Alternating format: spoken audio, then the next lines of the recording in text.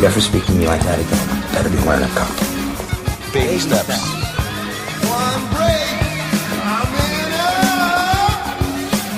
Okay, friends, let's everybody take your positions, please. Here we go. 6, 5, 4, 3, 2, rolling. Dave! And Dave! Unchained. welcome to Dave and Dave Unchained, a Van Halen podcast. I'm Dave. And I'm Dave. And we are at episode 81, Dave. The summer is behind us. We are head first into the fall, and I have a feeling it's going to be a busy one. I think so. Yeah. I think we're going to be busy reviewing some new music soon. That's what Absolutely. And we have some great stuff coming up. But before all that happens, we have a ton of Van Halen news. Van Halen. News! Oh my God, I literally can't believe how much news there is, Dave. We got to get to it because there's so much to talk about. So, in a very surprising move, we had two very big surprising things. We'll get into all of it, but we're going to start with David Lee Roth released a new version of Panama. I was absolutely floored by this. I didn't expect this coming. The interesting thing is, this wasn't just a live track. He actually went into the recording studio and put this out. This is really unbelievable. So David Lee Roth dropped a bomb on September 1st, and he just put it out on YouTube, his own YouTube page. It wasn't on iTunes, and it wasn't on Spotify. He just dropped it on YouTube. No video, just a song. And the weird thing is that he put it out because he had just went into Henson Recording Studios in Hollywood, apparently on May 3rd of this year, and he laid down 14 songs in 2 hours, which is very, very interesting. He played on the track with Al Estrada on guitar, who is the guitarist who was working with him with the Vegas residency, Ryan Wheeler on bass, and Francis Valentino on drums. It's unbelievable. It's sort of raw. The music and the vocals were tracked live with no samples and without any pitch correction, auto-tuning type of thing, which was shocking. And here's a clip of it. Jump back, what's that sound? Here she comes, foot tapping time down. Hot shell, burning up the avenue. Model citizen, zero discipline. Don't you know she's coming home with me? You lose her in the gin.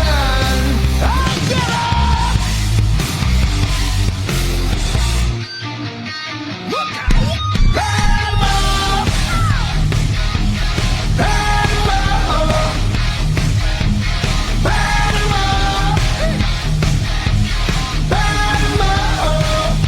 Dave, what did you make of this? This really blew me away. I just couldn't believe that he would redo Panama in the studio. I mean, it's one thing to put out a live track. It's another thing to actually redo your own song. Yeah, but I don't know if he necessarily went into the studio and said, I'm going to redo the Van Halen songs and I'm going to start releasing them. What I really think is happening is that they went in the studio, they're rehearsing for some kind of future live show, where and when to be determined, and they just recorded it just to see how they would sound, so they banged out 14 songs, and then Dave, for whatever reason, decided to release one of the songs. And that's why it's not on Spotify or any of the other streaming services. I don't think he's releasing it as a song. I think this was just to say, hey, look, I'm back.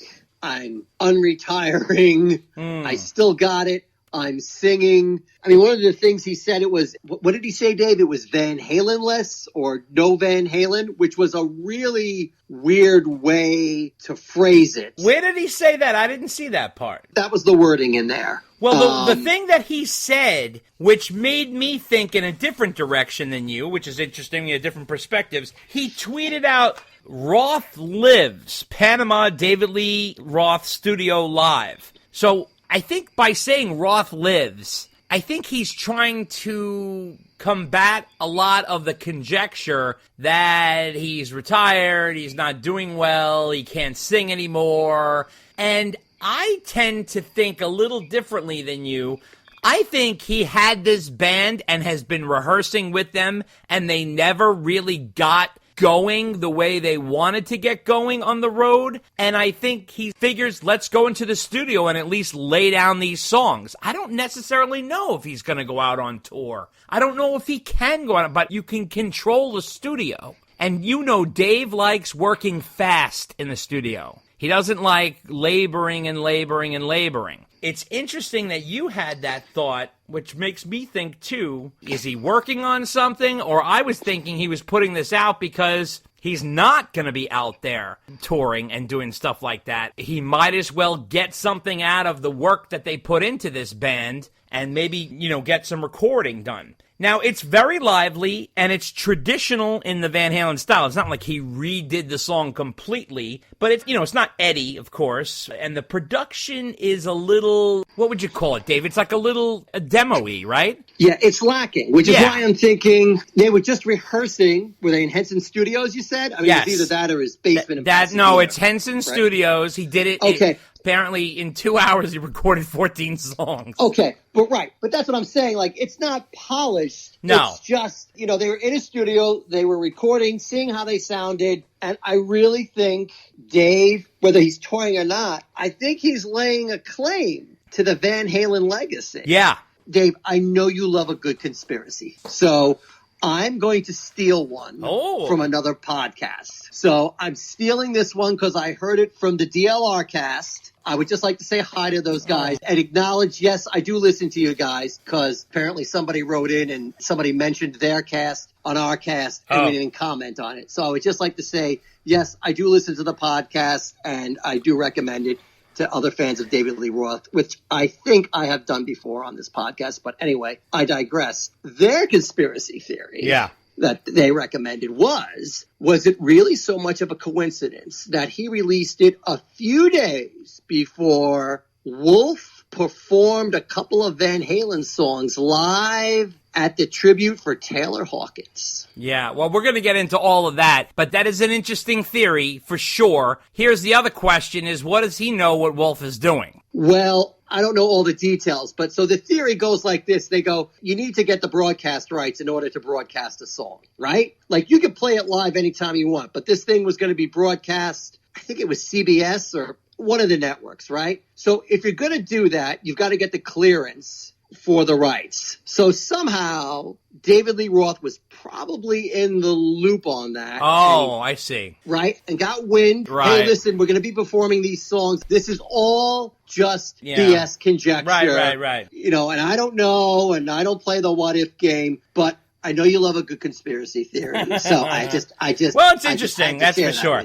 Now, even more interesting, okay, now we've talked on this podcast repeatedly about the foot tapping top down, full blast and top down, right, about Panama, which is the lyric, just to let you guys know that on the original Panama, he says full blast and top down, and here's a clip of that. Here she comes, full blast and top down. Okay, now, through the years, since he sang Full Blast and Top Down, we went through this already. After Sammy started singing Foot Tappin' Top Down, then all of a sudden Dave started singing Foot Tappin' Top Down. It became like a whole back and forth. This is what he did on this recording. Here she comes, foot tapping top down. As you can see, he's saying foot tapping and top down. Okay. Well, he also changed a lot of lyrics in this recording, which is a little weird, and you kind of wonder, it's one thing to do it live and kind of dick around. It's another thing to put a recording down and actually change the lyrics. So,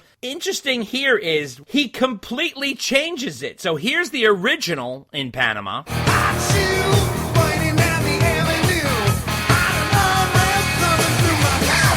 Now here's the new version. Burning up your avenue, getting on ramp, up. He's He's talking about getting on a ramp, up. It's just very strange. I have to say, though, DLR sounds pretty good vocally, and his flair is all there. He's got little things he's saying all together now. Ooh, baby, oh yeah, watch me now. All these different, like, little pepperings that he's added in there. Al Estrada does a great job. He's not Eddie. Of course, he's not Eddie. And the drums are definitely not loud enough and don't have that thick Al pounding that we're used to. And the bass is crazy low. Oh my God, is it low. You are fighting to hear that bass. So Dave also changed the mid-break, which is probably one of the most signature mid-breaks ever, right? So here's the original mid-break in Panama. Yeah, we're running a little bit hot tonight. I can barely see the road from the heat coming up. Reach down between my legs, ease the seat back. All right, so we all know that famous, yeah, we're running a little bit hot tonight. I can barely see the road, right? So Dave changed this, which is another crazy famous line that he removed and changed it to this. It's kind of hot tonight. I can barely see because of the heat coming up off the road ahead. Reach down between my legs and ease the seat back.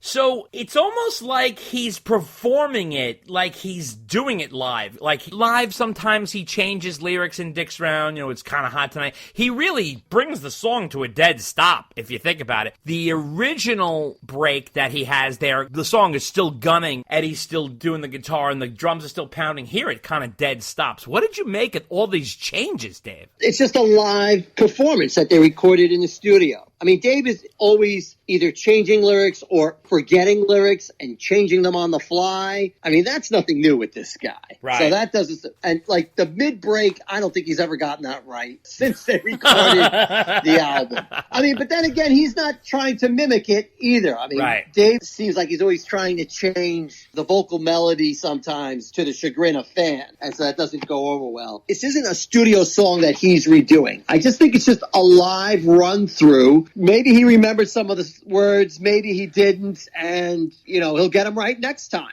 Oh, it's Jesus. just a live run-through. That's really all it is. I understand it, but it's so strange to me because he wrote the lyrics. The other thing is he sang it a million times. If I know the lyrics, how does he not know the lyrics? He also changed the ending here where he listen to this ending. This is the original. She's lying, I'm lying, right behind it, real me now.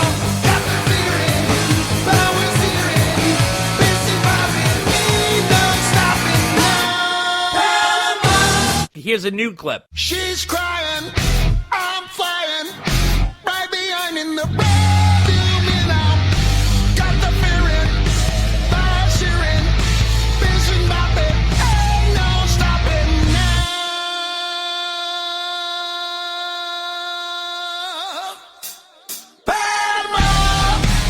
I mean, it's really kind of odd. You know what I mean? Like, well, I guess he's just dicking around like Dave said, and, that's his vibe. He likes to play around and have fun. So, as it turns out, David Lee Roth drops another single, which is Ain't Talking About Love this time. Here's a clip. You know you're semi-good-looking, baby.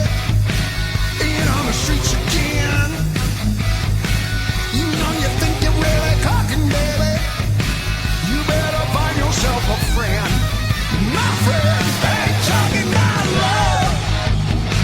My love is rotten to the core. Ain't talking about love. Just like I told you before.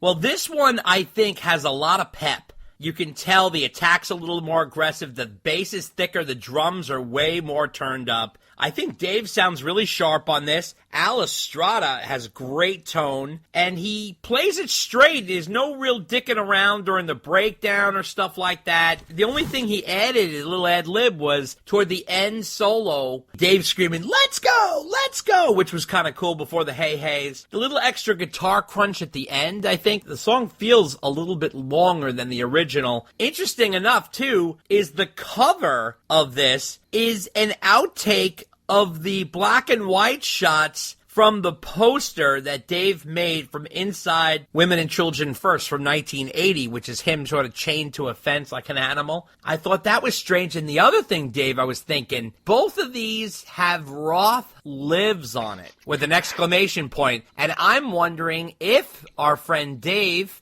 got maybe some good health news, and now he's doing this to celebrate. I'm not really sure. What do you think? Or maybe he got good health news and that's why he's working with the band, and maybe he's thinking about doing some shows. Maybe, but maybe. You know, maybe that's what I'm thinking. Mm-hmm. I like you. I do like talking about love better than I do Panama. Yeah. It sounds better. I don't know how live it is because I definitely hear two guitar lines. But I think here there in the may head, have been yeah. some overdubbing Without question. Absolutely. But it sounds good. I'm glad Dave is releasing something. So, we'll see. Is he going to release this in drips and drabs now? Is it going to be every few weeks he's going to release a Van Halen song? And is this leading up to something? Here's the question. Hopefully, yes, yeah. But who knows with this guy? Well, here's the question. Apparently, he recorded 14 songs. That doesn't mean he's going to release all 14, but so far we got 2 Van Halen songs. Do you think we see any solo songs? Great question. Don't know. Probably not too many. Yeah. Honestly. I don't know about that. But, let's see. He did have them in his Vegas set list, and apparently he was adding more. If you remember, I don't know which interview it was, but someone had said he was going to do She's My Machine in the next set list that he was going to do. So, listen, I'm down for Dave releasing songs from the California sessions, songs from the Roth Live sessions. As long as Dave's alive, doing well, and releasing stuff, I'm happy. I hear you. I hear you. Either way, it was interesting to hear from Dave, but I have to say, if he recorded 14 songs in 2 hours, that sounds to me like he's running through a set. Like, let's just run through the set, like you said. So now it could be, like you said, he's ready to go out and he's running through a set, or it could be what I said, which is, hey, we rehearsed this set is tight, let's record it, or at least have some record of it or something. Or did he record this so he could send it out to the promoters to do live shows? That's a good point. We interrupt this program to bring you a special report. Hey guys, just want to let you know that David Lee Roth released a third single from the Roth Live sessions, which was 14 songs he recorded in 2 hours at Henson Studios. So in addition to Panama and Ain't Talking About Love, now we have Dance the Night Away. Here's a clip.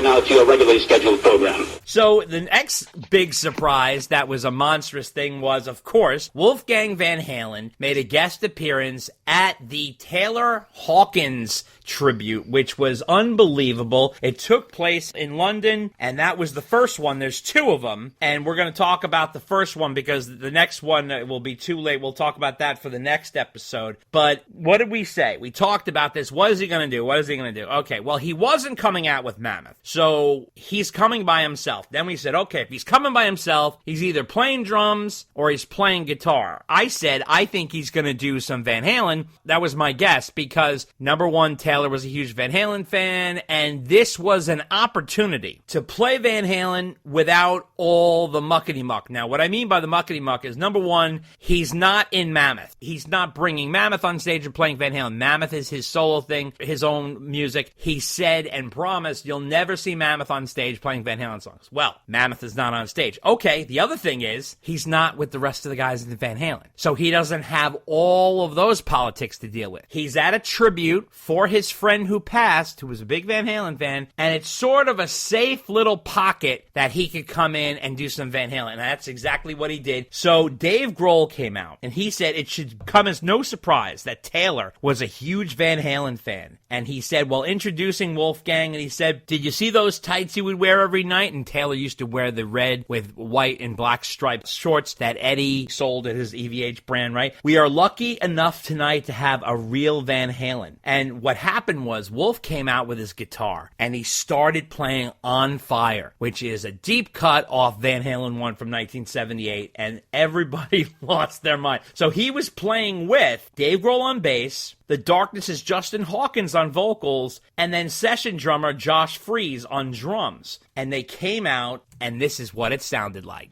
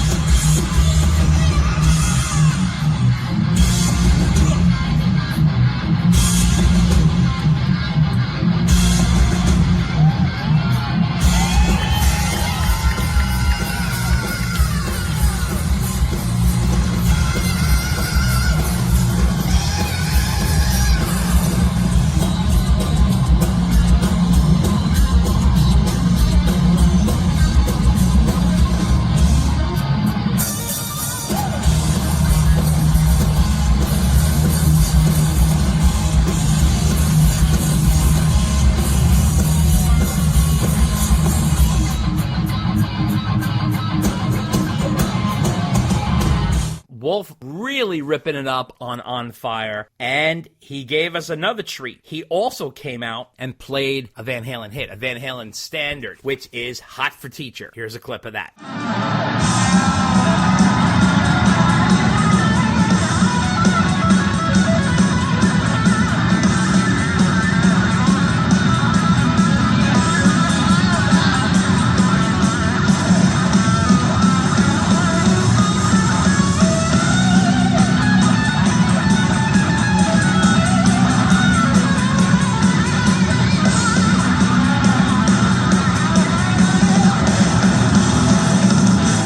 As you can tell, Wolf did an unbelievable job on Eddie's licks and really came as close as you can possibly get to Eddie's licks. I mean, that's Eddie's DNA on the fretboard right there, and just goes to show you that, yes, of course, he can play all of Eddie's stuff. Then what happened was, afterwards, he tweeted out, "Thank you for everything, Taylor. That was for you and for Pop." So because of his past friend, who was such a Van Halen fan, and also for his dad, he went out and did his own little mini Van Halen tribute. Dave, what did you make of this? First of all, he did a great job. Oh, yeah. I mean, unbelievable how much he sounded like his dad. I was actually kind of surprised how crazy the crowd did not go. I thought their reaction was somewhat underwhelming. I don't know if that was because Van Halen wasn't as big in Europe as they were here. I mean, not that there wasn't a positive crowd reaction, but I don't know. Maybe I'm biased and I just thought it was more. But anyway, he did a fabulous job. So I was super happy that he actually did it. But I was also sitting there going, damn, you know, if these guys in Van Halen could just get it together. obviously Wolf can play his dad's stuff. You get the other 3 original surviving members out there. Bring Sam, and boom, just get it done. Like it can be done. You don't even need a guest guitarist. And so I was happy and sad at the same time, quite frankly, because I'm like, oh, it could have been so beautiful. But I'm glad that Wolf did go out there and play some Van Halen. I mean, he nailed his father's tone. Yeah. It was unbelievable. Yeah, absolutely. How effortless and how easy and how great he sounded. Yeah. So I was just really glad we got an opportunity to see that. That whole tribute show, quite frankly, was awesome. They really did it right. It really, well, Dave Grohl, that man is a ball of fire. I mean, Dave, my partner here, texted me during the process. Is he literally going to play with every single band that's on stage? I mean, Dave literally played with like everybody practically, and it was unbelievable. He had such an absolutely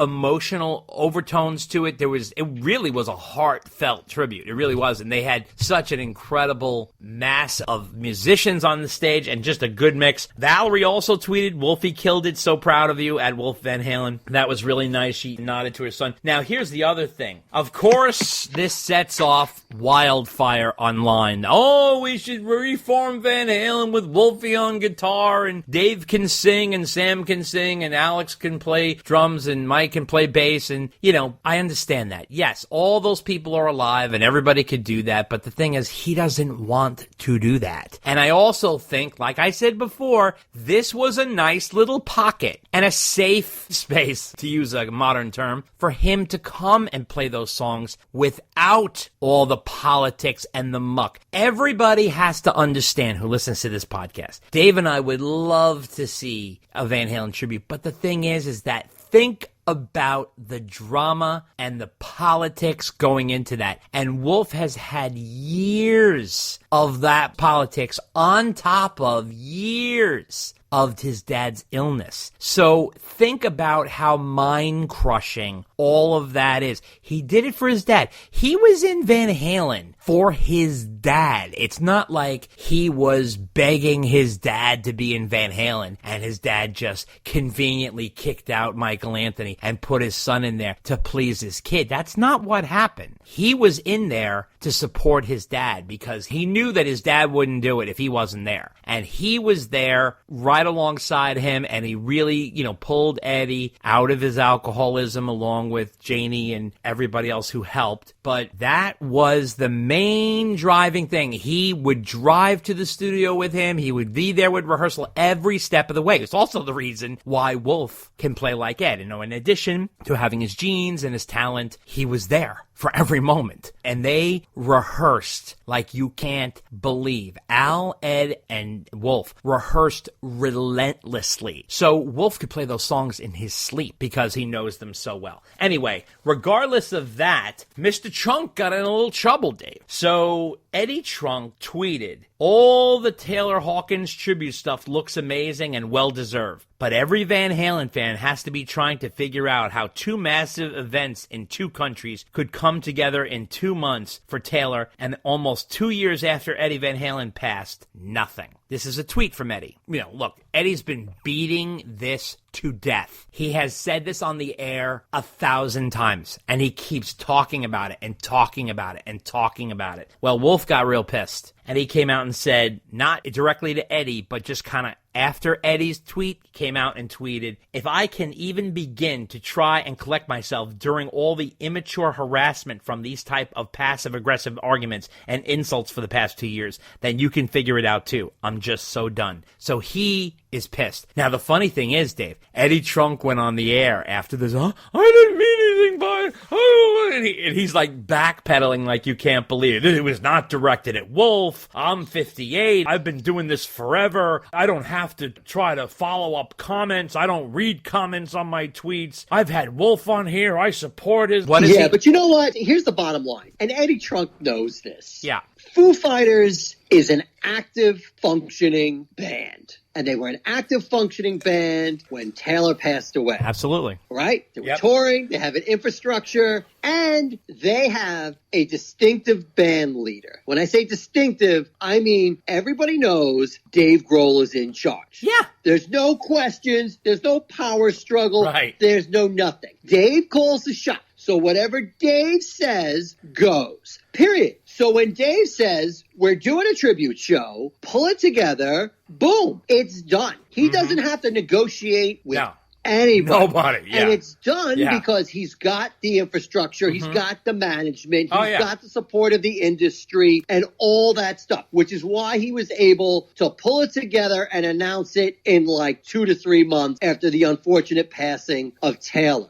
That is the big difference between Foo Fighters and Van Halen. And also, not to mention, again, Ed died right smack in the middle of the pandemic. Right. Okay? Right. So, but by the way, and I think we've mentioned this too, there hasn't been a tribute show for Neil Peart from Rush. Nope. Either. And he died the same year Ed did. Right. And Rush was kind of sort of in the same situation as Van Halen. Not in terms of dysfunction, because Rush is the complete opposite of that. But in terms of they hadn't been out there doing anything for 5+ years. Right. I mean, it's just now that Rush, you see them coming out now. They came out at the Taylor Hawkins tribute. Yeah. They came out for, what was the other thing they came out for? I think it was the 25th anniversary of South Park. Like, they're starting to come out there and they're starting to feel their way around and all that, right? But that's the difference. And Eddie Trunk knows that. Plus, throw on a big old heap of dysfunction that the guys just can't seem to make a decision or get along, health issues, blah, blah, blah, blah, blah, blah. All the stuff we've discussed before. And that's really the reason why it's sadly, most likely, not going to happen. And that's it. And Eddie Trunk knows this. But he just likes fanning those flames. He won't stop. And he won't fucking and stop. all that. He won't stop, and he continued on and on. I don't know why this is controversial. Everyone twists it into something else. No one's because he's making it controversial. Yeah, but he's pushing. He's pushing an issue. He's just trying to drum up crap so he gets more listenership. Yeah, and I don't blame him. I get it, but I mean, come on, man. I mean, how many times you gonna beat that drum before we're tired of hearing the same old rhythm all the time? I know, and he's going on. I have no issue with Wolf. I'm fond of the guy. I look forward to having him on again,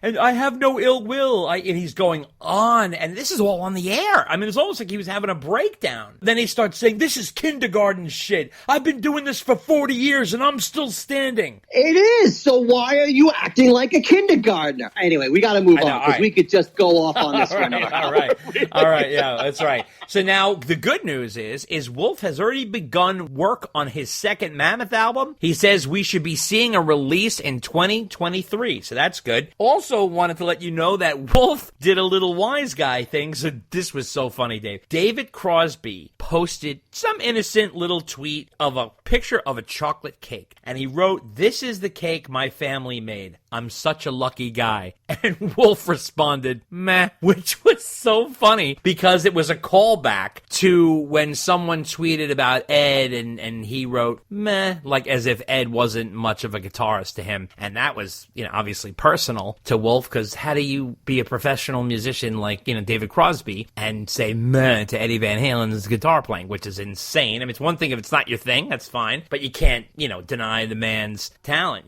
So I think Wolf got him back, and that was so funny, and that was just hysterical. I do think that was very clever. Yeah. But I find it interesting that a guy like Wolf, who has such issues with people trolling him, trolls other people. Hey, listen, this was personal. He had to get a shot at it. I get that. Yeah. I get that. But, come on. So now, Wolf, he's going back out on tour, Dave. Alter Bridge is going to be playing a huge North American tour in 2023 starting in January in Tampa, January 25th, the day before Ed's birthday, at Semi-Hole Hard Rock in Tampa, Florida. And Wolf is going to be the opening act on the entire tour. And that's all going to start January 25th, and it's going to run all the way through April 1st. And I'm going to go see him on February 2nd in Huntington, Long Island. So it's exciting to see that Wolf is going to get out there. Curious to see if we get a single or something before he leaves. I don't know if he can turn it around that quick. He might still be working on the album, but you never know. Who knows? Right. I wonder if he'll even come out and play with Alter Bridge. Because didn't he play with the guitarist on some of his solo work? Yeah, absolutely. He played into the band Tremonti, Mark Tremonti's band. He played, in that band. So that was really cool. So I'm curious to see, you're right, if he comes out, that'd be great. Now, Wolfgang Van Halen gave a little surprise to all of us. He's adding 3 songs onto Mammoth WVH's debut album and reissuing it, Dave. It's going to be called the Deluxe Edition, I think. It's no special name to it, but it's digital only. It's going to have 3 extra songs, Talk and Walk, which we've already heard because that was the Japanese bonus song, As Long As You're Not You, and Goodbye. So 2 other songs in addition to Talk and Walk. Interesting he's doing that. I personally think he's doing this because his new album is not going to be out in time for when he goes out on tour. And a lot of people are doing this when they start extending their tours. They start reissuing the latest album they have with bonus tracks or bonus material. This is becoming a bit of a trend in the industry, Dave. What do you think? I got to tell you, if it wasn't the digital age, if it wasn't the streaming age, it'd feel like a ripoff. Because it's like, okay, so let me get this straight. I got to buy the album again for 3 new songs. Or even like 2 new songs, because I went out and bought the Japanese import version, and now I got to buy it again. It's things like that, which is why streaming is doing as well as it is now. Yeah. Because that's just like a greedy move. Yeah. But in the streaming age, if you're like, hey, I'm re-releasing the album, okay, I don't necessarily need to buy anything because I have a streaming subscription. I get to hear some new songs and hear it in the context of the existing album. Yeah. So, that works. So it's a little less cheesy. It's a little less greedy. Totally. It's a little less dicey. It also makes the album 17 songs long because the album's already stacked, Well, yeah, and that's the thing. It's kind of like, they're usually not all great songs. Yeah. But, I'm glad he's releasing new stuff. I'm curious to hear how it is. I mean, his last album was solid. Don't get me wrong. Yeah. It was pretty damn good. Yeah, I love it. It's just, I don't know, maybe like, he could have released like an EP or something like that. I mean, I know there's no physical EP anymore. Yeah. I don't know if he had some other songs in the can or, some live versions. Yeah, that's good. Of songs, something like, could have done that. I don't know. I mean, I'm glad he's releasing new songs. I'm glad he's going to be touring soon. Yeah. But the whole deluxe edition to get the album again, for those collectors who may like to collect physical media, I don't know. I feel like you're really sticking it to the fans when you do that. Right, but he's not, though. You have to realize he's a millennial, so he's all about streaming. He's not thinking product-wise here because he's not releasing any product. But look, if Wolf is going to release more stuff, more power to him. It's going to be a while before the new album comes out, so it's a little something to tide people over, a little snack in between the meals. So, Dave, Sammy Hagar is coming out with his new album, Crazy Times, and he released the 3rd single. Now, the last time we recorded Van Halen News, I had to squeak in that he came out with his single, Pump It Up, which is the cover of the Elvis Costello song. Now he released the full version of Funky Feng Shui. Here's a clip.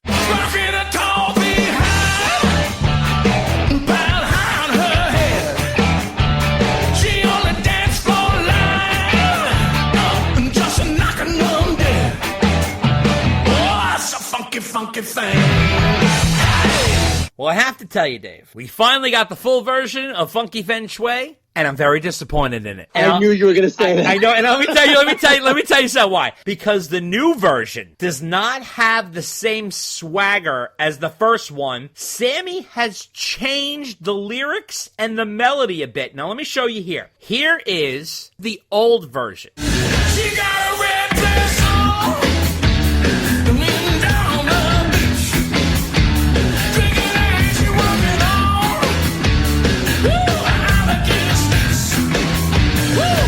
That funky feng shui.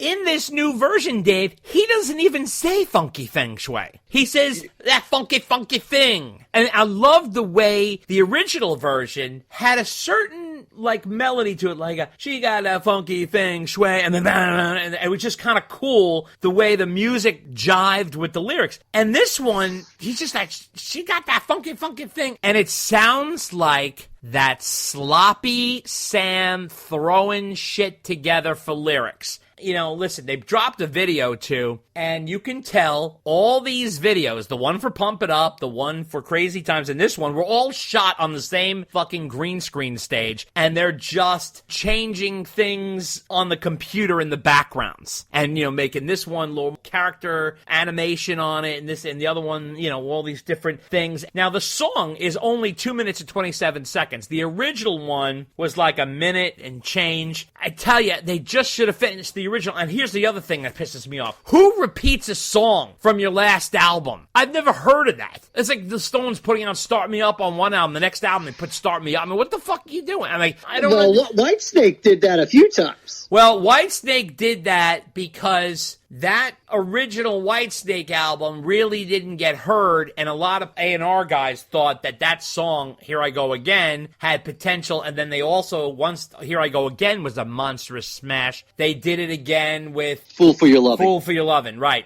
yeah, absolutely. So, you know, at least that was many years ago, and it was sort of a track that no one really knew. Like, this was like the last album. I mean, that's just a little strange to me. And again, fucking lazy. And let me tell you something. After hearing these 3 songs, I'm not all that crazy about Crazy Times. I mean, honest to God, I don't get the whole thing here. I mean, you're doing a cover, you're repeating a song from the last album, your lead single, you know, has no real chorus except for Crazy Times. It's like, what do you think? It's interesting because the producer, Dave Cobb, said he wanted to make a really good Sammy album. Yeah. But like, as you pointed out, they've got a cover song on there. Yeah, it's lazy. They've got a redo of another song. Yeah. Which I knew you wouldn't like. I No. actually thought you would harp on more how short the song is. Well, I did say even that. though it's I a did minute say that. longer than the last time he did it. It's still short. And by Yeah. the way, you're not the first person to bring up that the songs, you called it swagger, but the song is Yeah. changed somewhat. Oh, and not totally. It's not and the not same song. necessarily, right, and not necessarily for the better. Me, it didn't matter one way or the other. The video was interesting. I think they did know what the video treatment for that song was going to be with the giant woman there. Yeah. So they kind of sort of had an idea. But yeah, did they film it all on the same day and say, okay, this is going to be the video treatment for this. This is going to be the video treatment for that? Yeah, probably. I mean, that's the most cost efficient thing to do. I'll tell you, the songs are good. They're not great. None of them are really like bowling me over. They're Right. not bad. But like, I'm not running to Right. re-listen to them. I mean, I am re-listening to a lot more of the Talos songs that are coming out. That's admittedly ridiculous. Right. Well, but admittedly, I'm a big Talos fan, so I'm completely biased in that direction. So me listening to Talos more than Sam was probably going to happen anyway, unless Talos really dropped the ball, which they haven't, by the way. And anyone who hasn't listened to any of their new songs yet from the 1985 album should. Oh, yeah. But I'm curious to hear Sam's album as a whole and see what it is. I mean, it's rocking. It's raw. I think it's a little raw. You know, I don't know. We'll see. I mean, my expectations for Sam aren't that high. Yeah, you always have low expectations, yeah. Well, I do, because like I always say, like he knocks it out of the park with, 3 or 4 songs. Right. And the rest are what they are. But I haven't heard a song yet where he's really knocked it out of a park. This where is it's what like, I'm okay, talking about. The first 3 Like, singles I haven't are heard a not... song where I'm like, okay, Yeah. this is going on my Sam mix. I The haven't other- heard that yet. Right, and the other thing is, these 3 songs, we've heard 3, okay? That's a lot for a preview of an album. We've heard 3, and typically you put your best foot forward, right? 3, and I'm not really not whetting my appetite for the album. They're not bad, they're fine, but they're just not like, oh man, did you hear the new Sam song? Like, I'm not getting excited. No, I hear you. And especially after Dave Cobb was like, I'm squeezing good songs out of Sammy, which I know he didn't say that explicitly, but that was... Well, that's what, that was his goal. He said he wanted to but that make was the gist of what he was I trying know, to I do. know. And I'm like, Me personally, I'm just not hearing it. I'm not like hearing you. it. It's not bad. Yeah. But it's not great. Yeah, that's the other thing. So anyway, Sam and Mike are going to be doing a special Q&A on September 28th at 3 p.m. Eastern Standard Time, and it's going to be Sammy and Mike being interviewed by this guy, Steve Hawkins, answering fan questions. They're also going to be giving away autographed copies of Crazy Times. It's on talkshop.live, which is known as the Rock and Roll Channel. So that's apparently coming up, so I'm curious to see that and see what they have to say. That should be interesting. Now, Sam, of course, what happens? Sam's doing press for his new album. So what does he do? He nonstop talks about Van Halen. So this really took the motherfucking cake. So Sam went out there and revealed to Ultimate Classic Rock that he had a collaboration with Eddie Van Halen on a new song in his dream. And he says here, this one goes down with the alien dream. In fact, this might surpass that. So it says here, according to Sam, about 2 months ago, I had this dream, and Eddie came. We were in a room like this with a bunch of people around. It was just like he'd been gone. It was not like he had been passed. It's just that he had been out of my life, and we hadn't seen each other for a while. And he's going, man, let's write some music. And I said, yeah, fuck it, man. Let's go. So we went over to the corner of this room, and he had a guitar, and he played me this thing. It was just like the last lick that Eddie Van Halen showed me when I went back for the 2004 reunion, and he was a mess. I said, Eddie, show me your newest shit, because every time I'd be around him, I'd say, show me your newest shit, and he'd say, oh, check this out. According to Sammy, Eddie did this harmonic thing in the dream, and he slid it up to a chord like a slide guitar, and he wrote a song with that lick, and I remembered it, and I got up in the morning and wrote the song. It's called Thank You. I used the fucking lick that he showed me in the song, and he said to Jason Bonham, I just really don't know what to say lyrically. I've got goosebumps head to toe. So I wrote it, and we'll do that song someday. And he said that Eddie will be accredited as a co-writer on the song. And he says now that it's going to be an Eddie-influenced song to the point that I'm going to co-write it with him. I'm going to give him credit, and then maybe we'll donate the money to a charity, whatever. You see, I feel so embarrassed about it because everyone's going to say, oh, look at Sammy trying to capitalize on Eddie. No, I'm not. You don't understand. This was a real fucking dream, and I told you exactly what happened in it. So, listen, Sammy, like Eddie said, I believe it was in Blair's article, he wants to keep touchstoning Eddie, keeps calling back. I mean, come on, Dave. This is really pushing. I mean, if you're Wolf reading that, you must be punching through the sheetrock. I swear to God, I would be infuriated if I was Wolf. No, I think Wolf is just rolling his eyes and saying, oh, Sam. Really? Yeah, because look, I do think Sam is somewhat genuine. Oh, come and on. It's heartfelt. Is he? And I do think that he had this dream, and yeah, okay. And I mean, he misses Ed and all that. But on the other hand, he's not an idiot. And of course, he's going to be telling this story. And of course, he knows that's like the part of the interview that's going to go out there. In fact, I think when the story first came out, this was just it. It wasn't even part of a bigger interview or anything like that. Yeah, I know. So it was kind of strange that way. I mean, on the one hand, it's like, oh, it's just Sam and misses his buddy has a thing. But it's kind of like, on the other hand, I'm like, all right, so it's one thing to say I had a dream and Eddie gave me a lick and I'm going to write a song with it. It's another thing to say, yeah, I'm going to give Ed co-writing credit, but don't worry, I'm going to give the money to charity. I mean, that is him. That's publicity. Well, right. That's him. It's even more than publicity. Yeah. That is him laying his stake into the Van Halen legacy. Yeah. That is him saying, yeah, I am still part of this band. How about I'm still writing music with Eddie Van Halen? I mean, that's just... Well, right, but that's the thing. Like, everybody wants a piece. I know. For a band that doesn't give a crap about their legacy, it's like everybody's throwing hits out there. I know. Or even more than hits. Sam's writing lyrics with Ed in his dreams. Dave is dropping remakes of Van Halen songs. Yeah. Wolf is playing them in tribute concerts. Mike's singing Dave songs at Sam's shows.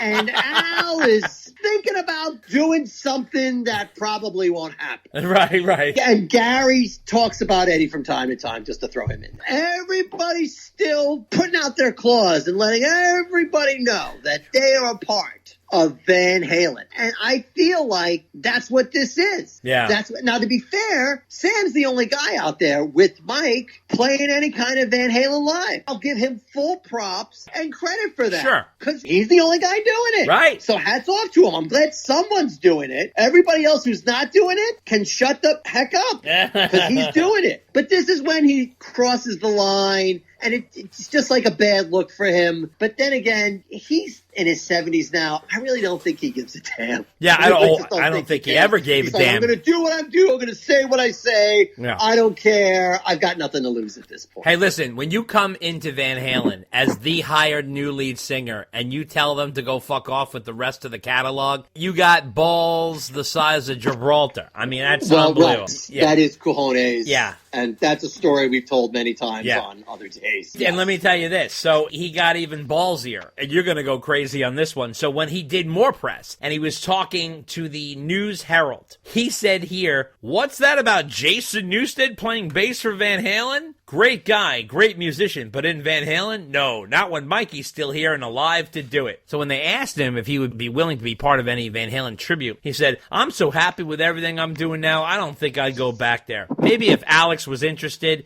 it might be something to talk about with him and Mikey and a superstar guitar player, but it's really not Van Halen without Eddie, so I just don't know." Now, as Dave says, my partner here, the phone wouldn't even ring. Sam would just be picking it up if Al had called up. You know, it wouldn't even give one ring. I mean, Sammy would be there in a heartbeat, right? Yeah, exactly. And you just took the words right out of my mouth. Yeah. He is so full of crap. Yeah, he would be there in a heartbeat. And notice he never brings up Dave. Oh, never brings up Dave. No. So he's like, well, if, it was the three of us and we find another guitarist, I guess we could do something.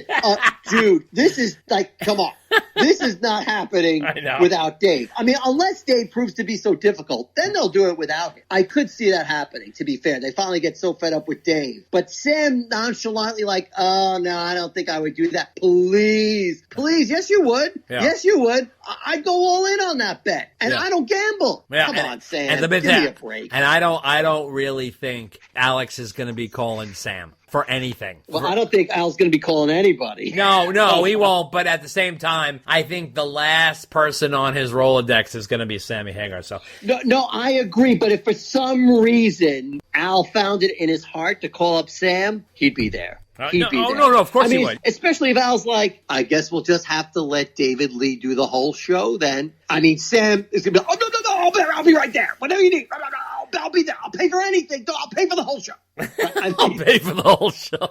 And he can. The Eddie Van Halen tribute, sponsored by Cabo Wabo Cantina. Come down to Cabo Wabo Cantina. And there's no way that would happen because you would hear Eddie rolling over in his grave if that happened. Oh, my God. I'm sorry to be so crass I and know, morose, but really, there's no way Al would ever let that happen. Even if you let Sam sing, he'd be like, Sam, you're going to have to scrape that tattoo off your arm because I'm not even letting that in the room. Can you imagine? You're like, the Eddie Van Halen tribute, sponsored by Mesquila. When you think of tequila, think of Mesquila. Oh, my God. There's no way. There's no way. I can't even. If that happened, I think I wouldn't even know what to say. Wouldn't even know. We'll be right back with the Eddie Van Halen tribute after a word from Sammy's Beach Bar Rum.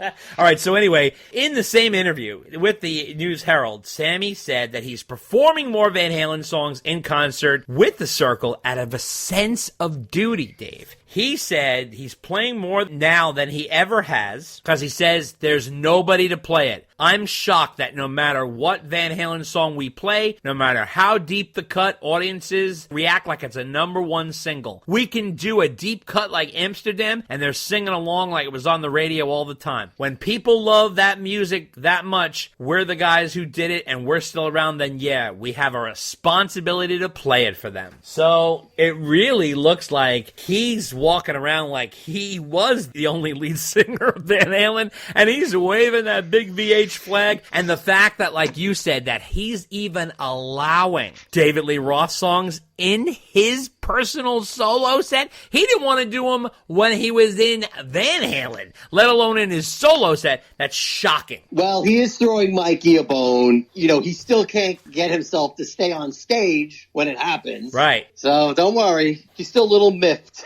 Yeah, that's true. Or pays no heed to the David Lee Roth part of the catalog. But again, he's the guy out there at least playing some Van Halen songs. And I realize, you know, maybe Dave has some health issues, and I get why he may or may not want to play there. Al, I don't know what his deal is. Maybe he's still in mourning, or he's just looking for the right thing, or who knows, whatever. But for whatever the reasons are, Sam's the guy flying the flag live. That's true. And that's it. You got to give it to him. I'll give that to him all hours of the day and night. Right. Awesome.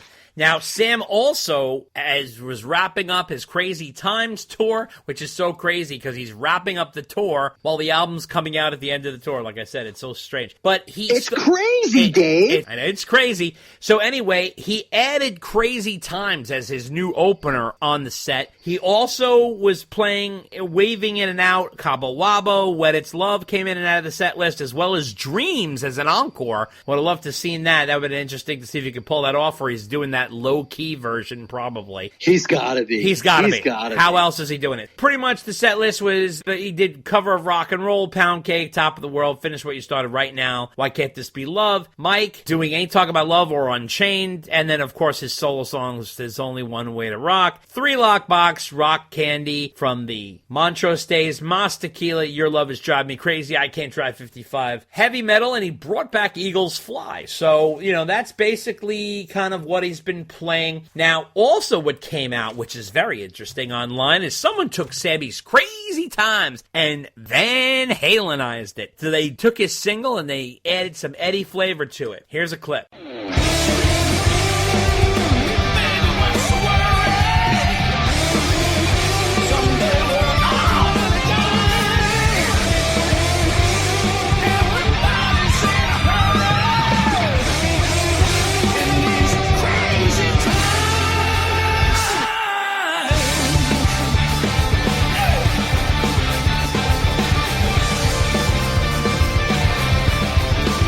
Now, this was done by Derek Fuller of the Van Halen tribute band Van Halen. Derek was a guest on our podcast many years ago, and what he did was he peppered in the EVH-style guitar, which really beefs up the musicality of the song. But I have to say, I'm still surprised, like we talked about in the last episode, that weird mid-break, or it's sort of like a little more than mid, it's a little further in, there's no real fireworks. I thought he might have gone berserk with some Eddie-style fingering on the fretboard. Here's a clip of the original mid-break.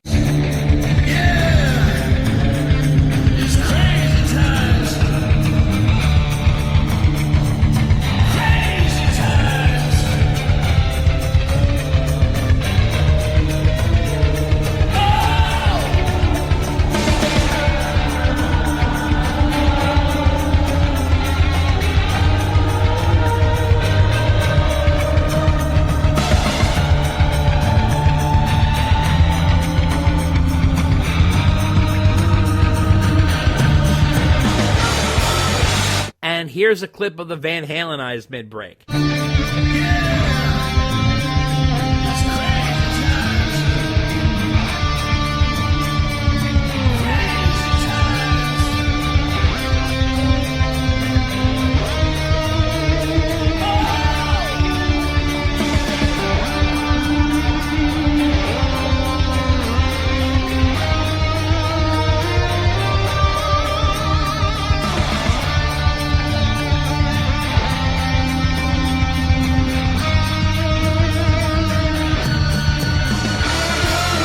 there's still some flavoring in there, but it's still got sort of a dead spot, and I'm surprised that Derek didn't play with that area. What did you think of this version, Dave? It didn't really work for me. Yeah, it was okay. I mean, I appreciate what Derek was doing. I thought it was an interesting concept. But when executed, it just didn't sound right. You're right about the break. I thought, if you're going to go crazy, you could go during the break. It was still relatively quiet. But again, an interesting concept to overlay to see what a Van Halen song might have sounded like. Absolutely. So if you're going out there to buy the Sammy album, Crazy Times, Sammy, Hagar, and the Circle, there's 2 versions out there that you can get. Number one, Target's offering a version with 2 extra songs. Then there's a version at Walmart, Dave, where you get the 10-song album. Then you get a second disc, which is sort of a greatest hits. But the question is that greatest hits a re-record of those songs, or are they the original songs? Have you heard anything about this?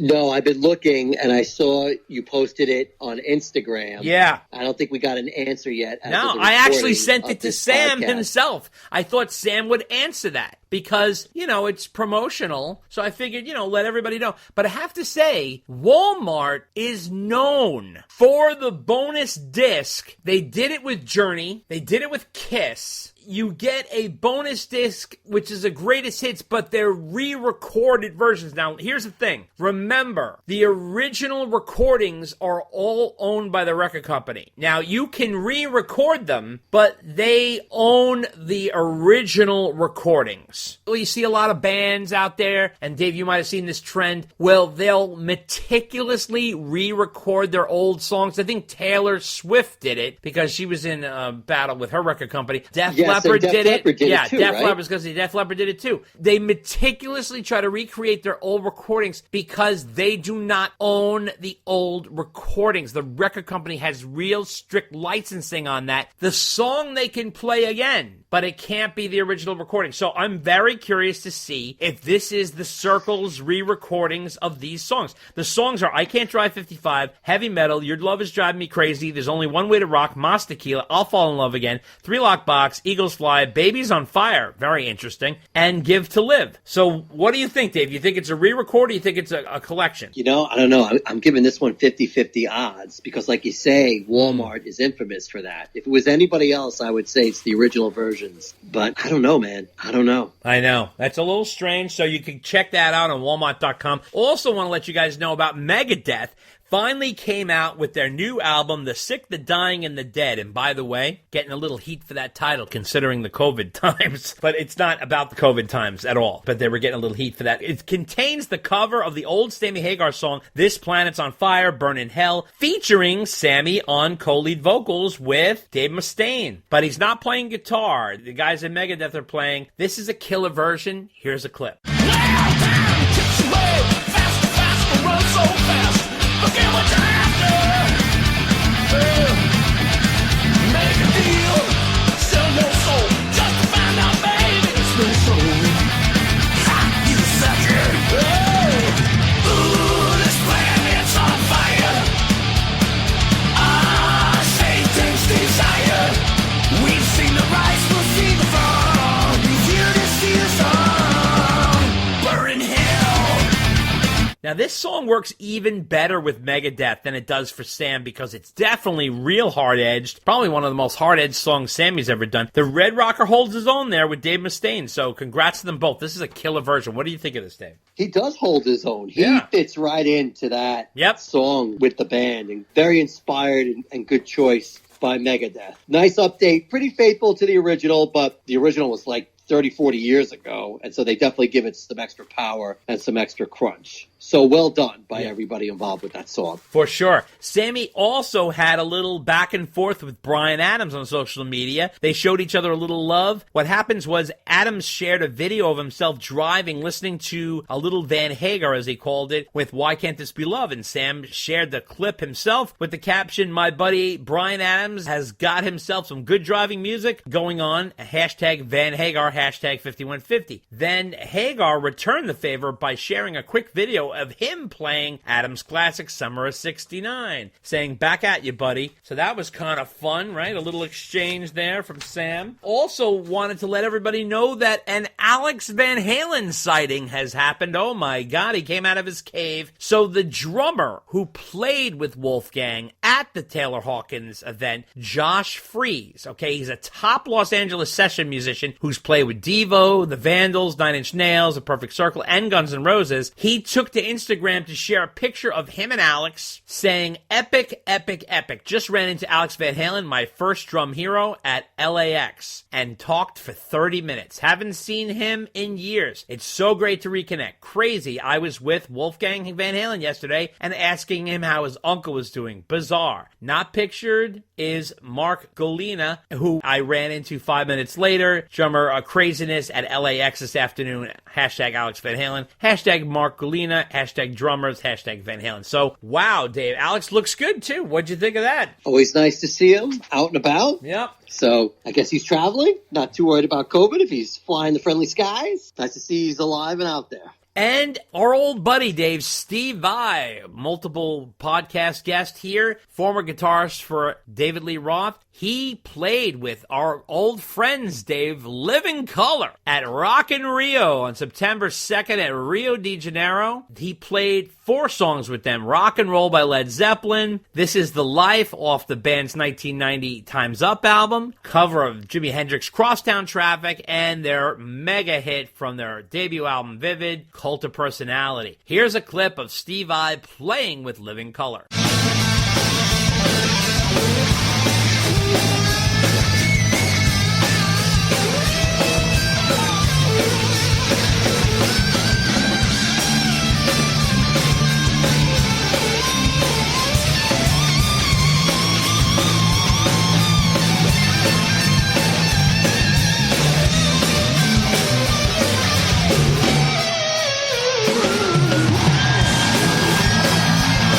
So this was great to see Steve Vai playing with guitarist Vernon Reid, trading licks back and forth. Dave and I, a little side here, we served as security for a Living Color concert back in 1988 at Villanova University. Dave, do you remember that experience? I remember you served as security. I was there as a guest. Oh, okay, I did. I served as security. You served as a guest. Okay, right. Yes, but I do remember that. Do you remember who the opening act was? Oh, shit. Oh, no. Who was it? It was the Pixies. Oh, my God. You just blew my mind. Yes. Wow. Right. We saw the Pixies. That's right. Back in the day. Before they were a in thing. Their prime. Yeah. With Living Color. I remember not being all that impressed. No, yeah. Well, Living Color. I thought, what's his name? Black Francis? Mm-hmm. Francis Black? Whichever name he was going by at the time. Right. He was kind of like screaming the lyrics out the whole time. Yeah. And I was kind of like, I don't get this. But later on, the Pixies would be, revered as groundbreaking for alternative rock and all that stuff. Yeah. But anyway, that was a good show. And by the way, speaking of a good show, Living Color still puts on they're unbelievable. Good show. They are unbelievable. A great show. I mean, that show, they only played for like an hour. Yeah. But they were unbelievable. They still have it. Oh, totally. Corey sounds great vocally. The band sounds phenomenal instrumentally. And it was just amazing how well Steve Vai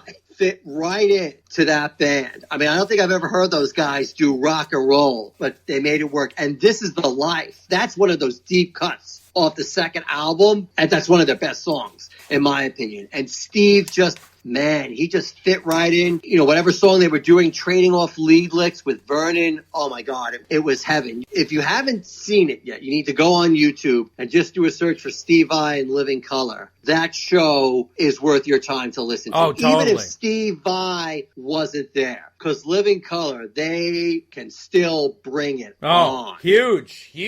Unbelievable. And by the way, Corey Glover bringing the color into Living Color. Loved his orange hair. Oh, yeah. just phenomenal. Those guys are, as you can probably tell, Dave and I were big fans of Living Colour back in the day. I mean, they were probably one of our top 5 bands. Oh, yeah. Those guys that was a huge... in the late 80s, early 90s. And one of the biggest bands we played in our apartment over and over and over. Oh, yeah. I mean, their first 2 albums and EPs are classic. But you remember when we went to see Living Colour and we saw the old bassist Muzz in the audience? I do, and I know you laugh at me every time I say this, but I swear I saw a tear in his eye as he was watching his old band play. I'm sure he did. I'm sure he did. I will go to my deathbed swearing that, okay? I would believe you. But that was surreal when we saw him there. That was, and then we spoke to him quickly at the end of the show. That was bizarre because I was watching him watch the band, and I'm like, what does that have to be like, watching your old band? Oh, I can't even imagine. That was right. Really like bizarre. that was probably one of the more surreal life experiences. But anyway, so go watch that live show with Living Colour. Yeah. Phenomenal. Now, also, in addition to playing with Living Colour on stage, Steve Vai recorded with Living Colour. Surprisingly, and this came out of nowhere, Living Colour dropped a new version of Cult of Personality with Steve Vai on the track. Listen to this clip.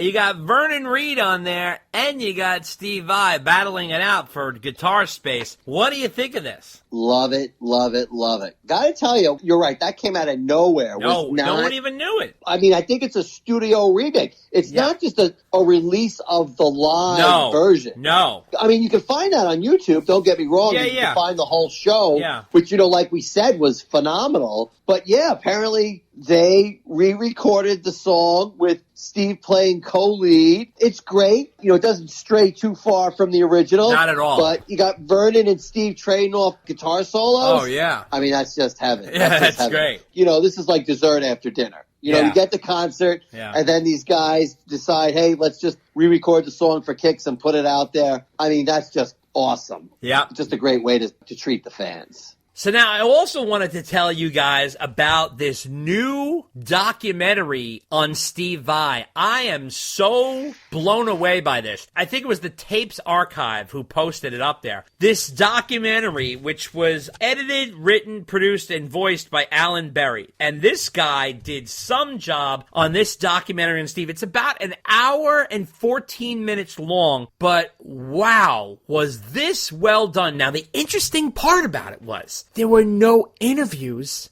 done for this documentary. Usually documentaries are based on a series of interviews, people sitting down to talk about the subject. None of that. It was all narrated with video clips and photos. Now that sounds chintzy, right? Nope. This was really well done, and it takes you from birth, from when he was a little kid playing the organ at 7, and he wrote his first song called Hot Chocolate. In his next band, Ohio Express, how the song Heartbreaker from Led Zeppelin really turned him on to rock and roll, and how he bought his first Red Tedesco Del Rey at the age 12. He got into Queen and Jethro Tull and stuff. He took guitar lessons from Joe Satch for $5 a lesson, and he used to split it with a friend of his. He took his sister's stereo and turned it into an amp for him to play. He played tuba in the high school band so that they would allow him to take music theory classes, how his teacher, William Westcott, was his greatest musical inspiration growing up, and then he had the band Circus and the band Rage spelled Rayge. It was like sitting down with his parents and going through archives of books and home videos. It was unbelievable. He went to Berkeley in the fall of 78, and how he used to finance his extra money through working an ice cream truck, and used to keep beers in the ice cream truck for his friends, keep his beers cold. And they showed how at Berkeley he was exposed to all different styles of music. It's also where he met his wife Pia from Vixen, and how his buddy had stole a Rolodex from a recording studio and got Frank Zappa's home phone number, and he called his wife Gail every 6 months till he finally got Frank on the phone. And Frank was looking for some scores that Vi offered to Xerox from the Berkeley Library. Then he sent his transcriptions of Zappa's Black Page and a demo tape for his band Morning Thunder. Zappa was really impressed by that, and he asked Vi to record Black Page at a regular tempo and also as fast as he can. He ended up hiring him to transcribe his music at $10 a page, and he said that in the press that he really thinks he's going to turn it into something. And Vi quit school, went to California, started working for Zappa, ended up in the band, and then they talked about how Zappa ended up quitting live shows because of this horrific show that they had in Palermo, Sicily, where the crowd got out of control and they ended up throwing tear gas in the crowd, and there was a riot, and Steve hand-built his own studio, and how he made the Flexible album, and how Flexible, which was Flex-Able, was spelled that way because the artist didn't know how to spell flexible and misspelled. It was just unbelievable. Talked about him going into Alcatraz and playing on Disturbing the Peace, replacing Yngwie Malmsteen in the band because he was very difficult, and then how he got this job playing on the Crossroads movie with Ralph Macchio, and how the best thing is, he said, Steve didn't speak a word in the movie and he stole the film because of his guitar playing when he was playing as Jack Butler, which was like the devil's guitarist, and that was really incredible. Then, of course, it got to the whole David Lee Roth section, right? So this was interesting. Dave called him while he was in the shower, and Dave asked Steve to initially come down to work on a song for his movie, Crazy from the Heat. At the time, Roth had offered the gig in his band to Steve Stevens from Billy Idol's band, but Steve Stevens passed due to his commitments with Billy Idol, and then Billy Sheehan, who was already signed up, and Ted Templeman, who was the producer, they suggested Steve Vai, and initially they had Chris Frazier as the drummer, but Dave wasn't really into him, so we ended up getting Greg Bissonette. And then what happened was the band used to rehearse in Dave's basement, and then upstairs, Pete Angelis and Dave were doing all the work on the movie. So things were going along, and then in November in 1985, they got a call that CBS Films pulled the plug on the movie because the whole company was going under, and then they were like, oh fuck, what do we do now? And Billy Sheehan had said to Dave, listen, we have the bands, we have the songs, let's go on tour. So they end up recording Eat 'Em and Smile album, and then went out on tour in the summer of 1986, and then also talked about how he built his Gem guitar, which has like 24 frets and double humbucker pickups and a single coil pickup and a unique pickup selector that split the coils on the humbuckers, and it has a monkey grip and drilled out area behind the whammy bar to pull out the sharp notes, and cutaway body to reach the 24 frets, and how he debuted it at NAMM. But what you really learned, that, like, you wonder, like, why did he leave the David Lee Roth band? Like, right?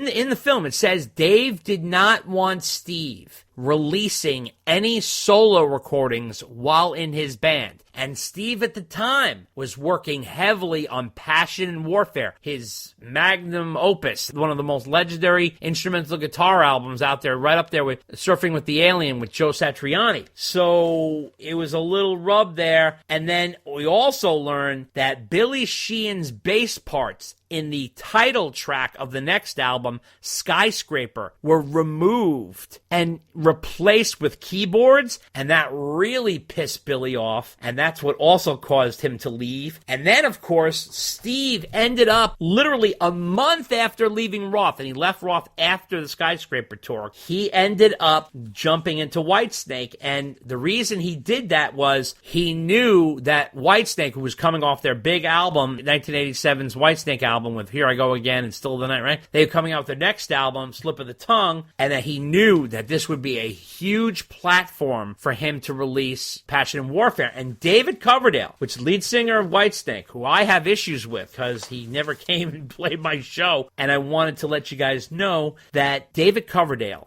gave Steve a whole section of the show where he could play songs from Passion and Warfare and let him really shine, and Passion and Warfare became a huge hit. It was just a huge musical statement in the guitar community, selling 1.5 million copies, and it was really unbelievable that Dave did that, and apparently Steve Vai helped contribute to this documentary. He was participating, I guess, as a co-writer, and also, I guess, he contributed a lot of time and energy into it, so you gotta check this out. I think it's just called Steve Vai, the documentary. Is that what it's called? I think so. Something, yeah. I mean, it's on YouTube. Did you watch the whole thing? I did watch the whole thing, and like you, I was surprised that there were no interviews. Yeah, at all. nothing. So it was a different approach. Yeah, totally. But it worked well. There was lots of rare video and pictures, and it's well researched. And Dave just described the whole thing, so I don't know if anybody still wants to see it. Oh, very funny. All right, yeah. But you got to see it. You got to see it. Like, I tell you, it just goes to show you how unbelievably talented, but also smart and driven Steve is. First of all, I have to tell you, and I've spent time with Steve, literally one of the nicest human beings I've met, and just absolutely brilliant. And on top of being brilliant and nice, he is so dripping with talent. And Joe Satriani is like this too. But Steve is a very sweet guy, very talented, but just even brilliant beyond the guitar. Like, this guy hand-built his own studio. When I mean hand-built, I mean he physically built the building that the studio... He was so driven and determined. It's just, his story is so inspiring, I can't explain it. Anyway, please watch that documentary. You gotta see it. This guy obviously put a lot of work into it. Alan Berry, I want to thank Alan personally. You could tell a lot of work was put into it, and it was really well done. And also want to let you guys know that I went to go see Extreme Dave open up for Aerosmith at Fenway Park for Aerosmith's 50th anniversary show, which was tremendous. Nuno opened the show with a national anthem on the guitar, being he's in a ballpark, right? In the most famous ballparks of all time. The band played Sweet Caroline in the middle of the set and had everybody singing along. And Gary, he's just tremendous. I mean, this guy is still so good. Opened up with Decadence Dance, went into Little Jack Horny, It's a Monster, Am I Ever Gonna Change? I love that song. I know you love that song. Play With Me. They did a little bit of intro to We Will Rock You, Wholehearted, which they did acoustically. Nuno did a little Midnight Express instrumental, solo acoustic. Then into More Than Words, which was fun. Cupid's Dead. They even did a little piece of Sex Machine from James Brown on the drums and stuff like that. Flight of the Wounded Bumblebee, which is sort of that solo that Nuno does. It's sort of his famous solo. It's like his eruption. And then close with Get the Funk Out. But wow, the Boston crowd was totally behind Extreme, who's also from Boston. And wow, what a show that was, Dave. It was really tremendous. And I can't believe you didn't stop by to say hello on the way there or the way back. Well, I have to tell you, I had a very, very tight schedule to leave, get up there, see the show, and get back. I had to be in my office building the next morning at 11:30. So it was not pretty. It was tight. It was tight.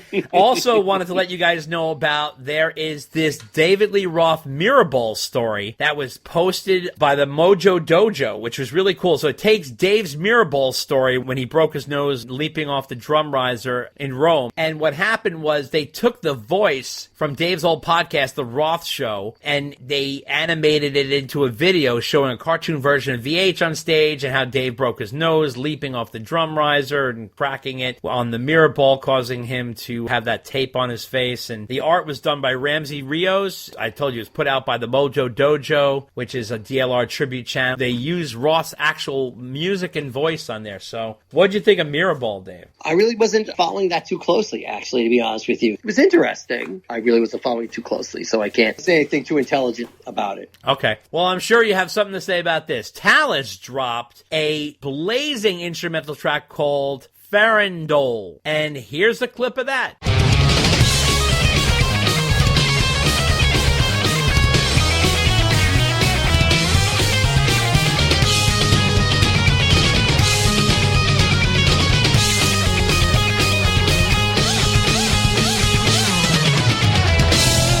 Now, this song was recorded in 2022, but by bassist Billy Sheehan, guitarist Kyer Nadowski, and drummer Mark Miller. But the song is not on their new album, 1985. But there's a video accompanying, containing clips from 2017 and 2019. This was a killer track. How come you didn't think they included it on the album, Dave? I think because they recorded it after the album was done. Oh, I think okay, I think they recorded it in 2022, and they were like, hey, let's just do one more for old time's sake. Oh, okay. We'll do an instrumental that we used to play live all the time. So they did it. They banged it out, and they were like, all right, well, let's just put it out there. So that's what they did. In fact, I don't even think it's on Talus's page. I think it's on the drummer Mark Miller's page. Yeah, Mark Miller posted it himself. It was not released with a lot of fanfare or anything like that. Mm-hmm. But if you're a Talus fan, it's definitely a killer track that I wish would be on the new album. But c'est la vie. I'm just glad we got another track from those guys. Absolutely. I also want to let you guys know, we talked about this before. Jesse Harms, who is the keyboardist for Sammy Hagar and also played with David Lee Roth, has put out that box set we were talking about, and it's called All Sides, and it's a deep dive into the writing career of Jesse Harms, and he's got 3 discs of material featuring his own lead vocals and 3 discs of collaborating work on an array of different voices of Sammy Hagar, Kevin Cronin, Patti Smythe, John Waite, Johnny Van Zant, all kinds of people. It's called All Sides. The box set has come out. It's 6 CDs, and it has a deluxe booklet featuring liner notes for every song, as well as exclusive unseen photos throughout his career, and you can get it at melodicrockclassics.com/jesseharms.html. And let me tell you something, it's a pretty penny, so expect a steep price. Dave, what do you think of that? Yeah, that was interesting. I thought,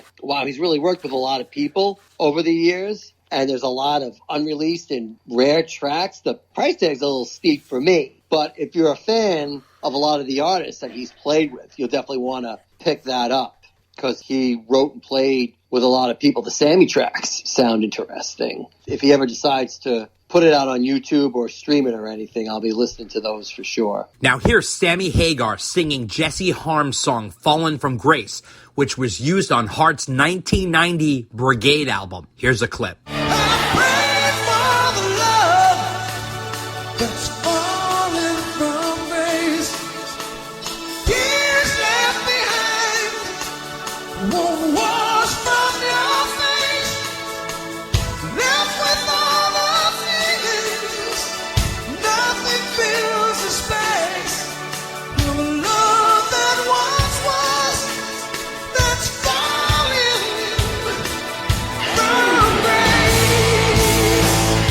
Absolutely. And I want to let you guys know that our buddies Nerd Halen are touring. They're going to be playing some dates in Texas. They're going to be playing at Legacy Hall in Plano, Texas on September 30th. And also they're doing a speakeasy in Austin on October 2nd. These guys made a big impression at Monsters on the Mountain on August 20th in Gatlinburg, Tennessee. So we want to congratulate the ladies of Pasadena for Van Halen, who finally unveiled the Van Halen stage, Dave, at the Playhouse Village Park in Pasadena, California on Saturday, September 17th. The Van Halen stage unveiled, although not one member of Van Halen was there.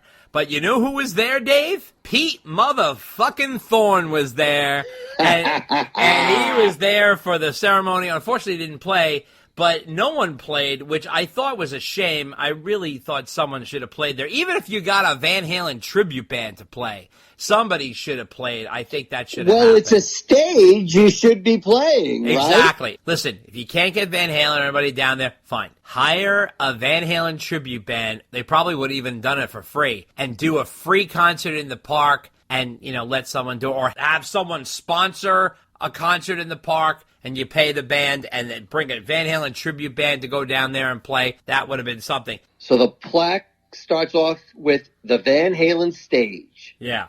And it says the following. Regarded as one of the most successful rock bands of all time, Van Halen got their start in Pasadena in the 1970s. They played 14 sold-out shows at the Pasadena Civic Auditorium between 1975 and 1978. Signing with Warner Brothers Records in 1978, Van Halen would go on to release their debut album and embark on their first international tour that same year. Pasadena is proud to recognize Van Halen and honor the band's Pasadena roots and lifelong legacy. This plaque was donated by Pasadena for Van Halen. Then there's another plaque that notes the Van Halen band included Eddie Van Halen on guitar, Alex Van Halen on drums, Michael Anthony on bass, and lead vocals David Lee Roth. That plaque was donated by Pasadena for Van Halen. Now, of course, why is Sammy not noted on there? Because he's not from Pasadena. He's not because he wasn't there when it started. Exactly, that's why. Exactly. Just so everybody knows, the Sammy fans, that's why he's not recognized on there, because they're talking about the original days when the band came from Pasadena, played the parties, played all the different clubs, and really built their cult following up from Pasadena, and it was really to mark the band's landmark there. And they had a grand opening ceremony with remarks from the mayor,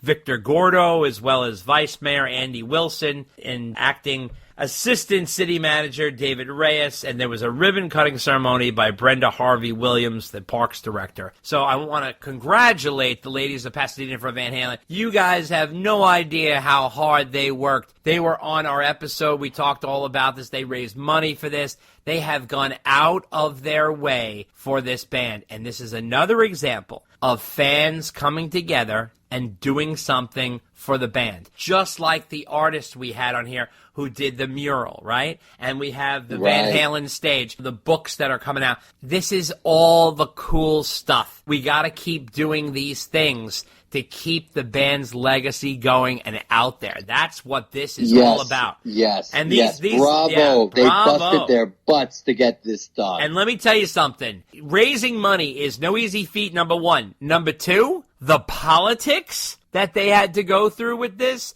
the naming, or who gets the name, blah, blah, blah.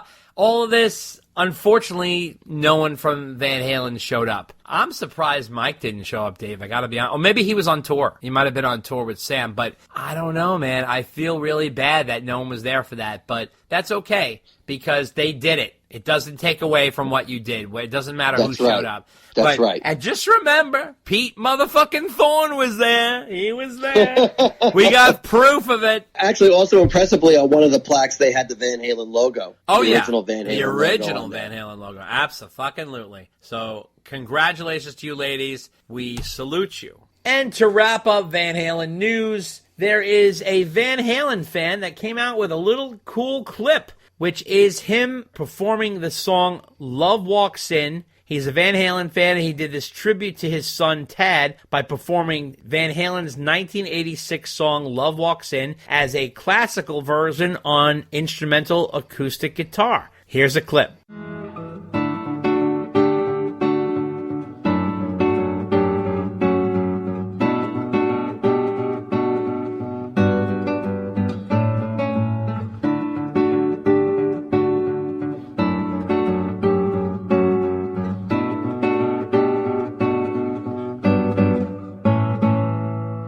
It's really cute. He has home movies of his son growing up from before he was even born. His wife was pregnant all the way up to when he's leaving the nest. So his son was moving out, and he did this tribute to his son, and he performed this beautiful version of Love Walks In. Dave, what do you think of that? Yeah, that was a really heartfelt video. Yeah. That was really cool. Very nice. Well, that wraps up Van Halen news. And that's the way it is. Good night. And we are on to our interview with photographer Steve Roney and layout artist Scott Davis. These two guys put out a book called Pictures Alive, which is this 300-page book of all these concert photos that Steve took from the early 80s into the early 2000s, right? Yes. Right.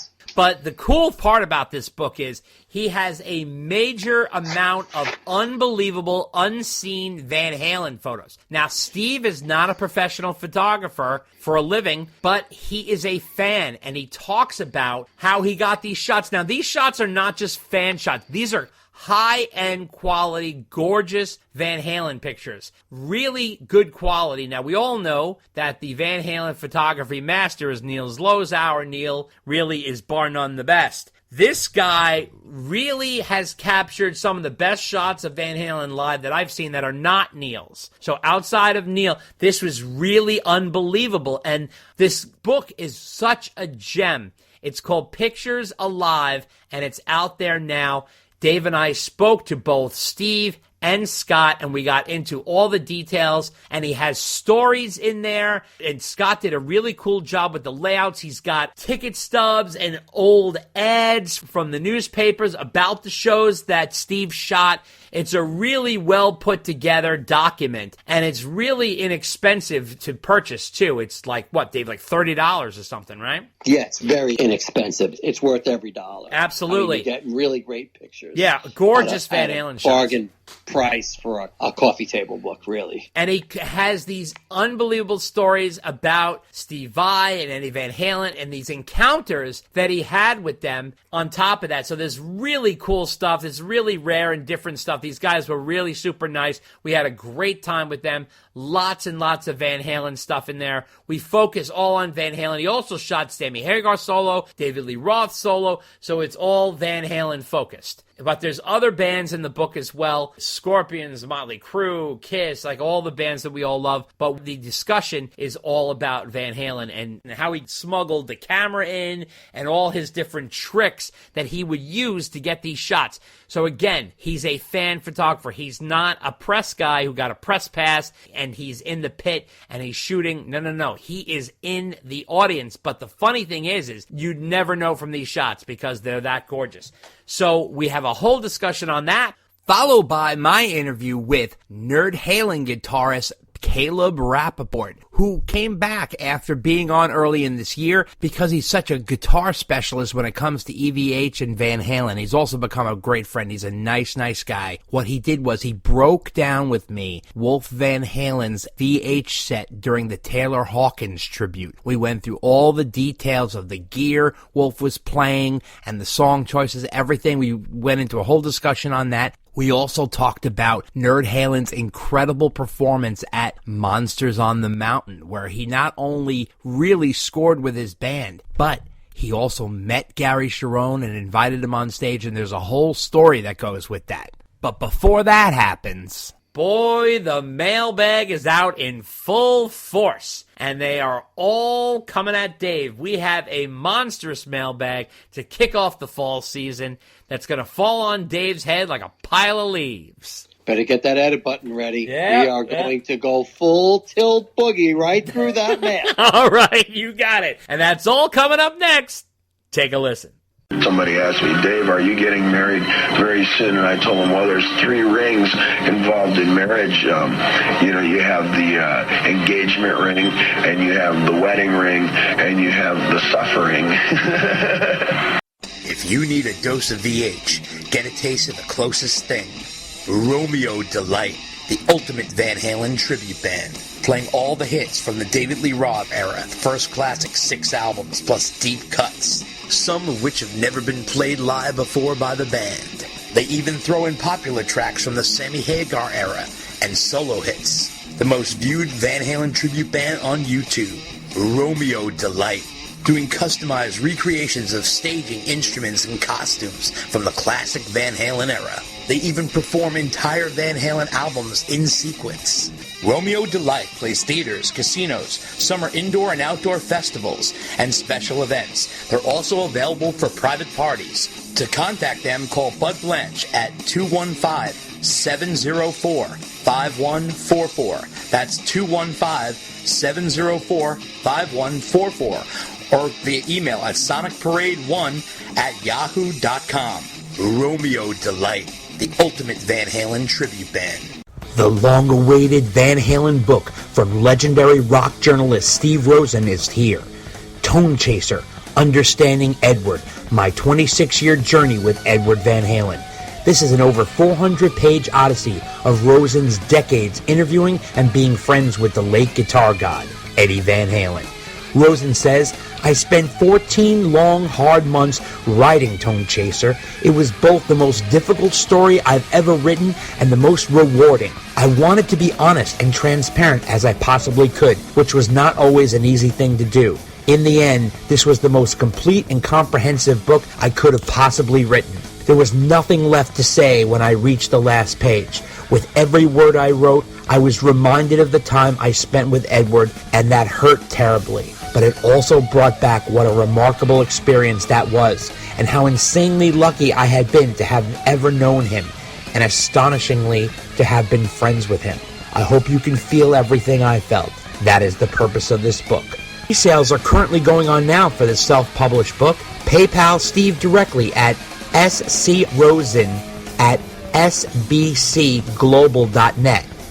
That's scrosen@sbcglobal.net. It's $47 for those who are buying it inside the U.S., and that includes shipping. $95 for those who are buying it overseas, and that includes shipping. Tone Chaser, Understanding Edward, my 26-year journey with Edward Van Halen. Don't miss out. Order it today. Hi, this is Larry White, producer of Runnin' with Van Halen, and you're listening to Dave and Dave Unchained. Author Greg Renoff is back with a new book, Ted Templeman, A Platinum Producer's Life and Music. The new biography of the record producer Ted Templeman, who went on to produce Van Halen, the Doobie Brothers, Van Morrison, Aerosmith, Sammy Hagar, and more. The book, which runs $19.95, and it's currently available at Amazon.com. From the man who brought you Van Halen Rising comes Ted Templeman, A Platinum Producer's Life and Music, written by Templeman as told to Greg Renoff. Available for only $19.95 at Amazon.com. Order it today. Pick up the new coffee table-sized book, The Decade That Rocked, by legendary rock photographer Mark Weissguy Weiss. This 376-page book has hundreds and hundreds of full-color photos that Weiss shot through the 80s for magazines like Circus, Faces, and Hit Parader, featuring bands like Van Halen, Motley Crue, Twisted Sister, Bon Jovi, Skid Row, Guns N' Roses, Ozzy Osbourne, and more. There's even behind-the-scenes stories to go with these colorful, eye-popping pictures. The Decade That Rocked, a new book by rock photographer Mark Weiss, is available for purchase now. Go to thedecadethatrocked.com, where there are exclusive bundles available with extra prints, t-shirts, and even patches. Inquire about the Van Halen bundle, especially made for Dave and Dave Unchained listeners. Order today. The Decade That Rocked. It'll rock your world. I was having a time of my life. Every night I had multiple women in my dressing room, and sometimes I would take the one or two back to my hotel room afterwards. I mean, it was like I was into it. All right, Dave, you know what time it is.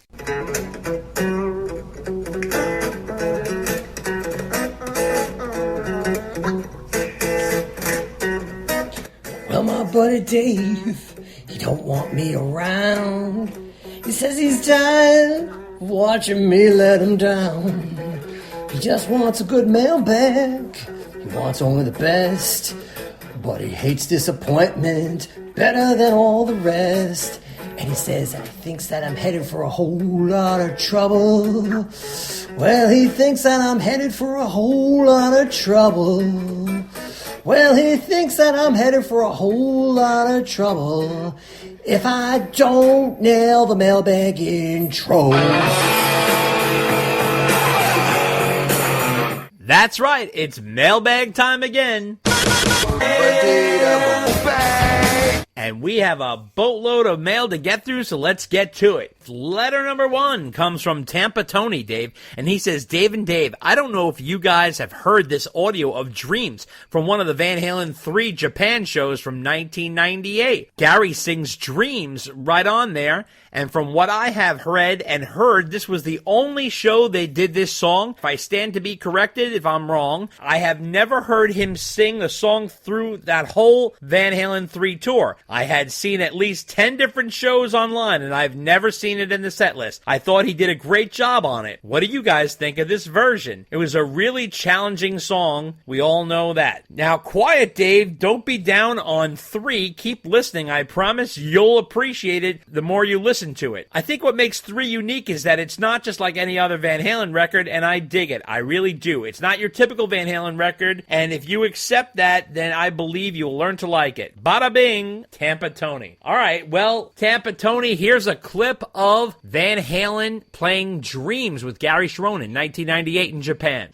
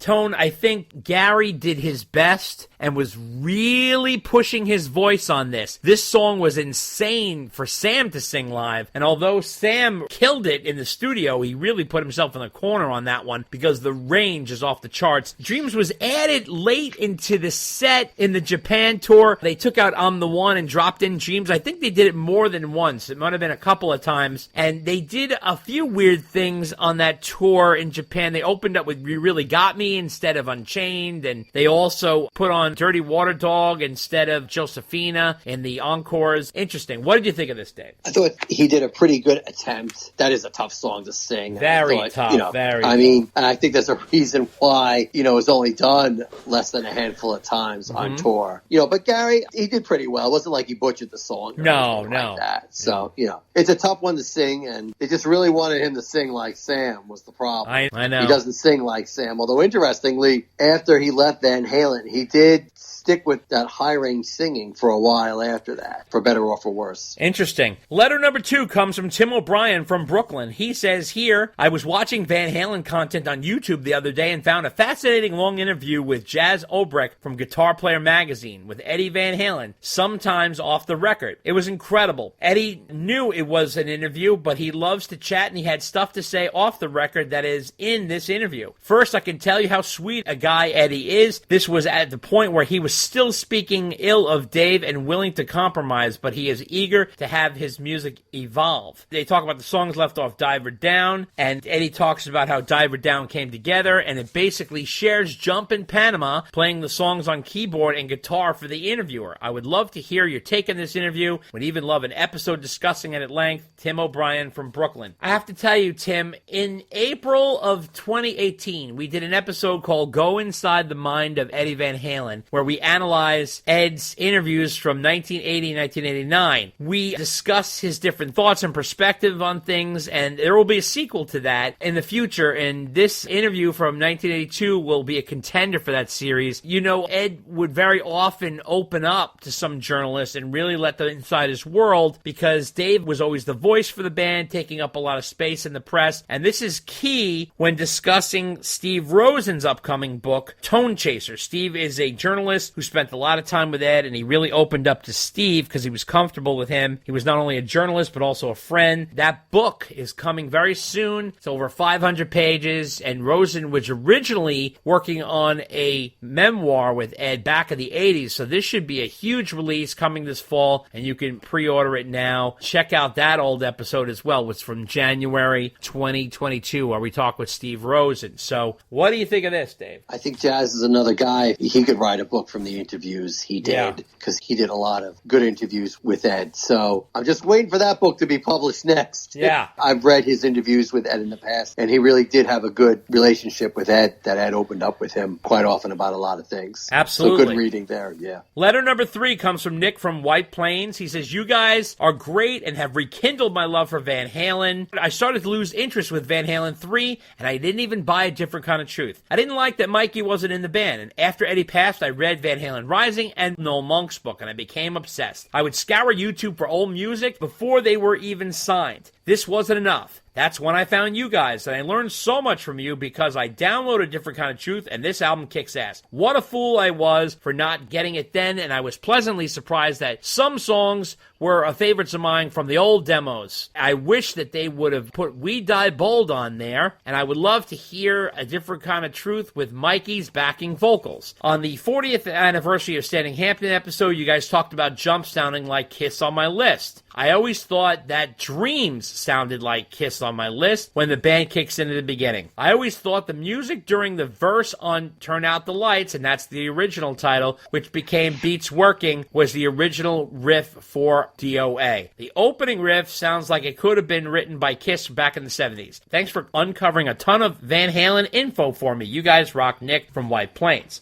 Well, Nick, I wanted to let you know I see the Jump similarities with Kiss on my list, of course, because we discussed that, but I don't see it with Dreams. It has a similar song style choice with the keyboard intro, you know, the whole melody being unveiled on keyboard before you kind of get into the meat of the song. The song is called Put Out the Lights, not Turn Out the Lights, and there's some DNA in there from the DOA guitar riff in there for sure, but it's not exactly the same, but it is similar, so I understand where you're coming from. Dave, what do you think? Yeah, I don't see the similarities to Kiss on My List. I think you hit the nail right on the head in terms of song structure being the same, but I think that's where it ends. And I never really heard a similarity to Put Out the Lights compared to DOA. I'm going to have to go back and listen to that again, but that never really jumped out to me as a similarity. So I'm not hearing what Nick is hearing, but then again, my ears are shot. So, you know, Nick, you're probably closer to the truth than I'll ever hear. But thanks for listening, and thanks for writing in. We appreciate it. Letter number 4 comes from Ty Machowski, and he says, do you guys know about this? And he gave us a clip of Eddie Van Halen performing with Simon and Garfunkel at the Bridge School benefit. I've listened to all of your podcasts, and I don't recall you mentioning Eddie Van Halen sitting in with Simon and Garfunkel. Keep up the great work, Ty Metajowski. Okay, so now, Ty, yes, we know about it. I think it was in Sam's book or something where they discussed this. Apparently, Ed was completely uncomfortable in the situation because he was sort of out of his element, but he was asked to join them on stage, so it was sort of a last-minute thing and not rehearsed. There was also some sound issues going on there, and Ed wasn't really plugged in at first. It was really bizarre, and here's a clip of it right here.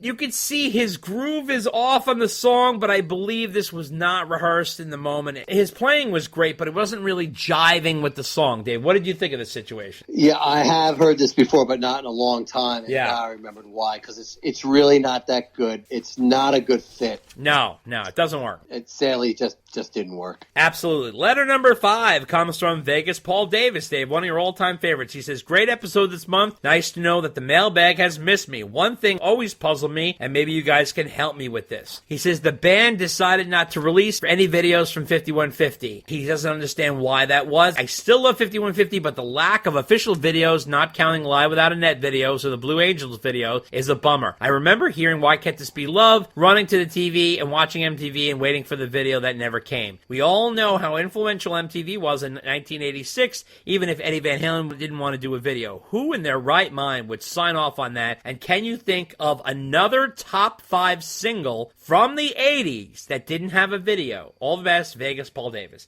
from Sacramento, California. Okay, well, Vegas Paul Davis, it's nice to have you back. Paul, I believe that whole concept came from Ed Loeffler, Van Halen's former manager, and he's now passed on. He really had a 6-point strategy when taking over the management of Van Halen. Number 1, no massive press. Dave used to do a shit ton of press. So they went in the opposite direction and did very little press. Number 1. Number 2, no videos. Dave was all about videos. And he was the face of Van Halen. So Van Halen went the opposite direction, no videos. Number 3, he was trying to create a mystique and interest and people going to see Van Halen live to see what the new version was all about. And I remember him saying, like, if people want to come see the band, they have to come see us live. Number 4, he wanted to bury the past. Very little old Van Halen catalog in the live show, and he wanted to bury the past. Number 5, he wanted to build a brand new Van Halen. He was opening it up to a younger generation. He was trying to hang on to some old fans who wanted to come aboard, but meanwhile, he wanted to start anew. And number 6, they wanted to bury Dave. They were bad-mouthing Dave at every chance they could get and making him the enemy and trying to turn Van Halen fans against him. Yes, in terms of top 5 songs from the 80s that don't have videos, okay? I got 2 for you from the same artist. Michael Jackson, Wanna Be Starting Something. Single went to number 5, no video. Second song, Michael Jackson, The Girl Is Mine, his duet with Paul McCartney, hit number 2 on the charts, no video. Dave, what do you say? I, too, am perplexed, quite frankly. I understand the strategy, but I'm still kind of surprised that Warner Brothers would sign off on that and not tell them, guys, we're doing a video. Don't care, with or without you. Right. Like, you've got a new lead singer and you're not doing a new video? You guys are crazy. So I really don't know how they talked the record company into that. Because usually Van Halen was a band that when the record company asked them to do something, they would do it. So, yeah, I'm with you, Paul. I think it's like some kind of freaking miracle that they were able to pull that off and get away with it. And not only get away with not making videos, but the album doing as well as it did despite that. The whole thing is unbelievable. Just amazing. It really is. Really. The way you would switch out a singer at the height of the band's popularity, do no videos, and on top of that, do very little press, and literally remove the history of the band by playing virtually no songs from the past except for 2. And playing songs from the new lead singer's solo catalog. On paper, it sounds insane. Absolutely insane. And they got away with it. It's just a miracle that they got away with it. So anyway, it is. Yeah. Here's the other thing you wonder. If they did do videos, maybe it would have been bigger. Who knows? Or maybe they would have turned people off. Who knows? And they would have been like, I don't like this Sammy Hagar guy. We're not going to go. Who knows? You never know. Letter number 6 comes from Mark Carlton from sunny old middle of England. He says, hey guys, hope you're doing well. In the interest of not pissing off Library Dave. Oh, you got a new nickname, Library Dave. Wow. Unbelievable. That's not the worst I've been called, so I'll take it. No, that's kind of a medium one. I'll try to keep it short and with plenty of girth. Oh, my God. That's funny. Number 1. Just how you like it. Is there something disingenuous about Sammy's quote-unquote reconciliation with Ed? He wanted to ask us that. He also said the fact that he never mentioned anything to Mikey or give Mikey Ed's number, you just keep it to yourself, even when you claim that you suspected things weren't good and you still didn't pass the number to Mikey so he could at least be in touch. I don't buy it at all. That's number 1. Number 2, have you listened to the Van Halen 3 tracks without vocals? They remind me of Girl Gone Bad and House of Pain. Can't help but think that Gary couldn't write lyrics and melodies like Dave. Imagine what Dave could have done with these. Thank you. Your podcast gives Van Halen diehards something great to look forward to each month. Mark Carlton from sunny old middle of England. Okay, well, here is a clip of Fire in the Hole without vocals.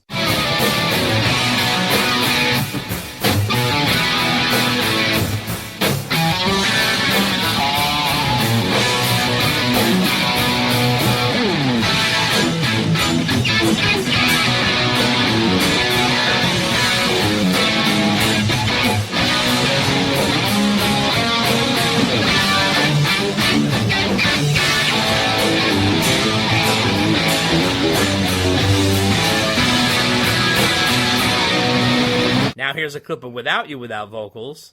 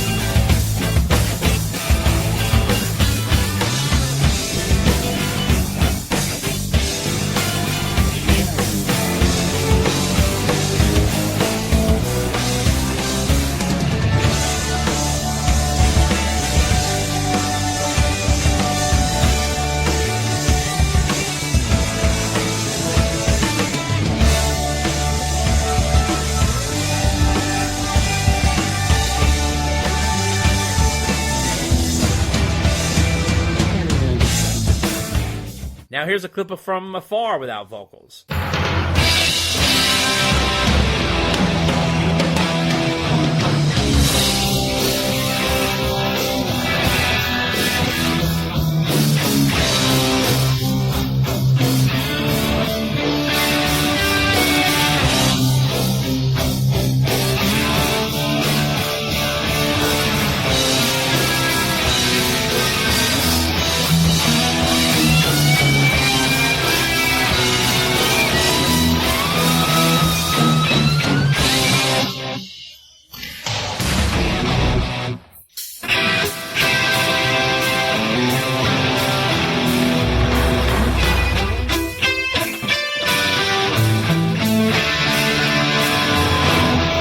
Well, I'm going to say, number one, regarding the Sam thing, I think Sam definitely reconnected with Ed when he was sick. However, I think he kind of blew it out of proportion, saying they were texting like teenagers. Sam never really physically visited him, which is kind of strange because he didn't live that far from him. However, he never helped build that bridge for Mike, and I think that is beyond comprehension. Yet, it's just another pill for Michael Anthony to swallow in Van Halen. That's number one. Number two, regarding the Van Halen tracks without vocals, it really proves that these songs sound like demos. Production was greatly needed here. It was way too muddy sounding, and there were some great ideas on Van Halen 3, but not fully fleshed out and realized, where a producer and a songwriting partner with Sam or Dave could have brought out more in it. Now, I don't blame Gary. He did the best he could and probably didn't have much weight or say in the band. Now, remember what Ed said when doing press for Van Halen 3, that Gary gave lyrics to him first before he wrote the music, and said this was never the way the Van Halen songs were made. Despite Sam and Dave's differences, they had worked with Ed in a similar way. Ed would come up with the musical seeds, and Dave and Sam used to use that material to build a song with lyrics and melodies. And then that meshing would be brought to the band to flesh out and then refined by the producer. So if you listen to Without You, there's an underlying bass there that could be really beefed up and could give a little more funk to the song. And Fire in the Hole, the drums are so low, they really need thickening up. And From Afar, the mix is all off. The guitar is way too loud there. Dave, what do you think? I'm going to sum it up in a nutshell. Even if you remove the vocals, nothing can save that album. Because Gary's vocals weren't bad to begin with, honestly. Like you said, his singing wasn't the issue. The issue was that there was nobody reining Ed in and telling him what was a good idea and what was a bad idea, and basically letting him run amok. So sadly, that's what we got. Regarding Sammy's quote-unquote reconciliation with Ed, yeah, Mike did get a raw deal, but honestly, if Mike really wanted Ed's number, he could have got it. He probably had it. He was the big boy too. He could have picked up the phone and called, but he didn't. So what can I tell you? Having said that, yeah, Sam definitely plays that up. And I'm not saying him and Sam didn't text back and forth, but I think Sam plays that up a little bit. So yeah, totally. That's just my opinion. Letter number 7 comes from Jeff Shrewsbury. He says, hi, Dave and Dave. Is this where Eddie Van Halen got the beginning of Eruption? Here's a link to the opening of the Cactus song, Let Me Swim. Here's a clip of the Cactus song, Let Me Swim.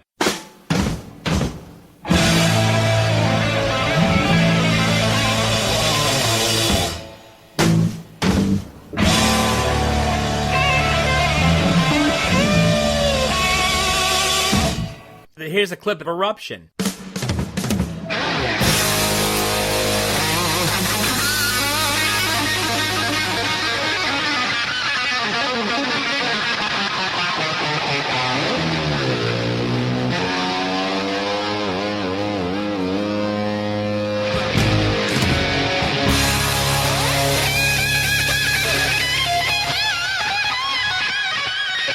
Yes, definitely similar intro style with the breakdown of the guitars and drums. However, Eddie's solo was nothing like Cactus, but Ed was a huge Cactus fan, so he could have been inspired by that. In fact, Eddie used to cover Cactus songs back in high school. In fact, many say the drumming in Hot for Teacher is a nod to the Cactus song Parchment Farm, and it's really a tip of the hat. There's no lifting going on here. It's more of a nod to it. What do you think, Dave? I'm going to be a little more direct and say, yes, that's exactly where Eddie got the intro to Eruption from. It's not coincidence because... Oh, I didn't say it was coincidence. I think it's a nod. No, it's not a nod. It's a rip. It's a complete rip. Yes, it's a complete rip, and I'll tell you why. Because if you listen to early Van Halen bootlegs, Van Halen would do Let Me Swim as a cover, but they would leave that intro off the song, and then they would use that intro as the beginning to Ed's solo. Wow.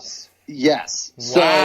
So that's not the only time that Van Halen was, as you say, inspired by Cactus. Parchment Farm definitely inspired Hot for Teacher. And I think they interviewed Carmine. Yeah. How do you say his last name, Dave? Appice, because he was the drummer in the band. Yep. I believe. And he'll tell you that the band definitely inspired Van Halen. In fact, I think there's a little piece of a solo from another Cactus song that inspired the intro of a solo to a Sammy era song. I forget which one's off the top of my head. Okay. But yeah, Cactus was definitely a go-to band for Ed, so they definitely inspired Van Halen along the way. All right. Well, Dave coming out swinging here. And letter number 8 comes from Philly Mitch. And he says, Dave and Dave, I'm a big fan of the podcast and look forward to an episode every month. I try to keep it brief so Monkey Dave can get some rest. Now you got another one. Monkey Dave. I think you've been called that before. I'll wear that one proudly. Yeah. I got no problem with it. Monkey Dave with a capital M. And he also says here, while I love both iterations of Van Halen with Sam and Dave eras, I always felt that they were closer during the Sammy era like brothers. Hearing how Mikey got edged out even back then really made me look at the brothers in a negative light. And then hearing how those issues with Sam go as far back as OU812 was like a second strike. Ed saying it was never the same after Dave left, then finding out that during a Different Kind of Truth era, they barely had contact. I feel like I have been duped all these years. That's number 1. Number 2, does it surprise you? Hearing Sammy say recently that he wouldn't be involved in a tribute show. I used to love Sammy, but Jesus Christ, what a self-serving egomaniac. He said that because I don't believe he was or will be ever asked. I love that Sammy is playing the whole Van Halen catalog that has been ignored. He can actually still sing unlike Roth, but can he go one interview without saying the words Van Halen? What do you think? Preemptive move on Sam's part? Philly Mitch. P.S. My first concert was the Monkees, and I believe they are such an underrated band. I will always wave the monkey flag. Second concert was Van Halen, OU812 at the Spectrum. Philly Mitch. Mitch. Okay, Philly Mitch. Well, wanted to let you know that number one, yeah, it's not about being duped. It's just that these guys are all human beings. It's like a family. There's ups and downs. Now, keep in mind, there's a lot of money involved. They are business partners on top of everything. Plus, they have wives and girlfriends and kids. Toss in massive fame and public image to uphold. Now, Ed and Al are immigrants. They have a different outlook and perspective, which is different than Sam, who is also an older guy. So there's lots of different factors to consider there. And also, number two, I think Sam is a very smart and strategic businessman. He knows how to play the game. Van Halen is his calling card. Yeah, I know Montrose and his solo career, he had fame there, but, you know, we all love it all. However,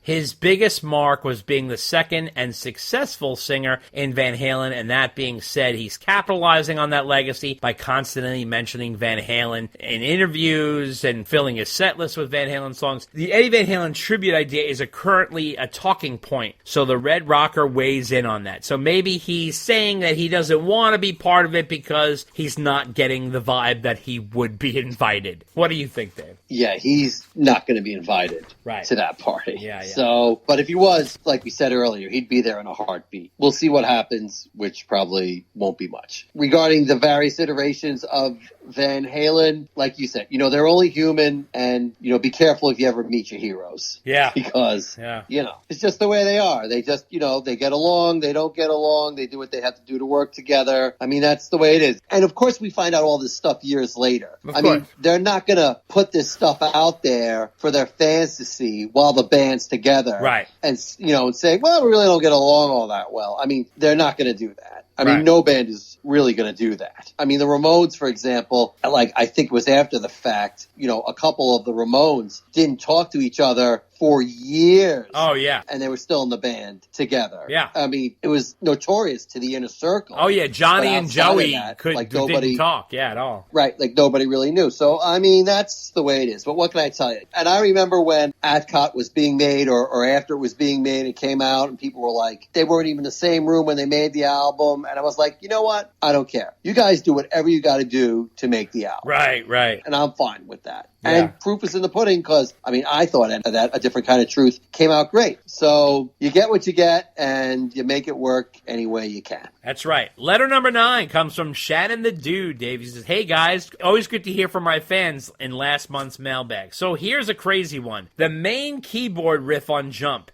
Do you think that's played live, or is it played once and then looped? The more I focus on it, I'm convinced it's the same loop over and over. The mailbag can't be long enough. Bold, passing, and toweled down, Shannon the Dude. And he also wrote in again saying, regarding the August mailbag and how A Different Kind of Truth could have been received had it been following 1984, so assuming we got the album as is, I think it would have been seen as a massive failure. Sure, us rockers in denim jackets would have loved She's the Woman and Blood and Fire, but what would they have handed in radio-friendly single-wise? Tattoo? Good luck. Now, if you want to play around a bit and make the single a Van Halen version of California Girls instead of Dave's solo, you might have something. But the real radio-friendly song would be whatever Dave's lyrics would be to Dreams.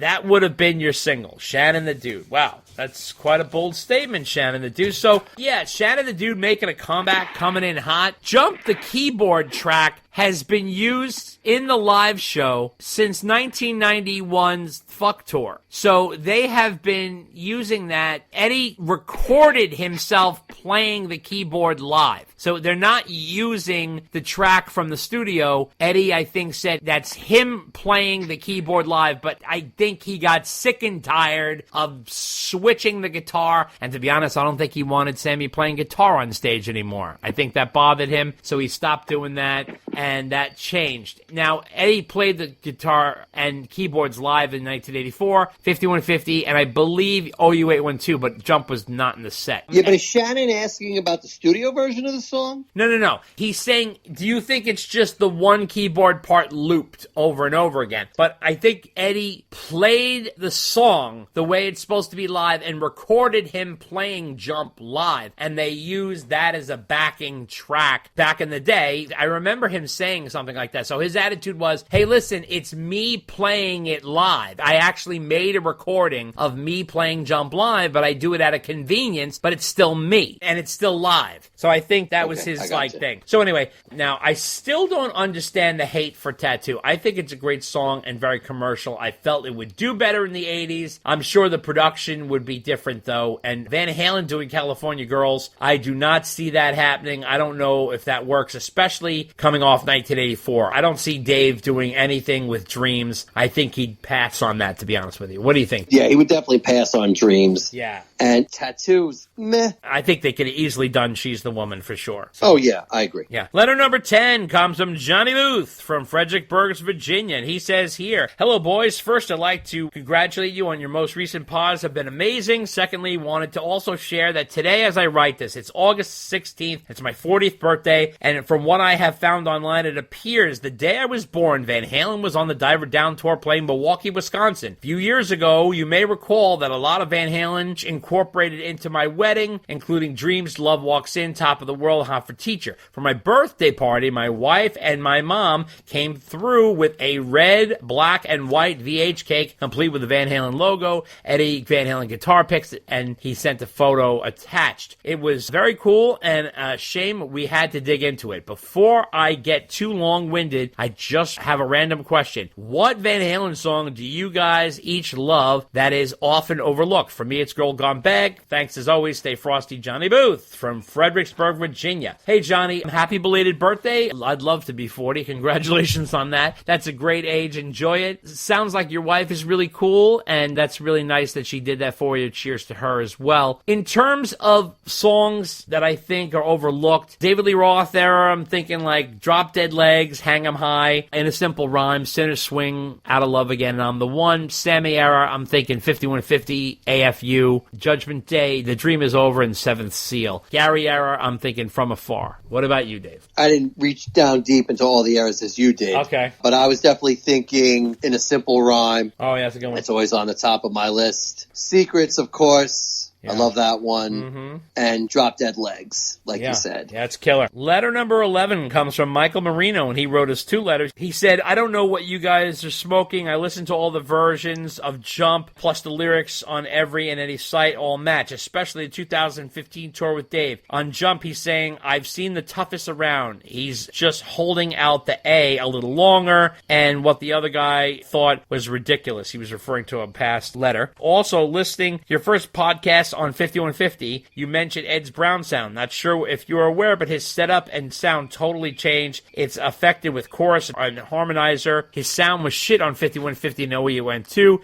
then changed again for fuck. He had his own guitar, amp, and sound that was just very good, but no Brown style with Sammy. Just my 2 cents. Thanks. He also read that Mick Jones wasn't a big part of the production, that he helped Sammy a bit. It was just so that Warner Brothers could get off their backs, having another producer in there. This came down from Ed in the Guitar Magazine back in the day. I feel Summer Nights is something Dave could definitely do, and I think it fits with old Van Halen. The Steinberger with a Trem is my favorite song on the record, meaning Summer Nights. I don't like Dreams anymore. I did when I was younger, but it was too trite and cheesy, but I agree. It's a well-crafted pop song. Mike, indeed, was great for that, but it was a blend of him and Ed. Without both of them, wouldn't have sounded the same. They harmonized, and nobody seems to bring that up. It's crucial to the sound. And then he also said, what the hell is I'll Wait, in terms of, I guess, he considers that a ballad. Michael Marino. Well, Michael, yeah, definitely it's toughest around, no question. The Brown sound is definitely more David Lee Roth era for sure. Mick Jones was there to satisfy Warner's, but he definitely had a monstrous hand with Dreams. So we have to credit Mick Jones on Dreams. He really pushed for that song to be on the album. He pushed them to write it. He really polished that one up and made that into a big hit. Summer Nights, David Lee Roth could definitely do that. I think along with Best of Both Worlds, Get Up and Good Enough. Mike and Ed definitely are an impressive combo vocally for sure. And I'll Wait, I consider a mid-tempo song. I don't consider it a ballad, Dave. What do you think? Yeah, I say it's a mid-tempo ballad too. I'm bouncing around. His letter is brief, but all over the place. Yeah, it's really kind of strangely written, yeah. No, that's okay. I appreciate the brevity. I hear what he's saying about Ed's sound. It wasn't quite brown during the Sammy years. I didn't think his sound was so bad on 5150. I have heard other people say that. I do think it suffered on OU812 from lousy production. His sound did change again for Unlawful Carnal Knowledge. It wasn't quite brown, but it certainly got better. It was also decent for balance. I remember that article about Mick Jones not being a big part of the production of the album. I think Warner Brothers did want a person with a big name to be the producer of the album. I don't think Warner Brothers trusted Van Halen on their own. Yeah, I think they wanted a guy to make sure they had hit singles. That's really what it was. Well, and I think they wanted somebody there to make sure that the album got done. Right. Because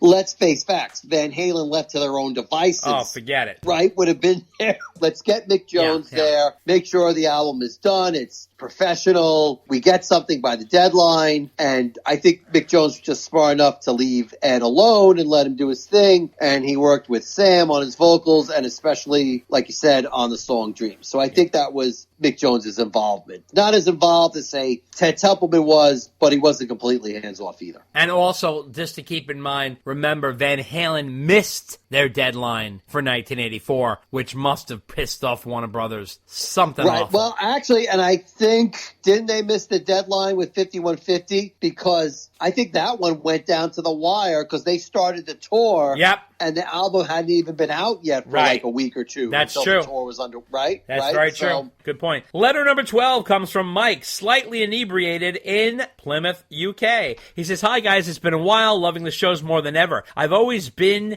a little anti-Sammy as I'm a Dave fan through and through, and I think his days were the best as far as the party rock sound goes. Probably unfair on Sammy as I know he's the better technical singer and all his songs are bloody love songs. But I was just watching Live Without a Net for the first time in 20 years. What a show it was. Eddie was playing Summer Nights. It's just phenomenal. He was at the height of his time, in my opinion, and the epitome of cool. My question is, how did Sammy get them to open up the return of Van Halen with a Sammy song? Was it actually the opener for the gig or just the video? It was an awesome show even without Dave. Keep it up, guys. Mike, slightly inebriated in Plymouth, UK. Well, I wanted to let you know, Mike from the UK, the show actually opens with You Really Got Me. However, the home video was edited. They had several songs that were left off the home video. You Really Got Me was one. Dreams was one. The guitar duel between Sam and Ed, except they show a little clip of it in the credits. The Montrose cover, Make It Last, was cut. Good Enough was cut. We were hoping that someday there would be a director's cut that would be released along with a double audio album of the live show, plus maybe the 1986 MTV special Unleashed, which was an incredible documentary that was released at the time, but no such luck. I cannot believe that they cut off You Really Got Me and Dreams. That was nuts, but I don't understand why there wasn't any need to cut it off, but those are edited out. What do you think, Dave? Yeah, it was a shame that those songs weren't included.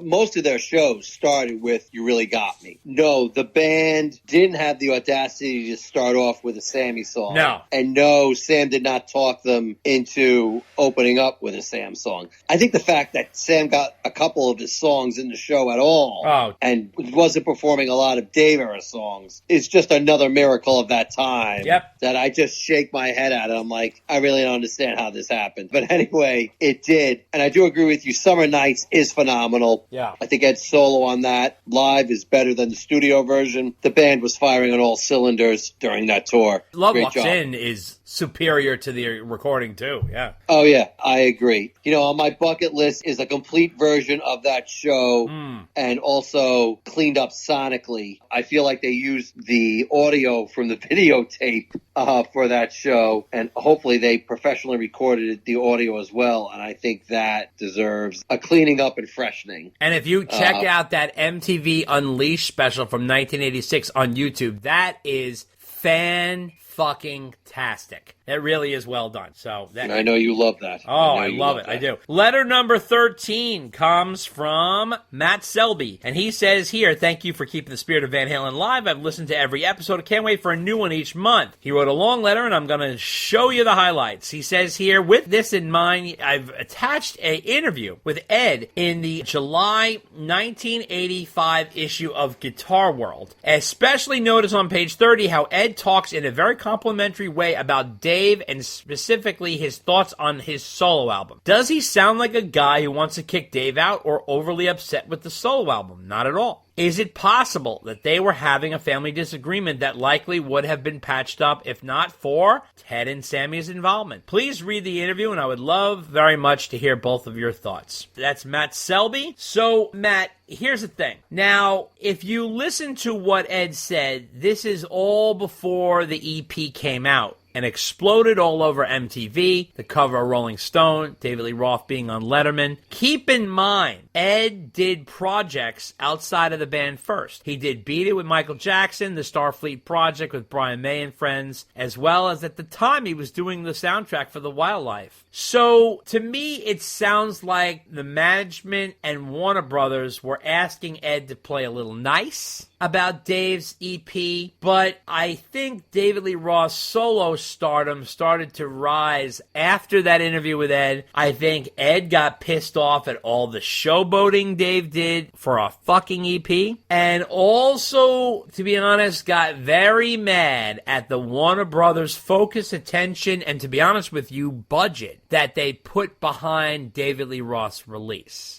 There was massive promotion for a very small 4-song EP that wasn't even of original material. Like I said, cover Rolling Stone, spot on David Letterman. I mean, all over MTV. It was gargantuan, and that, I think, really pissed Ed off. So what do you think, Dave? I don't know. You know, we've heard a few different theories of this over the years, including recently. So, I don't know. The truth is probably some form of conglomerate of everything put together. I think these guys were tired of putting up with each other's crap.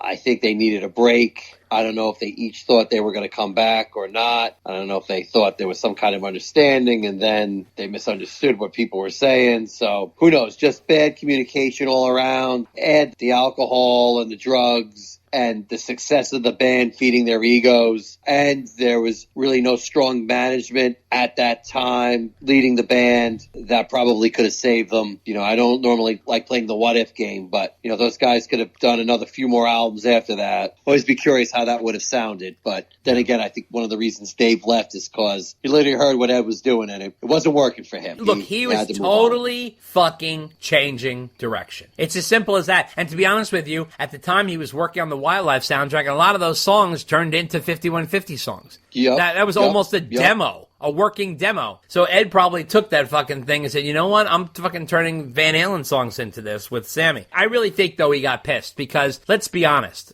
Dave took a lot of the heat and focus that Van Halen had coming off in 1984 and rode that wave. And he almost like stole VH's thunder a little bit. They almost treated Crazy from the Heat like it was the follow-up to 1984, which it was not, because musically it's a totally different direction. It was not the band. 4 songs covers, for Christ's sake, but they gave it the platform of the next Van Halen release. Now, the reason they did that is from a marketing standpoint, and they're all fucking advertising marketing whores, figuring Van Halen's popularity, you have to remember, even at the end of 1984, was still huge. It was huge. And it was rising and rising and rising. And then Dave came out and he hit the crest of that wave. And don't get me wrong, his EP was great, the videos were great, and Dave was colorful and he was in his prime. It's all good. However, you know, Dave didn't do any Van Halen music. He did totally different music. But because it was the 80s and because everything was a fucking free-for-all, it sold. Now, in today's day and age, if someone had a big album in 1984 and followed up an EP of like kind of glitzy, Vegas-y cover songs,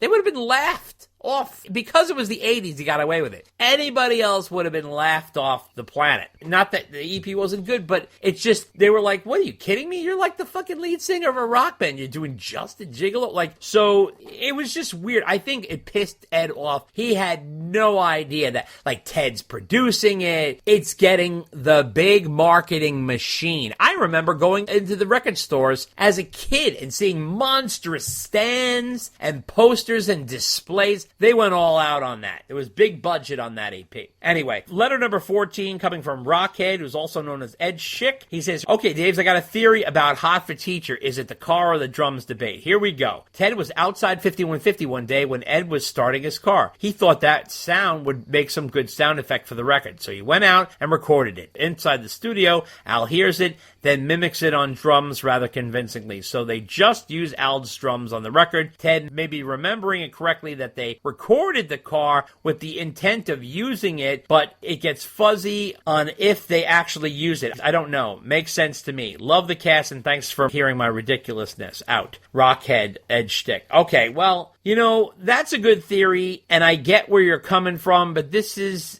where I think the confusion is coming in. Ed's Lamborghini was definitely used on Panama, which is the same album. I can't imagine they would do that trick twice on the same album. Perhaps Ted is confusing the two. I have no idea. However, I get your theory, and it does have some merit to it because I understand what you're getting at. Dave, what do you think? I think that theory is as good as any others we've heard. Throw it on the pile. Throw it on the pile. Letter number 15 comes from Robert Gonzalez, and he says here, the Deep Throat episode, I think, is the best Van Halen scoop ever. About 15 years ago, I had a long conversation with an acquaintance who is definitely within the inner circle of Eddie's team. My acquaintance candidly spoke about the sad and disappointing issues within the Van Halen camp over the 2000 to 2006 time period, and everything your Deep Throat revealed confirmed everything my old acquaintance said. Great job. On another note, are David Lee Roth's California Session songs originally meant for a musical project? They certainly sound like it. He also wrote in a second letter saying, just to clarify, the David Lee Roth's California songs were originally meant for a musical play, like a Broadway stage production or something else that Dave was cooking up. Robert Gonzalez. So, it's nice to hear the confirmation. Dave and I have no doubt that anything that was said in the Van Halen Deep Throat episode was 100% solid. Was the California Sessions part of a musical project? Possibly, but who knows? That's definitely a good question for Diamond Dave. It does have sort of that vibe with the comic book project. I guess until the full album is revealed, can we really draw any specific conclusions to see if there's a thread line that ties all the lyrics together? Dave, what do you think? Yeah, well, he definitely used a lot of those songs for his online comic book project. Yeah. Whether it was for another project beyond that, I mean, who knows? I mean, Dave just likes recording stuff and, you know, maybe he'll release it and maybe he won't. So who knows what he had in his head for it. But either way, I'm just jonesing for Dave to release the rest of the songs at this point, and I'll just make a playlist because I don't think he's ever going to come out with an album per se. But, you know, a lot of the stuff I like hearing so far. So if it's going to be drips and drabs we hear, then so be it. Letter number 16 comes from Ricky Chan, and Ricky says, I love the podcast. Keep up the great work. Let's pretend both of you are Hollywood producers and have funding to make a Van Halen biopic. Which one of the many Van Halen books would you use to base the movie off of and why? What would the story arc be? I think if you base the movie on Greg Renoff's book,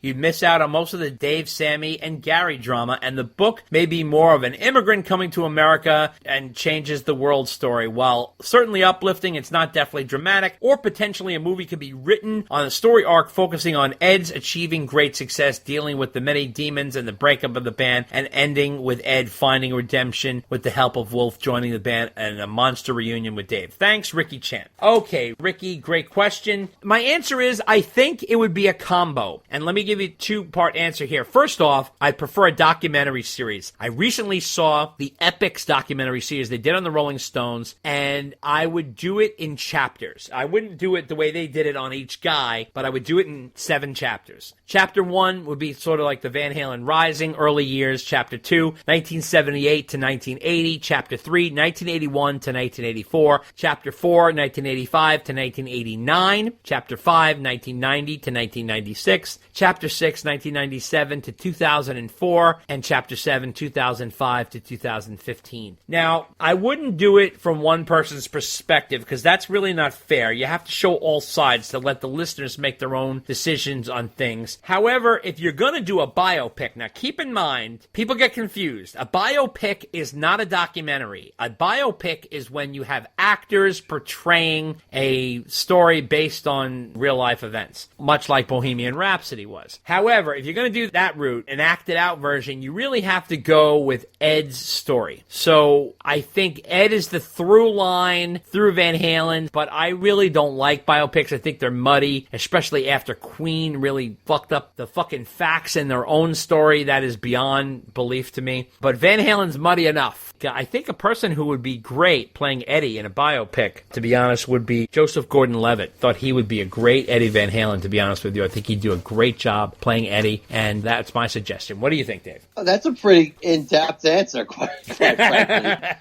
I don't think there's any one book you can use. Yeah, it's impossible. I do agree with you. I do like the documentary, dividing it up into chapters. Yeah. You know, if they're going to do a movie, I don't think you can just use Greg's book because it's just too early. But whatever they're going to do, it's probably not going to do it justice because there's just so much to talk about with this band musically and drama-wise, quite frankly, that they try and condense it into a regular movie. They're going to leave a lot out. So I'm with you, Dave. I think a multi-part documentary is the way to go. Letter number 17 comes from Dan Ninen. He says, the Van Halen pinball machine I sent you wasn't actually a Van Halen pinball machine. It was a virtual pinball machine, which can look like any pinball machine, which is pretty amazing. And I think that the Van Halen design was done by a fan. And he also said, anyway, fantastic podcast as always, and I still do not understand why people give you grief about the length of the podcast. It's only once a month, right? If they were upset by it, tell them to pretend it's a weekly podcast and only listen to 1/4 of it each week. Problem solved. Listen at triple speed, so it only takes an hour to get through. And to be fair, the reason that your podcast is so long is that you have a ton of great info. The people who are upset by your Deep Throat episodes, well, if they were so offended, they could have just stopped listening.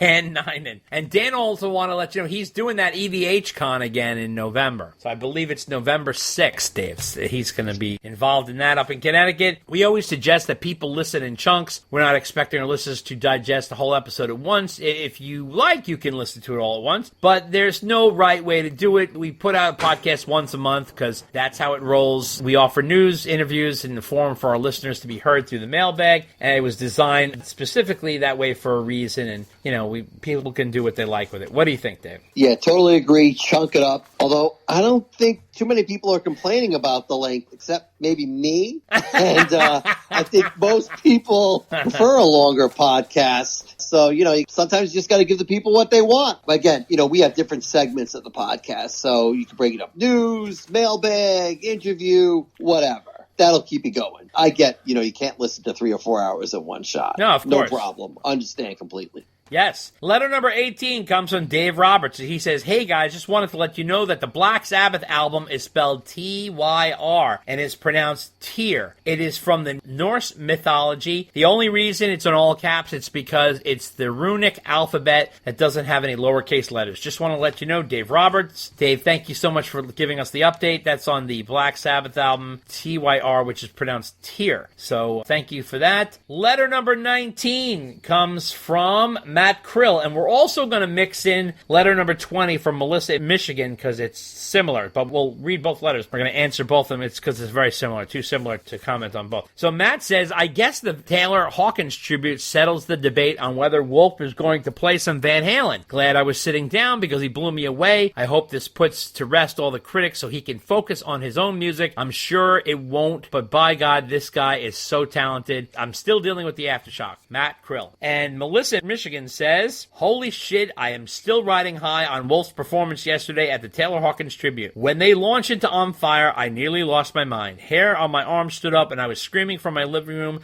Just an absolute shred of a performance by Wolf. Hopefully this quiets those who say he's not talented. This was note for note a heartfelt tribute, not only to Taylor but his pop. Melissa in Michigan, who says, breaking up your sausage fest. What a character. So it was a total treat and a fun surprise. Now, of course, everybody online is calling for a Van Halen reunion with Wolf on guitar, and, you know, that's really not fair because that's not what he wants to do, but selections were amazing, especially On Fire. That was a deep pull. Hot for Teacher was fun too. Dave, what do you say? Yeah, that was a deep pull, impressively so. So, yeah, that was a nice treat. Wasn't really expecting that. Loved the way they played and looking to see what happens in California in a couple of weeks. Yeah, very curious. Letter number 21 comes from Ward Eaton, Dave, and he's from Englemont, British Columbia. So he's a longtime listener and first-time emailer, he says. I had a sudden intestinal infection a week back and ended up in the ER 4 times in extreme pain. With long wait times and even longer getting IVs, etc. on the bed, it was 2 a.m. and I happened to have your latest episode on my phone, which was Eddie Van Halen's Secret Friend, which is the one with Blair. So, wow, what a great show as always, and what a relief you guys brought me as I laid in the hospital bed. It made all the difference, really, and I got my mind off the pain and occupied me for hours. I'm better now, but will never forget that night in a positive way due to your podcast. Thank you, thank you. Who would have thought that your podcast heals the sick? And it did. Take that, Midwest Ron, LOL. Cheers and keep up the great work. I listen to a lot of podcasts, and you guys are the best. When I woke up at home, I happened to come upon a YouTube video that was Eddie laying out ideas for the 1984 album. What a treat. I told my wife how good this is, and I'm on the mend. Dave and Dave were at my bedside, and now I'm being serenaded by Eddie to recover. There is a God of mercy. And then he also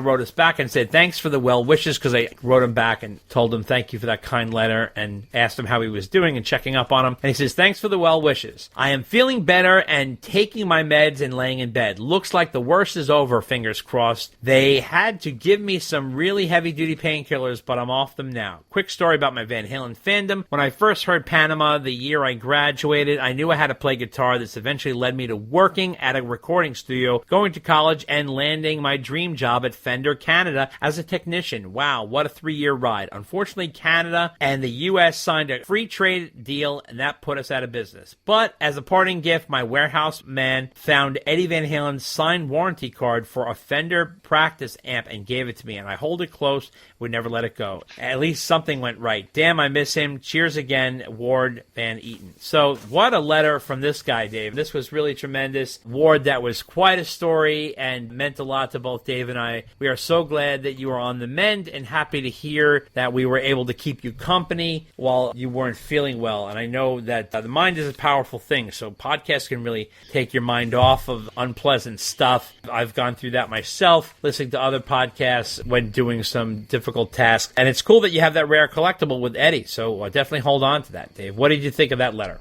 We're really glad you're feeling better. Sorry to hear you were under the weather. Glad we were able to help in any kind of way. Was really surprised and touched when I read the letter, quite frankly. So, we certainly didn't start this podcast thinking we were going to help people out through difficult times.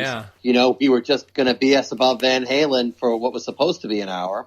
And here we are helping people out. So we're glad we were able to help you out. And glad you're feeling better. And that collectible, that's like a one-of-a-kind Oh, thing. yeah. That's pretty freaking cool. Yeah, so, that's amazing. Yeah, hold on to that. That's pretty awesome. And thanks for listening. And we hope you're on the mend and stay that way. Yeah, definitely. Letter number 22 comes from Simyak Soloju from Tehran, Iran. And he says here, as for one of the listeners' emails last month regarding Eddie Van Halen's 5150 tour clothes, more specifically his pants, I must say he did look cool in those clothes. I reckon he just didn't give a damn to anyone, and he was always about what he liked himself, feeling comfy or whatever he wore. I mean, take those 5150 pink or blue pants, for instance, a sweaty tank top and a scarf around his neck, and he had real smoking style while playing guitar. I don't know what it is, but he looked cool. I guess only Eddie Van Halen could look that cool in those pants. Simyak Solju from Tehran, Iran. Yes, I personally think that Ed Loeffler hired a fashion consultant for that tour. And I'll tell you why. Because Van Halen dressed so different on that tour than any other tour they've ever done. Yeah, it was the 80s and you can get away with almost anything, but there was just something about that tour that they were jazzed up and wearing stuff that I would never expect them to wear. Even doing press, I remember Eddie wearing blazers, all kinds of stuff. There was something going on there. There were fashion consultants. I mean, when Mike was wearing that lemon blazer, there was no fucking way in hell that he did that himself. There was something going on there. Dave, what do you think? Yeah, I think you're right, because when Dave was in the band, he wanted them to dress a certain way, which I know they really weren't fans of. I think that was loosened up a bit somewhat when Sam came into the band. But yeah, I agree with you. There definitely was some consulting going on. And I think more so as time went on. Like for the OU812 videos, for example. My God. You know, like finish what you started. Like those were really slick, and I think there was some hair and makeup, the whole thing. Because Sam, well, he saw himself as a bit of a fashionista. I really don't think so, because I just always have this visual of him in those god-awful overalls or whatever the heck those things he was wearing in the 90s. But, you know, at the end of the day, it really didn't matter what Ed or the rest of the band was wearing. You know, we can laugh about it now. It was the 80s. It was a great time to dress goofy. Right. But, you know, the main part was always what they were playing. Right. And that was the awesome part. And, oh, by the way, Dave, I have a little surprise for you. Just today, I got updated information on my DNA from Ancestry.com. Okay. And I am 1% Iranian. Are you really? Well, that's according to Ancestry.com. And what is the rest? So, what is the rest? Well, the rest is Italian, European Jewish, Irish, a smattering of a few other things. Jesus, you're a real mutt. But I saw the 1% Iranian, and I knew we were reading Simiak Solaju. I just thought you would get a kick out of that. Well, you know what? I'm sure he feels even closer to you now. Right. Me, him, and the Iron Sheik. You know, we're all brothers. That's right. That's right. Letter number 23 comes from Scott Sullivan from Oregon, and he says, "Hey guys, you probably thought about this already, but I think we just got our Eddie tribute show. The 2-song set from Wolf on lead guitar at the Taylor Hawkins tribute, that 10 minutes reached far more people than anything Al could have put together at this point, and an Eddie tribute would likely pale in comparison to the amazing show they did for Taylor. Chalk it up to the Foo Fighters just being a more relevant and active band. But based on what we all saw, you could do an Eddie tribute just with the living members of Van Halen. Apparently, Wolf can play the shit out of Van Halen on lead guitar, and you could just fill in the other spots with the other members. That'll never happen for all the reasons you've covered in the past pods. What can you do? I saw Sam last week, and Summer Nights played right before they took the stage. That was really odd, like wearing your own tour shirt while performing." Scott Sullivan in Oregon. Well, Scott, yeah, I found it odd as well. I've never heard a band play their own music right before they're about to take the stage. There's something very strange about that. It was crazy, and it was playing Summer Nights. For Christ's sake, they should have opened with Summer Nights. That would have been key. The Eddie Van Halen tribute, you know, listen, at this point, they could really do an Eddie Van Halen tribute with no Van Halens. They could just have all the guitarists come together and do an Eddie Van Halen tribute. Forget about Alex and Mike and Dave and Sam and Wolf and Gary.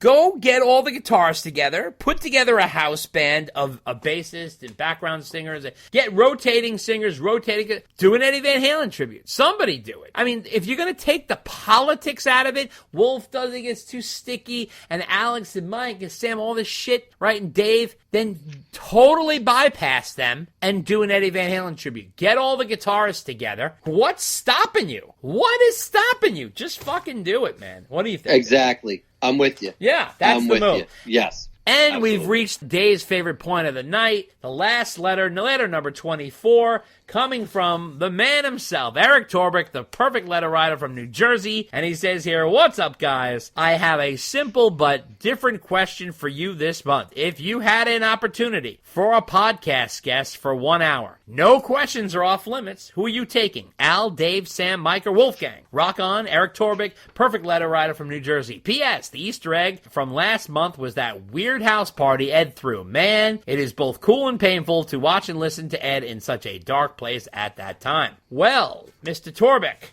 Alex won't say shit. Neither will Wolf. Sam, we hear from enough. So I'm going to whittle it down to either Dave or Mike. Now, here's the thing. Mike's more reasonable and down to earth. So there's a possibility to go with Mike, because I think we could get some quality information and a good interview out of Mike on the podcast. But perhaps Dave might be a little more straightforward these days. I'm not really sure. If he my God, have you started smoking crack? No, I'm saying now that Ed's gone, maybe he'd be a little more open to saying some stuff. I'm not sure if he would answer. Here's the thing. The problem is I'd love to interview Dave if he would answer some fucking questions. If he's not going to answer the questions. But I really think the interview to go with would probably be Mike, but it's hard to pass up an interview with David Lee Roth. But yes, I think Mike would probably be the answer because I think we could get a great interview out of Mike if you properly really work on the questions and do it the right way. And yes, you are correct, sir, on the Easter egg. Now, what year was that? Does anybody know? Do you remember the year that party was, Dave? The year that party was. It'll probably come to me at like 2 in the morning. Like you're going to be up at 2 in the morning. No, I know. Well, I'll wake up in the middle of the night and then I'll shout out. You'll just shout it out? Okay. I'll just shout it out. No one will be listening. I don't know. 2006. Was it 2006? 2006. Okay. Yep, that's right. Okay. That wraps up the mailbag segment.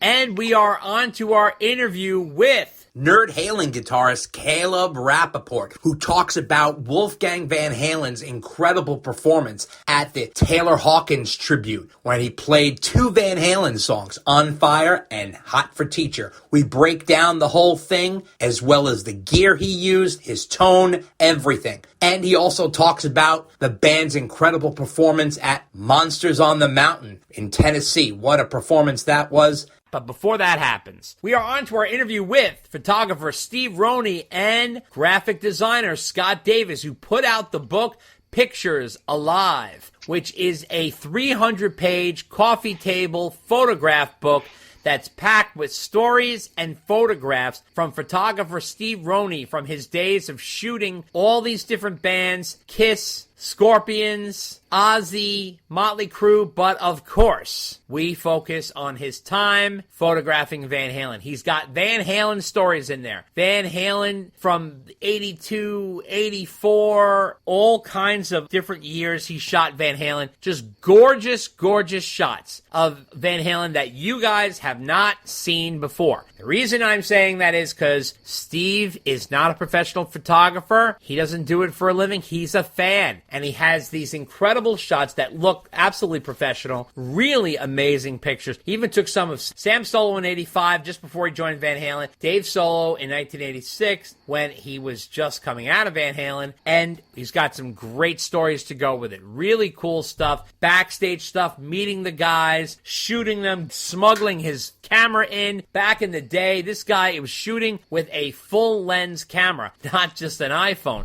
This is back in the day, and the pictures are gorgeous. Really heavy-duty book, and it's inexpensive, but it's something that you guys would not know about, and that's why we wanted to bring it to light for you guys, because it's not published by a big publishing company or this and that. He's doing this himself, and it really is a piece of work. So wanted to let you guys know about that. Steve's a really cool guy. Scott's in the interview, too, and Scott did this great job layering the ticket stubs from the shows, as well as ads from the different magazines and newspapers in the book as well. It really is a work of art for the fans, and we wanted to let you guys know about it. And there's a ton of Van Halen in there, beginning, middle, and end of the book. The discussion is all about the Van Halen shots and his years shooting them. So wanted to let you guys know about that, and that's all coming up next.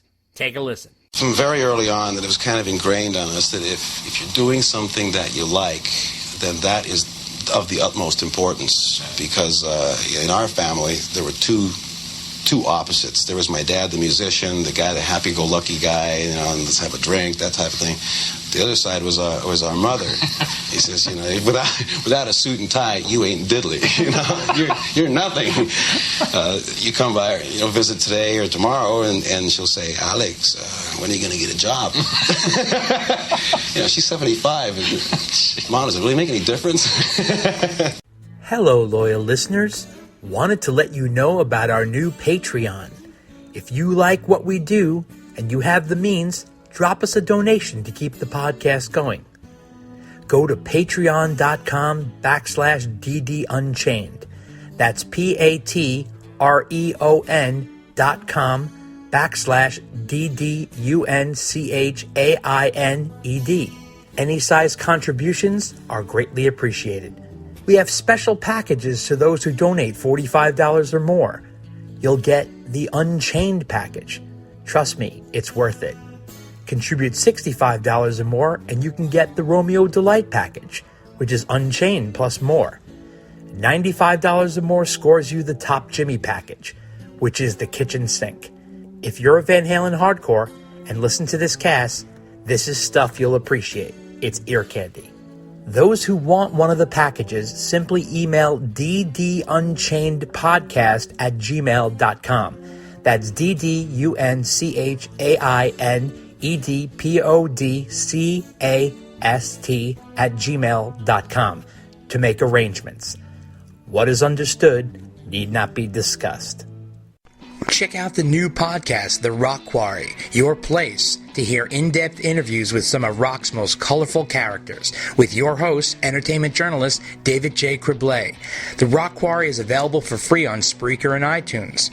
You can check us out on Facebook at The Rock Quarry Podcast, on Twitter at Rock Quarry Pod, on Instagram at The Rock Quarry Podcast, or email us at therockquarrypodcast@gmail.com. Hello, everyone. This is Billy Sheehan, your bass player, and you're listening to my dear friends Dave and Dave Unchained.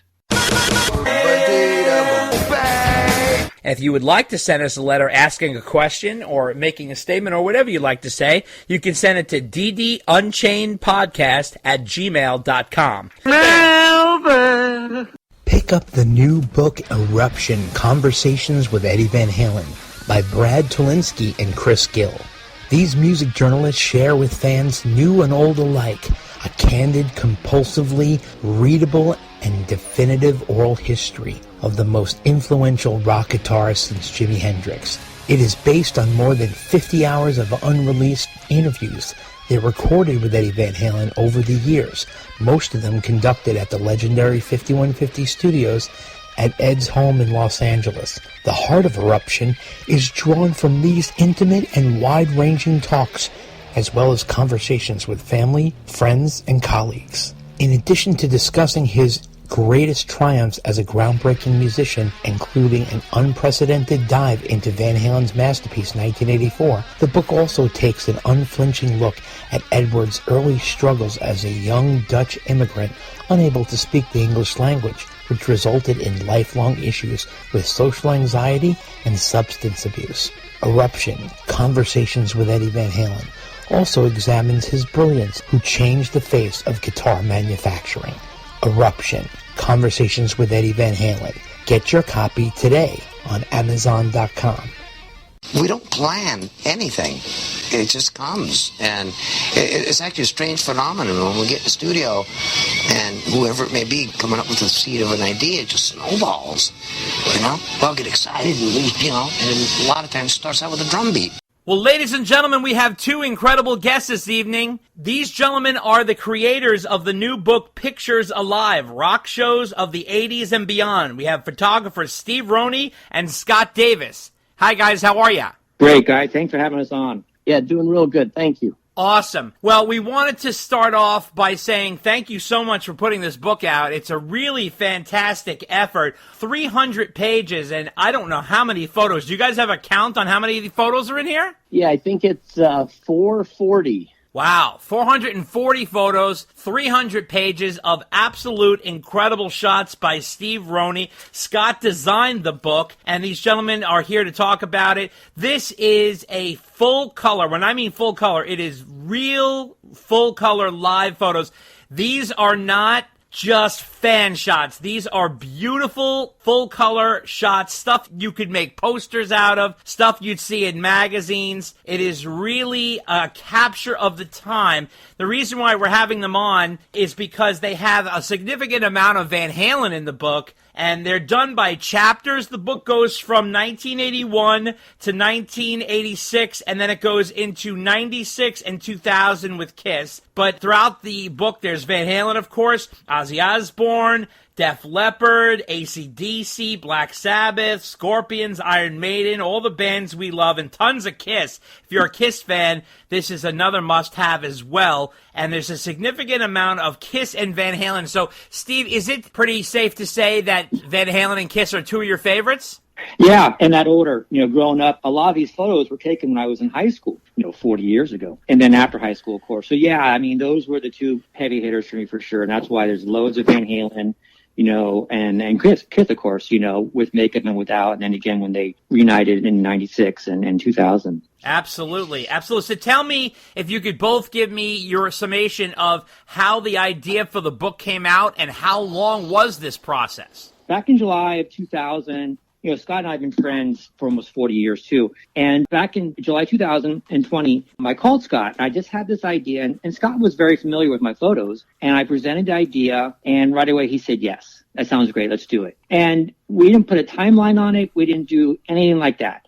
And it took us 2 years. And in that time, we didn't tell anyone we were doing this. We just kind of kept it to ourselves because, especially on my end, I didn't want to tell people we're doing this book on my photos. And then there was no guarantee we were going to finish this thing. Because, we were paying for it, and it just went on and on and on. But it took 2 years. We finally got it done, and we couldn't be happier with it. It was just, and Scott's design skills and ideas, and we would chat every Sunday, because he's in Massachusetts, I'm in California, for 2 or 3 hours, and sometimes during a week. And everything was pretty much done over the phone as far as how we were going to, what photos we were going to pick and how we were going to do everything. So that's how it went down. So, Steve, how to get started with your interest in photography, and specifically what drove you to start taking pictures at concerts? Well, I even say it like in the first page of the book that I was always really impressed with those photos you would see in the rock magazines like Hit Parade or Circus and Cream and some of the other ones. And I took an interest in photography my first year in high school. My dad got me a camera. He saw me take an interest in it. One thing I got to point out is,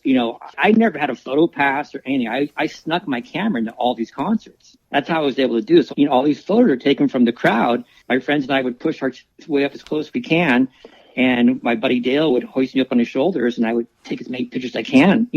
I just would love the fact that if I got any pictures from, a concert, I would just be thrilled with. And they were just for my own personal use. I never sold them or anything. I gave some away to friends. But at one point, after doing this for a few years, I had 160 8x10 framed photos surrounding my walls. Wow. So I would pick my favorite ones from that concert and blow 2 or 3 of them up, and that's what I did. I took my posters down and put the photos up. That's incredible. And Scott, tell me about the design. You have some really cool design in this book. When you open it up, Scott has these cool ads that everybody would see in newspapers for the rock and roll shows, and then he also did a great job with ticket stubs throughout the book as well. Tell us about how that came together. Well, I think fans of the Bay Area know this thing called the Pink section, which was the entertainment section of the San Francisco Chronicle. And every weekend you got the newspaper, you kind of rushed to the Pink section to see what concerts was coming. So that's kind of one of the first clues that you see the coloring of those ads, because we left a lot of the original pink ones in there as they kind of faded to almost like orange at times. I have to tip my hat to Steve. He saved all his ticket stubs,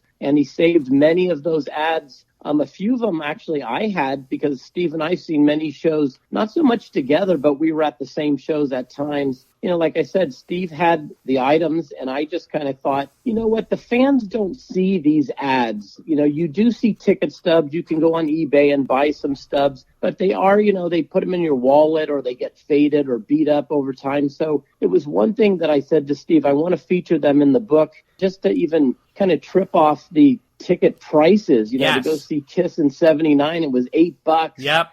By today's standard, it's ridiculous. But again, like another little, bonus was Steve had, the ads. And so I said, again, that's something you don't see as much as the ticket stubs. So I thought we're going to lay them out like you see in the book. And we've got many, many great responses about those 2 items alone. I think it really kind of adds to the whole vibe of taking you back to those shows. It totally does, because this is how we found out about shows. This in the radio. There was no internet at the time. Dave and I are 52 years old, so we're within your age range. and it adds to the flavor of it because you don't see these as much anymore. My God, you don't even see ticket stubs anymore. Everything's on your phone, you know. It's true. It doesn't even. True. I know all the ticket stubs are different, and they're all different colors, shapes, and sizes, and it's really cool comparing the prices. In fact, it's shocking to compare the prices and what you paid back then to see a show. Also, we should note that all of Steve's pictures, these are all from film. Everyone. So it has that beautiful cinematic quality. Believe it or not, that adds to the charm of the era. Because like Steve's pictures and Scott's layout and design all compiles the flavor of the time. Because this book is definitely a throwback. And it really has that incredible quality. And when I say his pictures are of that level quality, like there's so many posters that could have been made out of these photos. Now, Steve, you start off the book with Van Halen and you end the back cover with Van Halen. So, I mean, there's Van Halen in the beginning, middle, and end. There's David Lee Roth solo. There's Sammy solo. So, just to start off, you open the book with the Van Halen story, which made it a really interesting kind of tell. And I was wondering if you could give our listeners just a taste of that. And the unique picture in here is, I'm assuming that's your hand, Steve? Yeah. Okay. Right, exactly. Steve is holding in his hand a unique Van Halen pick. And tell us a little bit about that. Well, that was the first show we premiered in the book in 1981, Van Halen on Fair Warning Tour, June of 81, and it was at the Open Coliseum. And this was one of those rare reserved seating concerts. Almost every other one of my shows, I took pictures of with general admission where we're fighting the crowd. This was reserved seating. And if you look, they were $10. Face value was $10 at that time. Right. I had a friend who scored second row center seats. He scored 4 of them.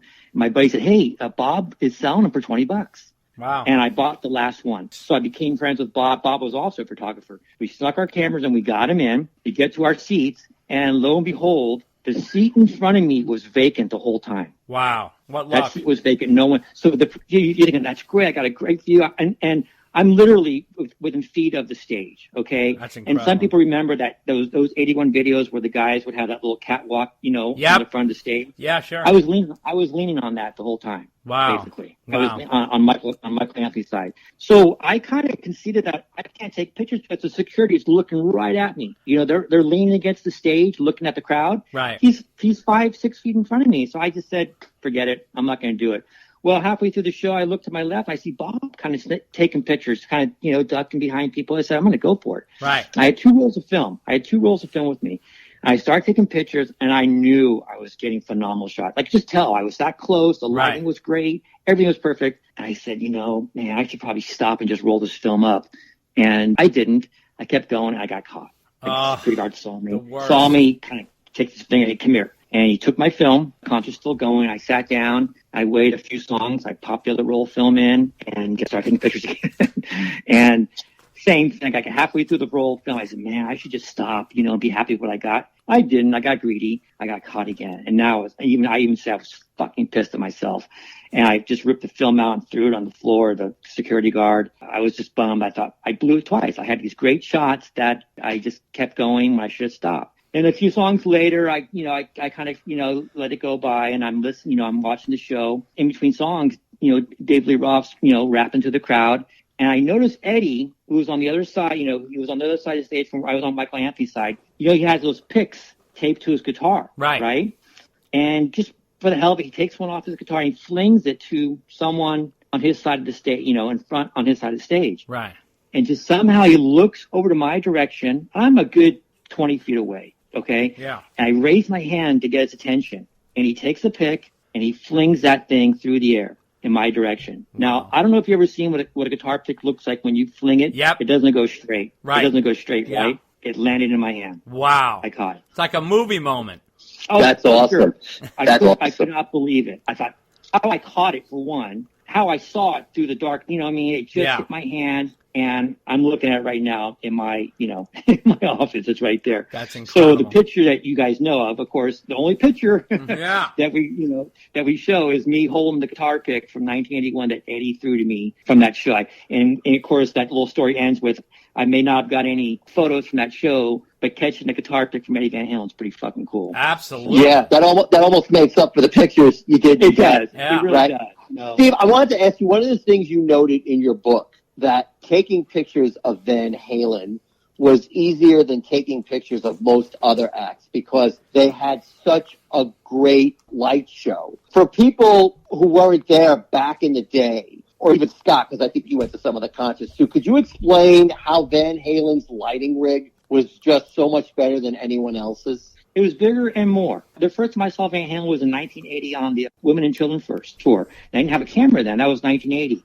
And then 9 months later, they come back to our Bay Area to do the Fair Warning show. Every tour was bigger and more lights. And now taking pictures with film back then with no flash. You got to remember, I didn't use a flash for any of these concerts because a flash would notify the security, would alert them like, oh, what's going on there? I never had a flash. So I had to rely on any bright lights. Dark lights, your pictures aren't going to come out. Bright lights, you have a much better chance. And Van Halen always had big, bright lights. They didn't have any bombs and flames and pyrotechnics going off, but they always had big, bright lights. So with all the Van Halen shows I have in there, I would say they're probably my best shots because they just had good lighting for a photographer. And they're so photogenic for one. Yeah. And as you can tell, they're just great to look at. And I still love them to this day, looking at my photos of Van Halen. It's great. It's amazing. It's amazing how charismatic both Ed and Dave are. It's unbelievable. Now, Scott, were you involved in the process of choosing the photos and pairing them and laying it out, what goes in each chapter and how it all works out? Yeah, Steve sent me a disc of all his photos,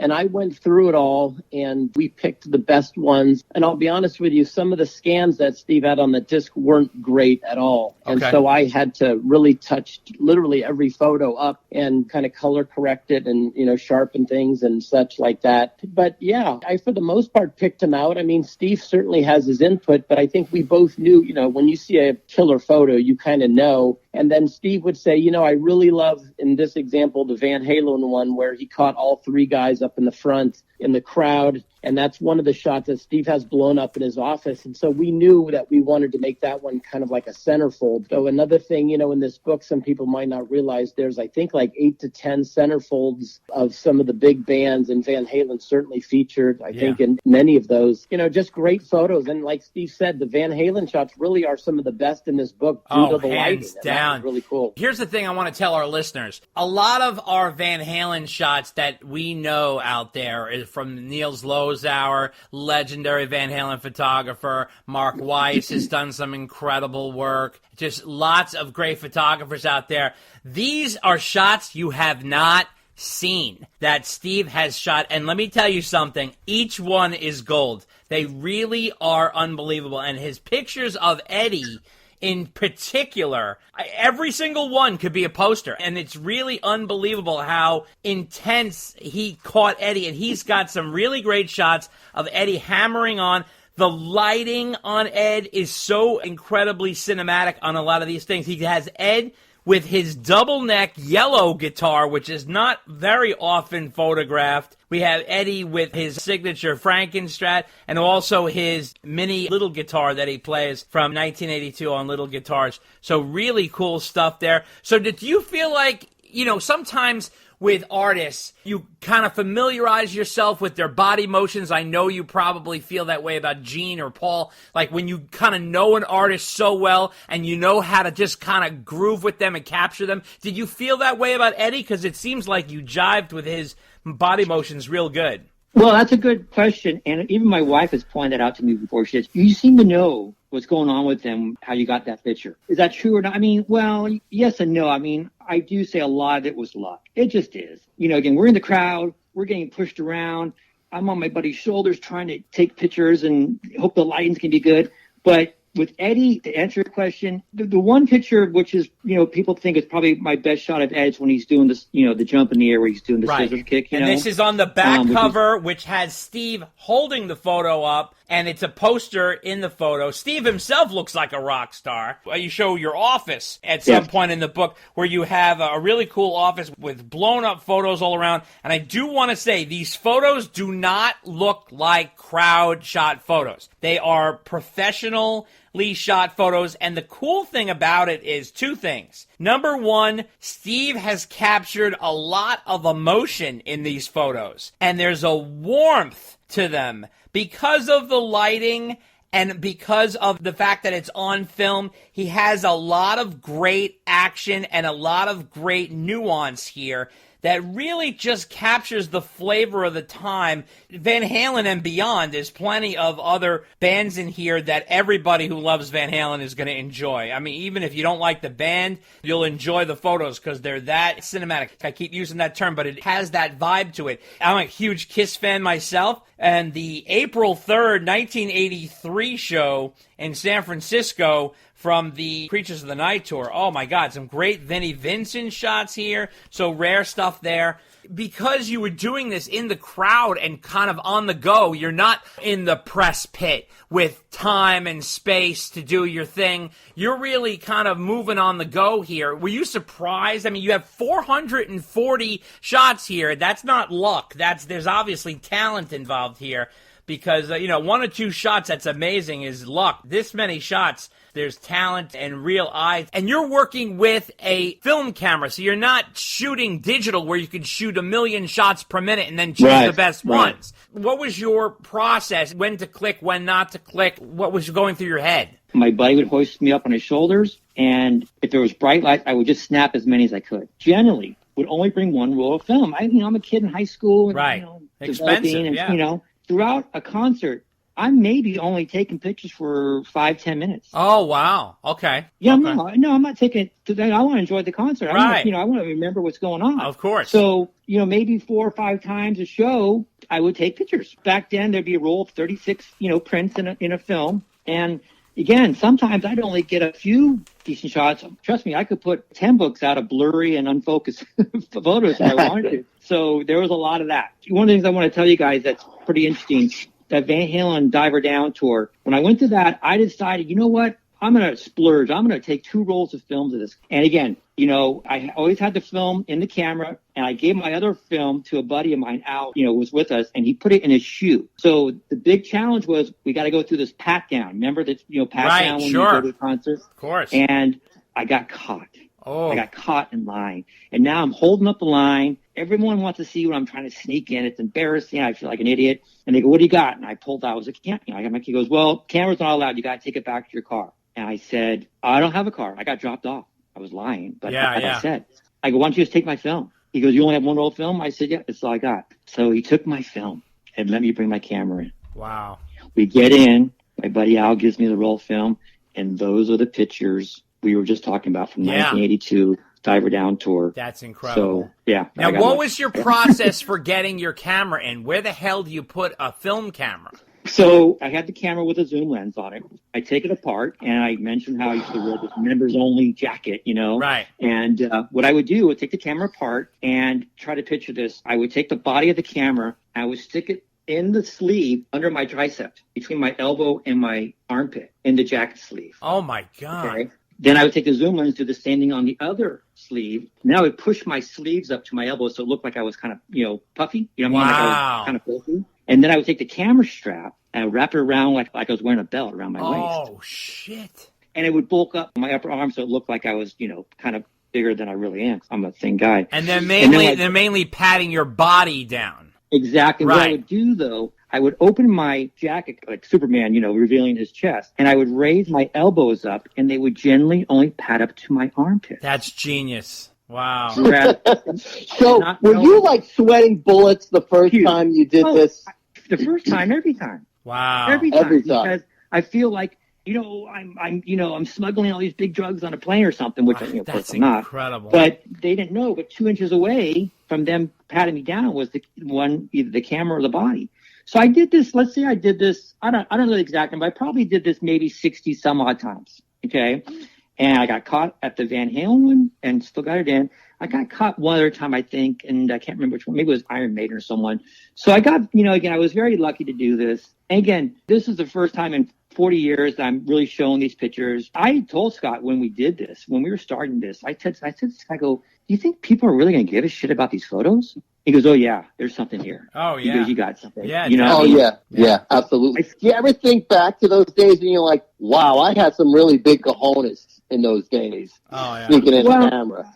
I don't know. I didn't look at it that way. I really did. Again, this was all for personal enjoyment. It really was. Like you guys, we were big fans of these guys. Were heroes to us. Yeah. You know what I mean? Yeah. And they were all in their prime. You know, what, mid, late 20s, Right. maybe early 30s. Some of these Oh, guys, yeah. right? You know, of course, we're teenagers, whatever, but they were in their prime. There was no one bigger, you know, especially Van Halen. There was no one bigger to us than these guys. And, you know, being in the San Francisco Bay Area, we got these concerts that came around all the time. And Van Halen always played multiple nights here. So what I would do is I'd always go to at least 2 shows. They generally play 2, sometimes 3. And I'd take my camera to the first show. If I was successful and got pictures, the next night I wouldn't bring my camera. I would just sit back and enjoy the show. But if I got caught, my backup was, well, I got caught the first night, I'd have another chance the next night to try to take pictures. That's great. But I generally was successful on the first night. One of the things I like about the book is you let the pictures do the talking. It's not a very wordy book, but one of the impressive things about the layout is that you had the set list down for every show that's in the book. So was one of you actually keeping track of the set list back in the day, or is that something you figured out subsequent to you going? Well, you know, Steve and I talked about it a lot. There's a lot of websites that feature the song list. And for the most part, we've relied a lot on those. But then Steve and I would go through one and, you know, he would say something, oh, yeah, Van Halen, you know, I remember they opened up with this. And then I would compare it to what someone else may have posted online. And I'd say, well, theirs is a little bit different. Then Steve would say, well, I know they did this song. So then we would, you know, do a little bit more research, maybe try to find some other websites that had some information. And then what you have, there's kind of the culmination of what we probably about 90% sure of those things with the help of obviously some other things. So now I wanted to ask you, Steve, you went to the 81 Oakland show for Van Halen. That is a legendary show because they shot their videos there for the album. And I wanted to ask you, did you remember seeing video cameras shooting?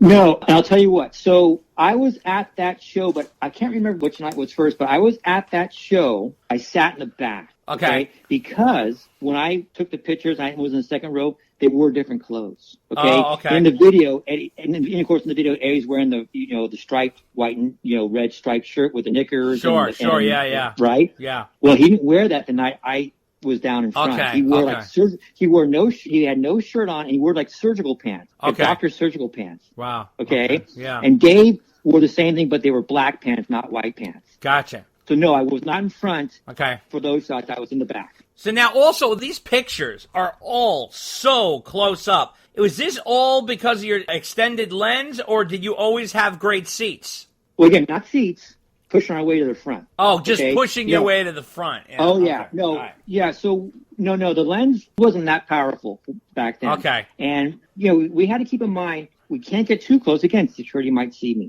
Okay. And you got to remember, back then, and I even say this, being packed in that crowd was like being packed in a sardine can. Yeah. That's what it was like, right? Oh, yeah. We were pretty good. When I say we, my friends and I, we were probably within about 10 to 15 feet of the stage. Wow. Okay. 10 to 15 feet. Now, David Lee Roth told a joke the night you went in 1982. Tell our listeners about the joke and what Ed's reaction was to it. So Dave's doing one of his rants, you know, during in between songs. Right. And I guess some girl threw a bra up on the stage. Right. And Dave picks it up. He says to Eddie, hey, Eddie, is this your bra? Because it's too big to be Valerie's.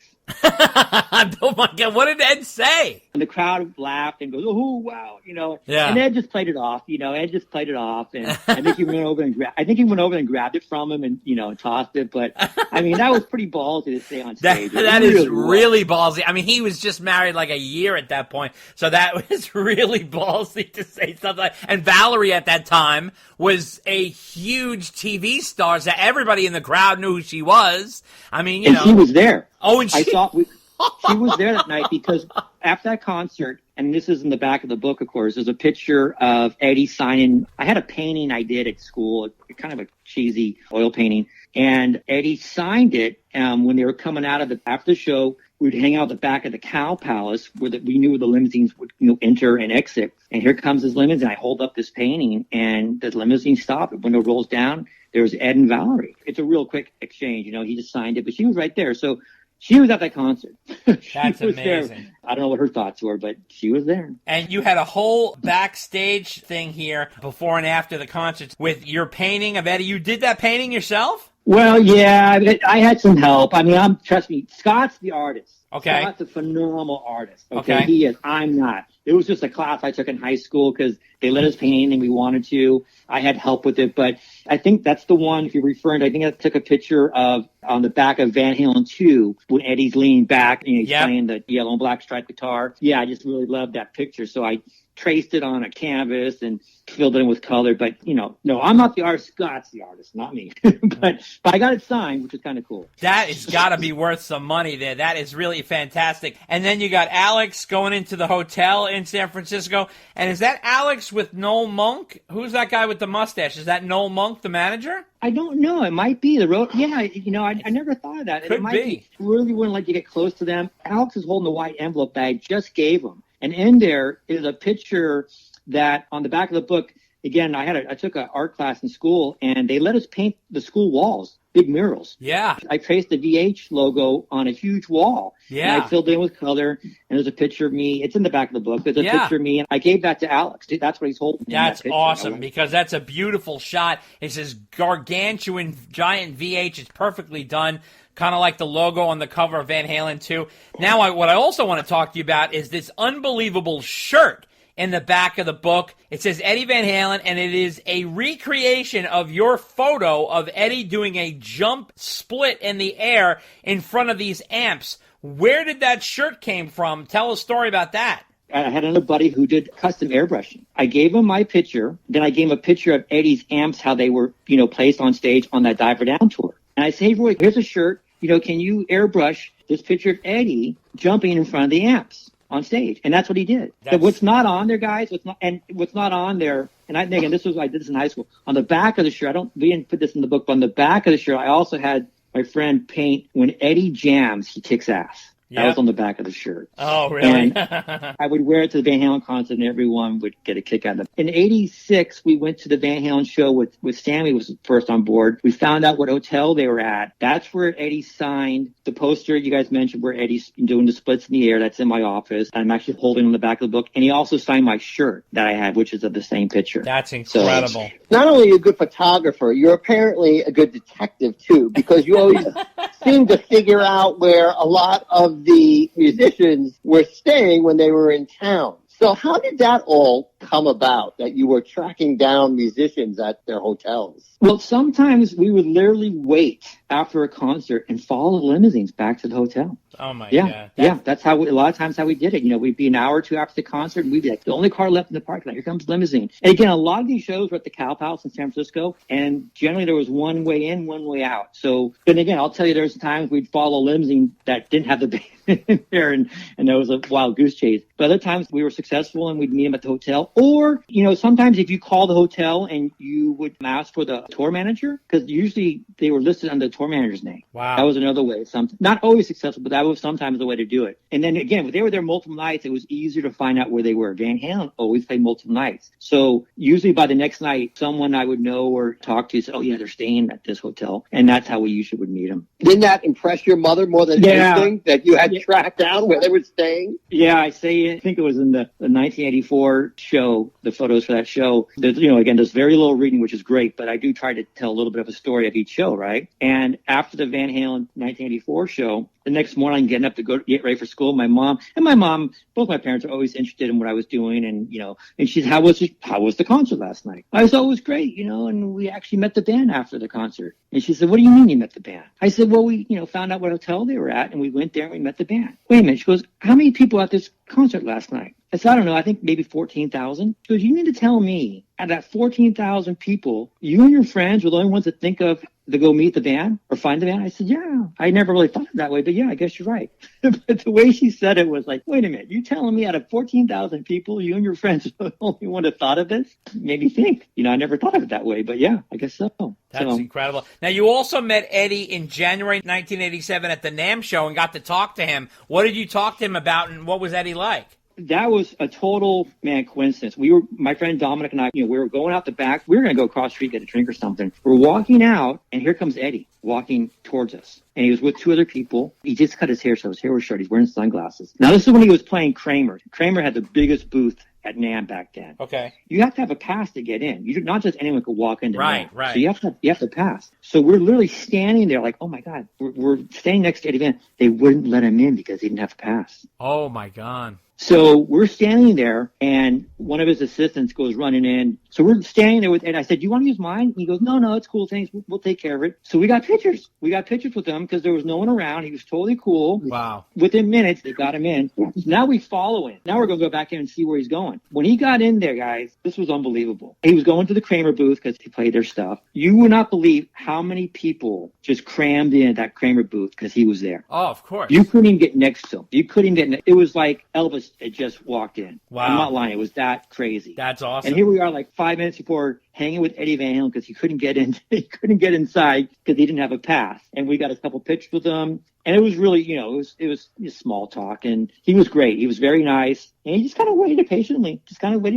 And we thought, well, we'll wait with you. That's okay, cool. No problem. Now, how would you compare Van Halen in 82 to 84? Was it very different? Did you notice a different change or vibe? As far as concert-wise, bigger everything, bigger production. Oh, yeah. The 84 stage was gargantuan. Yeah, just bigger everything. As far as that, no. But if you ask me what was the difference between 81, the Fair Warning show, and then the 82 and 84, okay. I thought they were at their peak in 81. Yeah. I thought that was their peak. Yeah. I really do. I thought there was no bullshit. And one thing I also know that when Van Halen, because they always toured so much, when they started a tour, they were fresh. They were there, man. They were on fire. No pun intended. They were there. When they would play the end of a tour, they were kind of burnt out, kind of sloppy sometimes, just not as sharp maybe. Mm-hmm. But when they started a tour and they started the tour here at Oakland, I think it was the first, second show, man, they were really just on top of their game. It was so tight. It was great. It really was. Your photo spread for 84 is tremendous. It's massive. It's 14 pages, 25 pictures. How did you get that close? And was the big stage a challenge when shooting? I never worried about the stage was too big or too small because we always went to our same location. We were always on the right side. So in this case, on Eddie's side, right.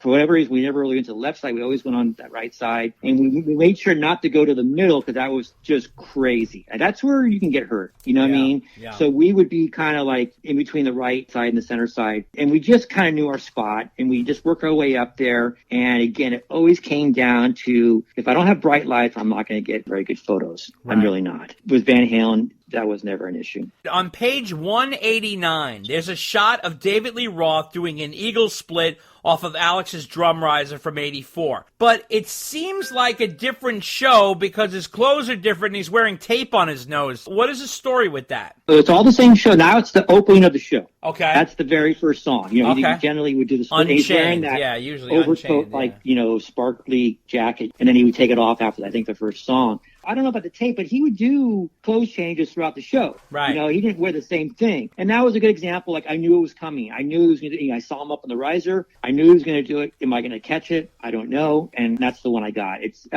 not bad. It's not great, but it's not bad. Yeah, no, it's really cool, but there's some really great shots. Scott, I love the way you paired the section here in the Van Halen 1984 section where you open it up with David Lee Roth with the sunglasses, then you get deeper inside, you got a big one of Eddie, and then you got David Lee Roth doing the split, you got Mike with his hand in the air, right across from Dave with his hand in the air, and then Eddie pinching a guitar solo. I mean, it's nicely paired. It almost looks like it could be a 1984 tour book. It's got that level of stuff, and then he's got these beautiful, sharp shots of Eddie performing in his tiger stripe pants with no shirt on, and he's really going for it. There's a wild, in-the-air action shot of Eddie, which is a full page. Phenomenal. I wanted to ask you about, you put up this one with the banner. I love this. This is stuff you don't see. Van Halen is the best and fuck all the rest. David Lee Roth is holding up this banner. It just gives you the vibe of the times when people used to hand make banners and bring them to shows and all that kinds of stuff. So there's that kind of flow, and there's that inside shot of Ed where he's playing a solo and he's got this elation of look on his face while he's hitting a high note, and there's blue light on his body and red light on his hair. It's tremendous. So tell me about this 84 section. It looks like you had even more to play with for this section. Did you have just an immense amount of shots from 84? Well, Steve had quite a few. And in fact, there's quite a few that, like Steve said earlier, some were blurry. There's only a handful of Michael Anthony because, one, Steve wasn't on that side of the stage. And secondly, some of the ones that we had just weren't, in focus or good enough. But, when I lay things out, I do want to try to tell a story. And, if you have Eddie as what we call the money shot was the first opening page to the spread, we had Eddie featured. And then we really loved that shot of Dave with the sunglasses and the big colorful background. It such epitomizes Dave. And I was at that show, and I remember I was like sixth row, like a sardine, sideways. I could lift my feet off the ground because you were so packed in the crowd. And Dave came out with that diamond-encrusted trench coat, and he epitomized Diamond Dave. And to me, at the time, he was the biggest rock star in my life. And I almost fainted when he was just standing there, still in the dark, still shining like a dime, like he would say. And it was crazy. But, going back to the pictures, Steve had just some amazing shots. Certainly they're heavy on the Eddie side of things. Yeah. But to see the cool pictures of Dave with his hand on Ed's shoulders as they're just kind of chugging one along, or Dave looking over at Eddie with a big smile on his face, it precedes a lot of the kind of the bullshit that happened maybe later on in the band. And it really is them in their prime. And I think that's what's cool. And let's face it, with Ed's passing, it adds an extra special element to the whole book. It's such a homage to him. He passed away while we were working on the book. Yeah. And it changed the whole thing. And not that we tried to highlight him more, it just made it more special. Of course. And so now you also shot Sammy Hagar on the VOA tour, which was great. That's also in the book as a nice bonus here. And as we all know, he had those wild costumes where he was wearing the parachute outfit with the yellow with the red stripe. What did you make of Sammy, and how was he to shoot? I was a huge Sammy fan for the Montrose days. Okay. That's, one of my favorite albums. If I had a top 10, Montrose wanted to be there and Van Halen wanted to be in there in my top 10 albums. Wow, great. Then when he did his solo career in the later 70s, in the early 80s, I was a huge fan of that. So this was my first time seeing him. And this was, I think, was it January 85, way before he was even considered for Van Halen, right? Right, sure. And again, he's playing basically playing in his backyard in San Francisco. He's from the Bay Area. Right. And he's playing the Cowpals. He played 2 shows. So this would be the first time I'm taking pictures of him and the first time I'm seeing him. And, Sammy, come on. The guy's he's phenomenal. Phenomenal singer, phenomenal entertainer. Yep. And he had a great band. Again, I wasn't sure of the fashion design he had for that era, but hey, it's okay, It was the 80s. Yeah, exactly. Right. I think he was in yellow and the rest of the band was in red. Right. To make it worse. Right. Yeah. They all wore the same thing. Yep. And I made a little comment at the end about everything was great, but I don't know what fashion designer told me it'd be a good idea to wear these crazy jumpsuits. Anyway, but he was great. And then really within about 6 months, it was announced he was going to be in Van Halen. That's true. Yeah, and it's crazy. funny because what's interesting about that, in your little intro to Sammy section, you mentioned this, and Dave and I talk about this all the time. Sammy, as great as he is, and we love Sammy, as a solo artist, he had a very spotty fan base. He was hot in some areas where he would do multiple nights in an arena, and then other areas he couldn't sell tickets. What do you make of that? That was sort of like he's hot in St. Louis, he's hot in San Francisco, but then, he comes more to like the East Coast and he wasn't so hot. What did you make of that? You made mention of it in your intro. Yeah, and it's funny because of course back then when we're seeing him in concert, we didn't know that. We didn't know how, other than the Bay Area, we didn't know how popular he was throughout the rest of the country, right? Right. And this was, Sammy's words that he would say, for some reason he was so popular, in Louisiana or somewhere. Sure. And other places he wasn't. And so I don't know how that came about, but he really, really made his mark once he joined Van Halen.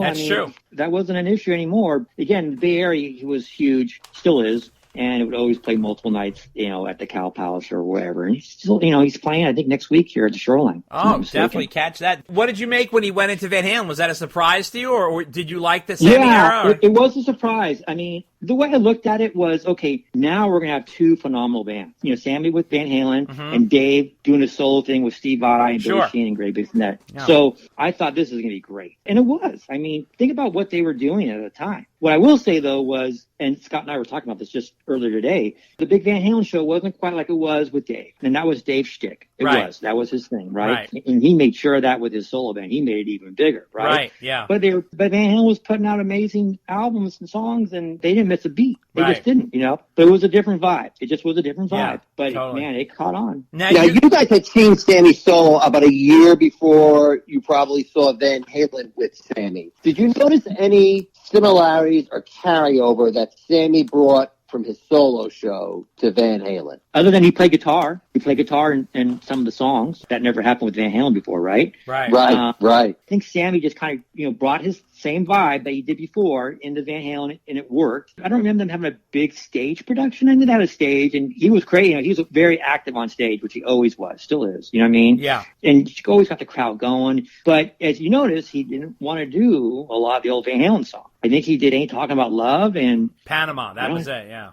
And Panama, you're right, Yeah. Panama. And, he didn't want to do Jump. You think about that. That's another ballsy move. They have one album out with Sammy, a shitload of songs with Dave, but they only played two, I want to say they maybe did one Mantra song. I think they did Make It Last. I'm not Yeah, they positive. did Make It Last, and they also did You Really Got Me, which is technically a Kinks song. So Exactly. Yeah. So he can say that's a Kinks song, not a Yeah. Van Halen. The reason that happened is because Sammy brought his manager in to manage Van Halen, who was Ed Loeffler, and Ed, in my opinion, and Dave and I share this, kind of feel there was some sort of negotiation behind the scene, because if you look at the set list, it's 2 Sammy Hagar solo songs, it's 2 old Van Halen songs, then it's a Sammy cover and a Van Halen cover, and then the whole new album with the exception of one song, and then all these solos. They had a bass solo, a drum solo, a guitar solo, then they had a guitar duel. It was like they were filling time a little bit because Sam did not want to do the Van Halen songs, and like I said, that was my first show for Van Halen, 1986 5150 tour. Although I loved the show, loved the album, I came home and said, I really cannot believe how little old Van Halen they played. It was like shocking. And, it was amazing. So I wanted to ask you, did you see the 5150 tour, and did you ever shoot it? I did see it, and no. By then I was kind of done taking photos. Really? I was kind of done. I had Sammy. I had everyone I really wanted, but I didn't have Dave Lee Roth's new band yet. That happened later in 86, and I wanted to try to get that. So that was really the last show I got. I remember I had plenty of Van Halen shots I was more than happy with, of course, with Dave. I had Sammy solo that I was very happy with, and I just got to a point where I was getting multiple pictures of shows that I already had. Okay. So I just got my favorites. Again, I wanted to get that Dave solo tour, and I did. I was very happy about that. And then I was basically done for 10 years until Kiss reformed and did their thing. Of course, that's incredible. I'm going to talk about that. You have shots in here from David Lee Roth, December 13th, 1986 in San Francisco. Some great shots of the Eat 'Em and Smile tour. Wanted to ask you about that. What was that show like for you? How was that to shoot in comparison to Van Halen? It was very similar because, again, Dave had this huge stage, huge lighting, but I really wanted to try to get pictures of Billy Sheehan and Steve Vai, who I hadn't had before. And this might have been my only opportunity to do it because Billy Sheehan wasn't on the following tour a couple years later, and then I was definitely wasn't. I went to that show, but I didn't take pictures. So I really was trying to hoping to get pictures of the show, but it was very much in the Van Halen vein. It very much was, as far as everything. But it was great. He had something to prove. He was on top of his game. He sounded great. The band was tight. The band was having fun. It was very good. I remember that Eat 'Em and Smile show was a great show. Right. It really was. What did you make of Dave's weave? His weave. I didn't want to comment on that. I left that alone. Okay. I wasn't going to go there. Okay. You know what? He looked great. It never fell off. It never got crooked. He looked great. So now let me ask you, got to tell our listeners the Steve Vai story, which I thought was unbelievable. If you could give them a little taste of that story. So the concert was December 86, right, Scott? Is that right? Yeah. December 86. So at that time, my job was I was a parking attendant at Fisherman's Wharf in San Francisco. Right. So I parked cars. Right. And it was a huge lot. And this is probably, I don't know, 3 or 4 or 5 months later. One night I was there and I was working what was called the bottom end of the lot. People are slowly leaving. Usually I have to direct them, okay, you go, just keep driving up to the very end. That's where you're going to pay. Here comes this car. They come right towards me, okay? And it stops and the guy holds the ticket up like, do I pay you? And it's Steve Vai, I guess his wife, and then 2 old people in the back, which I had to assume was probably his in-laws. Right. I played in bands back then, and my band I just played the night before, so I had all my equipment in my truck, and we had demo tapes and everything. We start talking, and he's got the engine running the whole time. We talked for probably 20 or 30 minutes. Wow. About music. Couldn't have been more down to earth, cooler than you could imagine. Wow. Right? And I'm not gushing over him like, oh, Steve, you're the best thing ever. Right. I was just talking like a regular dude, regular musician. Right? Musician. I was trying to at least, right? Right. And he was giving me advice, guys. He's giving me advice what to do with my demo tape. That's amazing. You should talk to this person or look up this person, that person. This is what I did. He's telling me everything he did with his first demo tape. That's incredible. And how it worked for him, right? So after this great conversation, and I'm trying to keep my cool, which I thought I did an okay job. He goes, hey, so do I pay you for the parking? I said, no, man, you got to drive up the end. But I'll tell you what, I'll take care of your parking if you take my demo tape. Right. He goes, no problem. He goes, but my demo tape's in my truck, which is at where you have to exit, it was a good 100 yards away. I'll have to go with you. He goes, okay, hop on. I said, what? He says, hop on the hood. So I hop on the hood of his car. If you're wondering what kind of car he had, it was a rent-a-car. Right. So I hop on the hood. On the driver's side, my legs are kind of dangling by the front wheel, right? Right. I'm holding on to the antenna. It's nighttime, too. Driving through the parking lot. He's got his head out the window so he can see where he's going because I'm blocking his view. Right. Right? So here's Steve Vai driving with his head out the window. I'm sitting on the hood, holding on to the antenna for dear life, right? We get up to the end. I give him the tape and we say, nice meeting you, blah, blah, blah. And he drives away. Now, what I'm going to say next was not supposed to be in the book, but I love it so much we had to put in the book. So a lot of times when we work on stories with Scott and I on the phone, he would write it up and send it to me and then we would go over it with a fine-tooth comb. Well, Scott put in there, he put everything I said, pretty much word for word, but at the very end, Scott put in there, it was supposed to be for my viewing, was I gave my tape to Steve Vai, as he's driving away, I see my demo tape fly out the window of his car. Okay.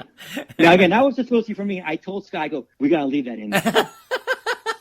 We got to leave that in there, but we got to put, no, that didn't really happen. Right, no, yeah. It didn't really happen, but would have been funny if it did. Yeah. Okay. Yeah. So that was our kind of inside joke that we wanted to share with you, but that's Scott's doing. Scott put that in. That wasn't me. Scott put that in there for my enjoyment. I said, that's so cool and funny. We got to clarify. No, it didn't really happen. Yeah. But, it would have been funny. That's so awesome. I thought that was awesome. I literally laughed out loud. I know. I love that. It was like a scene out of a movie. I did too. That's awesome. Great. What was really cool about working with Steve, we put all the shows in chronological order, and then Steve would tell me the story, and he would say, oh yeah, this one we ended up chasing Judas Priest's limousine all over the city, and this and that, and we would be doing imitations of the band saying what they said or the way Steve recounted it. And so, then sometimes we're going off and hey, wouldn't it be weird if this happened or that happened and this and that? And that was a perfect example. We just threw this one in there, and like I said, I sent it to Steve waiting for him to comment, and then he says dude, we got to leave that in there. And we laugh every time we read it. It's still to this day. It's funny. Yeah. That's awesome. Great. And where did you guys come up with the title? It's called Pictures, Alive,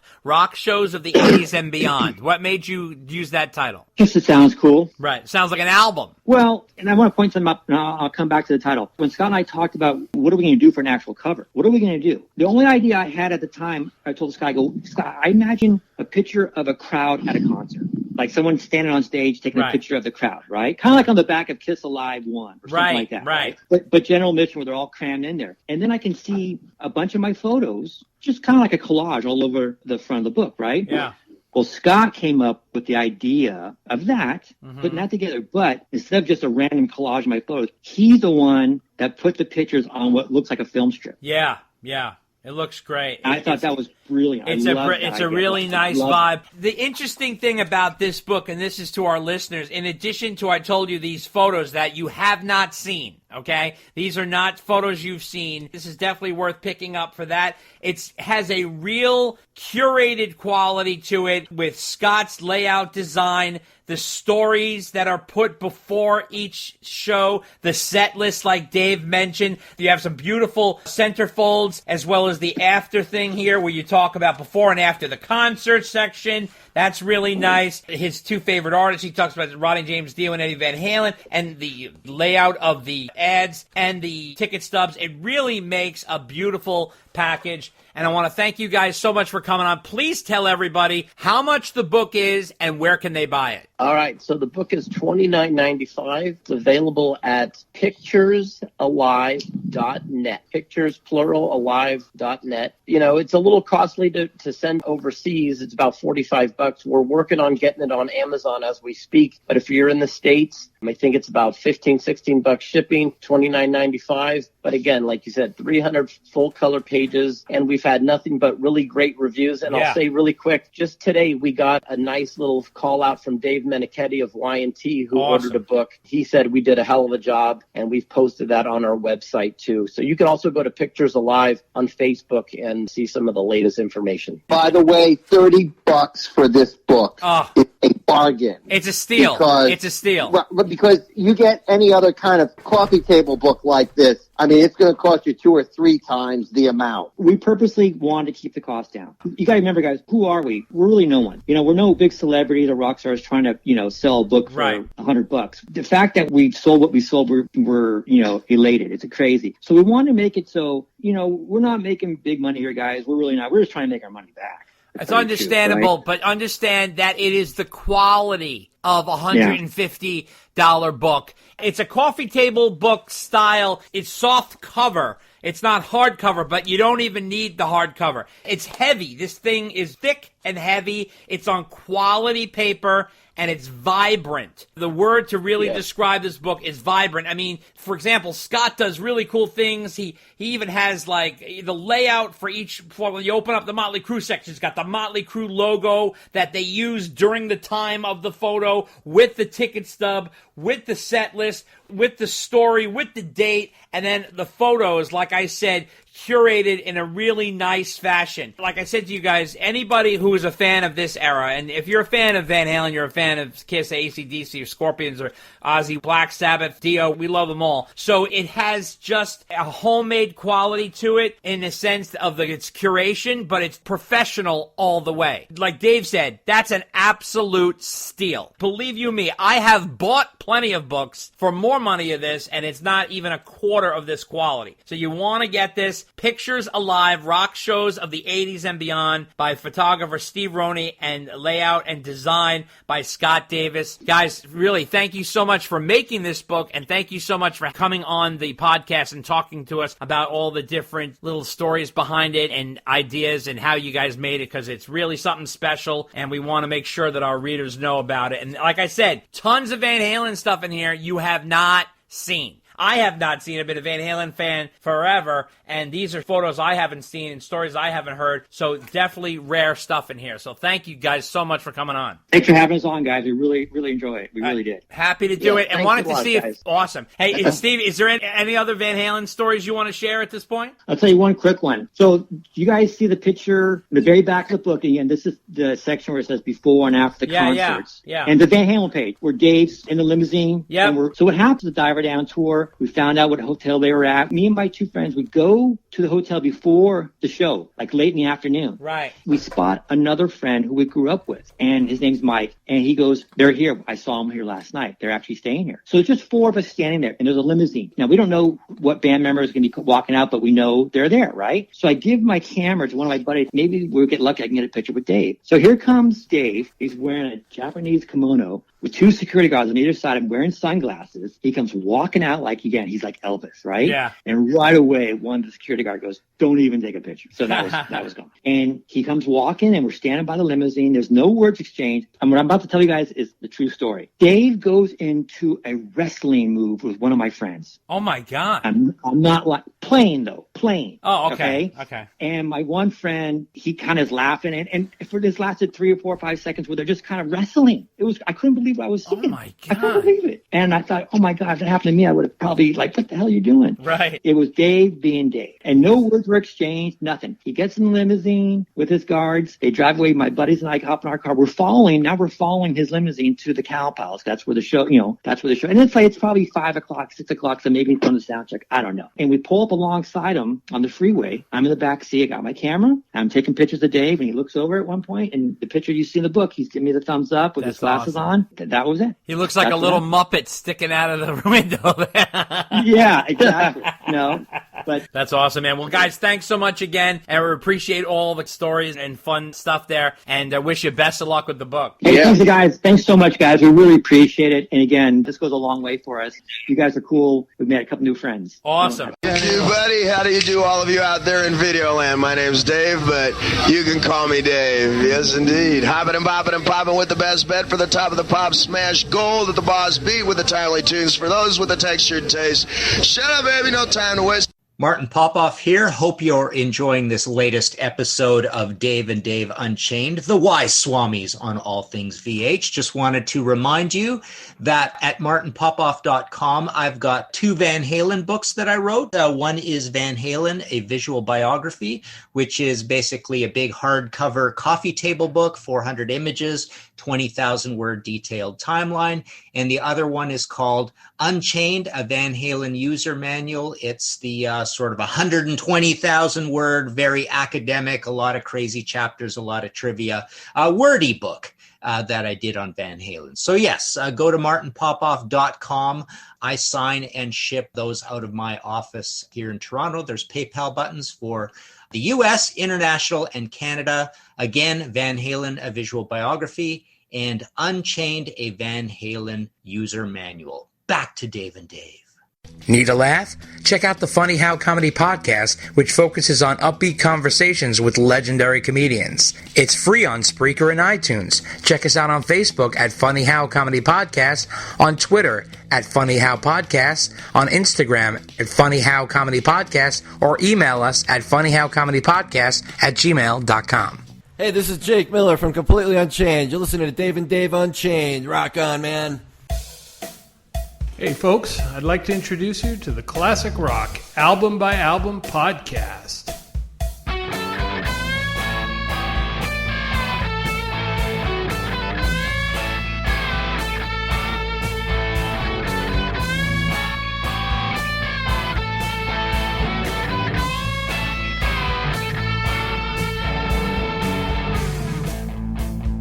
Welcome to the Classic Rock Album by Album podcast, where no stone is left unturned in the show's epic quest to review and dissect every single rock album ever made.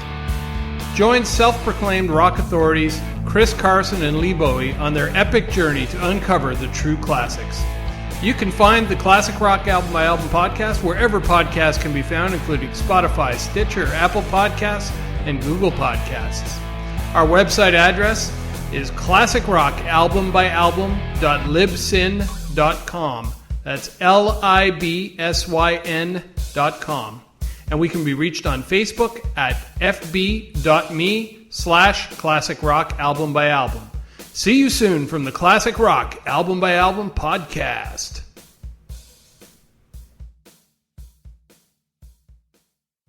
Take a trip to the rock concerts of the 80s in this new full-color 300-page book, Pictures Alive, filled with never-before-seen photos.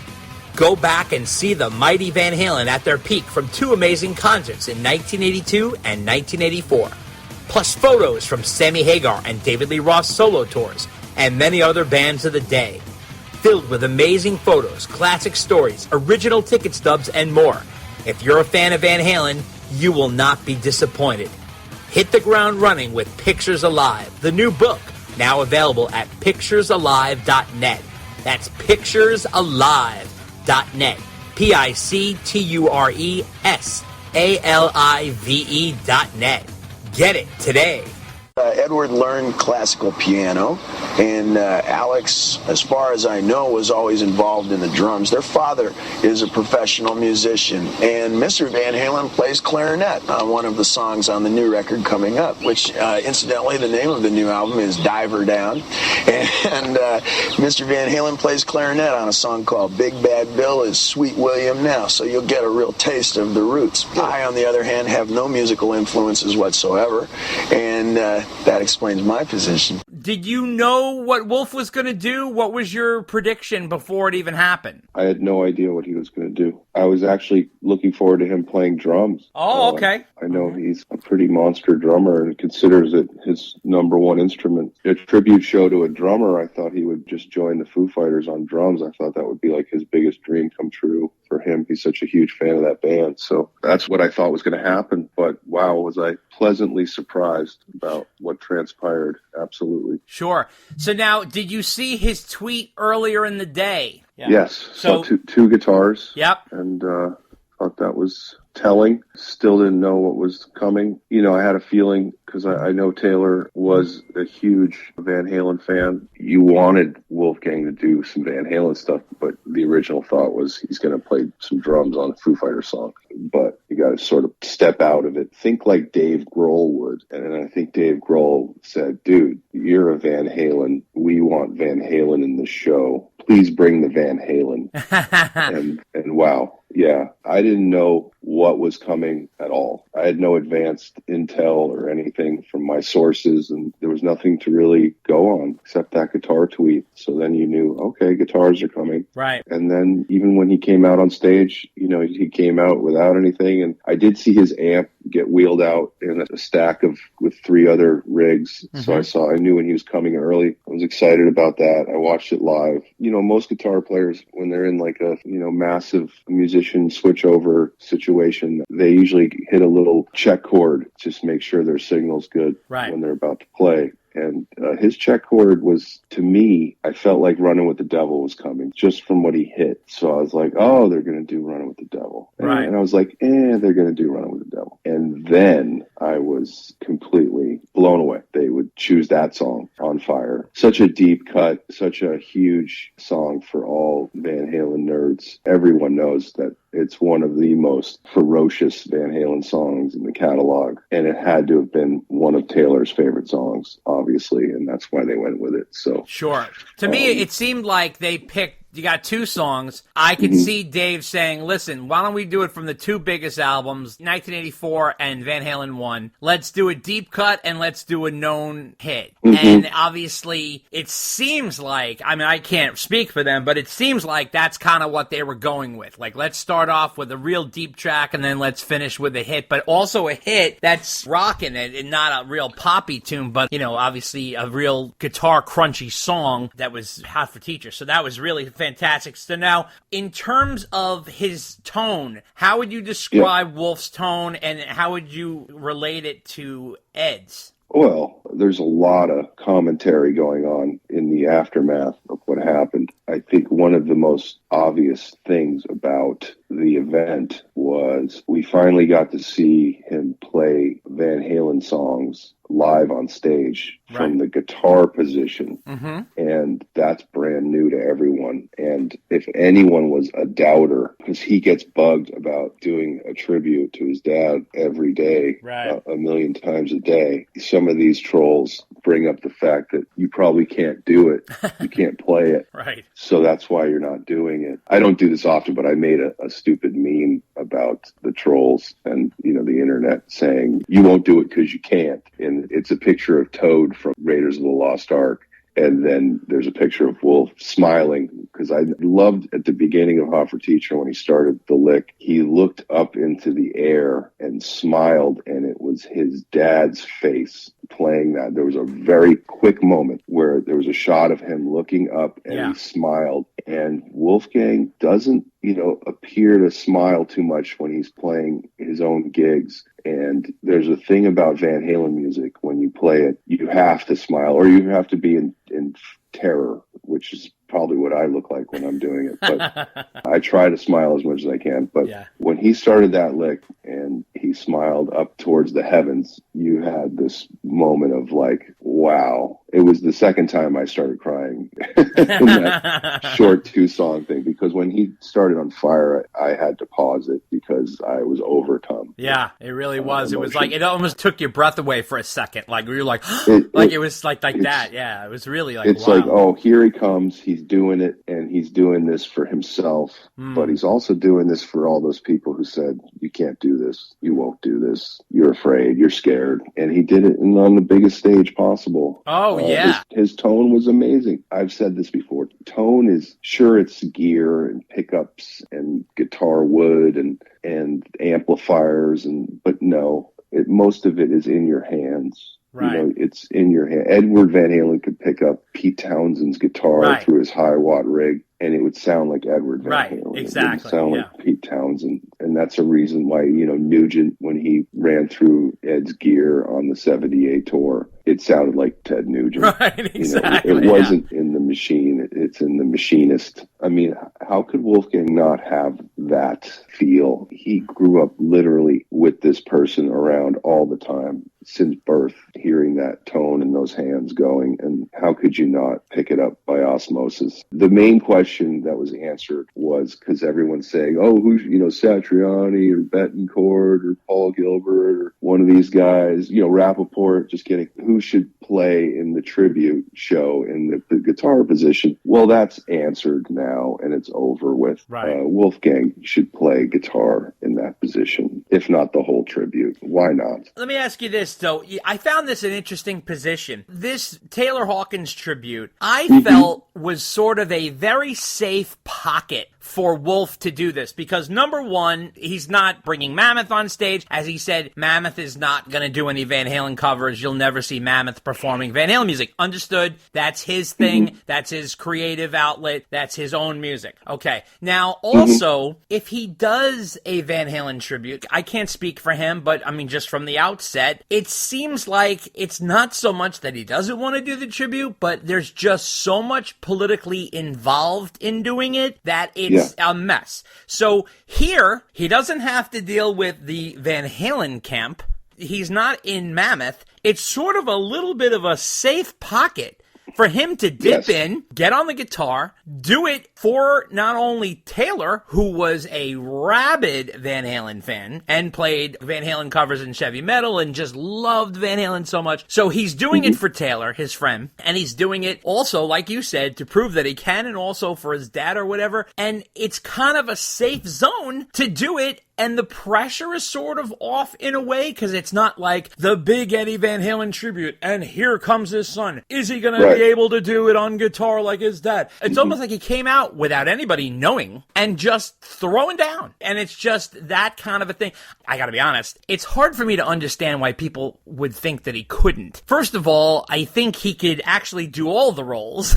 He can play Alex's drums. He can sing Mike's background vocals. I mean, he could pretty much do anything. And Ed told us, he said, this kid is dangerous because he can do everything. And he said it. He said it years ago. He said it right on the radio air. And he said it straight out. And he said, this kid scares me because of his talent. Now, we all know Ed could play drums and Ed could play bass. And, Ed could, sing to a certain degree. But not like Wolf. Wolf can really sing. And he can really play drums. And he can play keyboards and guitar and write. He can do it all, which is, I think the Mammoth album says all of that. I think the positive thing, there were many positives in the tribute the other day, but the real positive thing for Van Halen fans is that was kind of like a roadmap for Wolf. If he's going to do it, he just learned how to do it. He found out a way. Dave Grohl showed him the way. If you're going to do something, you can do it like this. Right. And I think Dave Grohl had a big impact on Wolf over the years. I think it's his favorite artist. Oh, yeah. I mean, he plays the hollow body guitar, electric guitar, I think because of Dave Grohl. Right. He wears that black wristband, because of Grohl.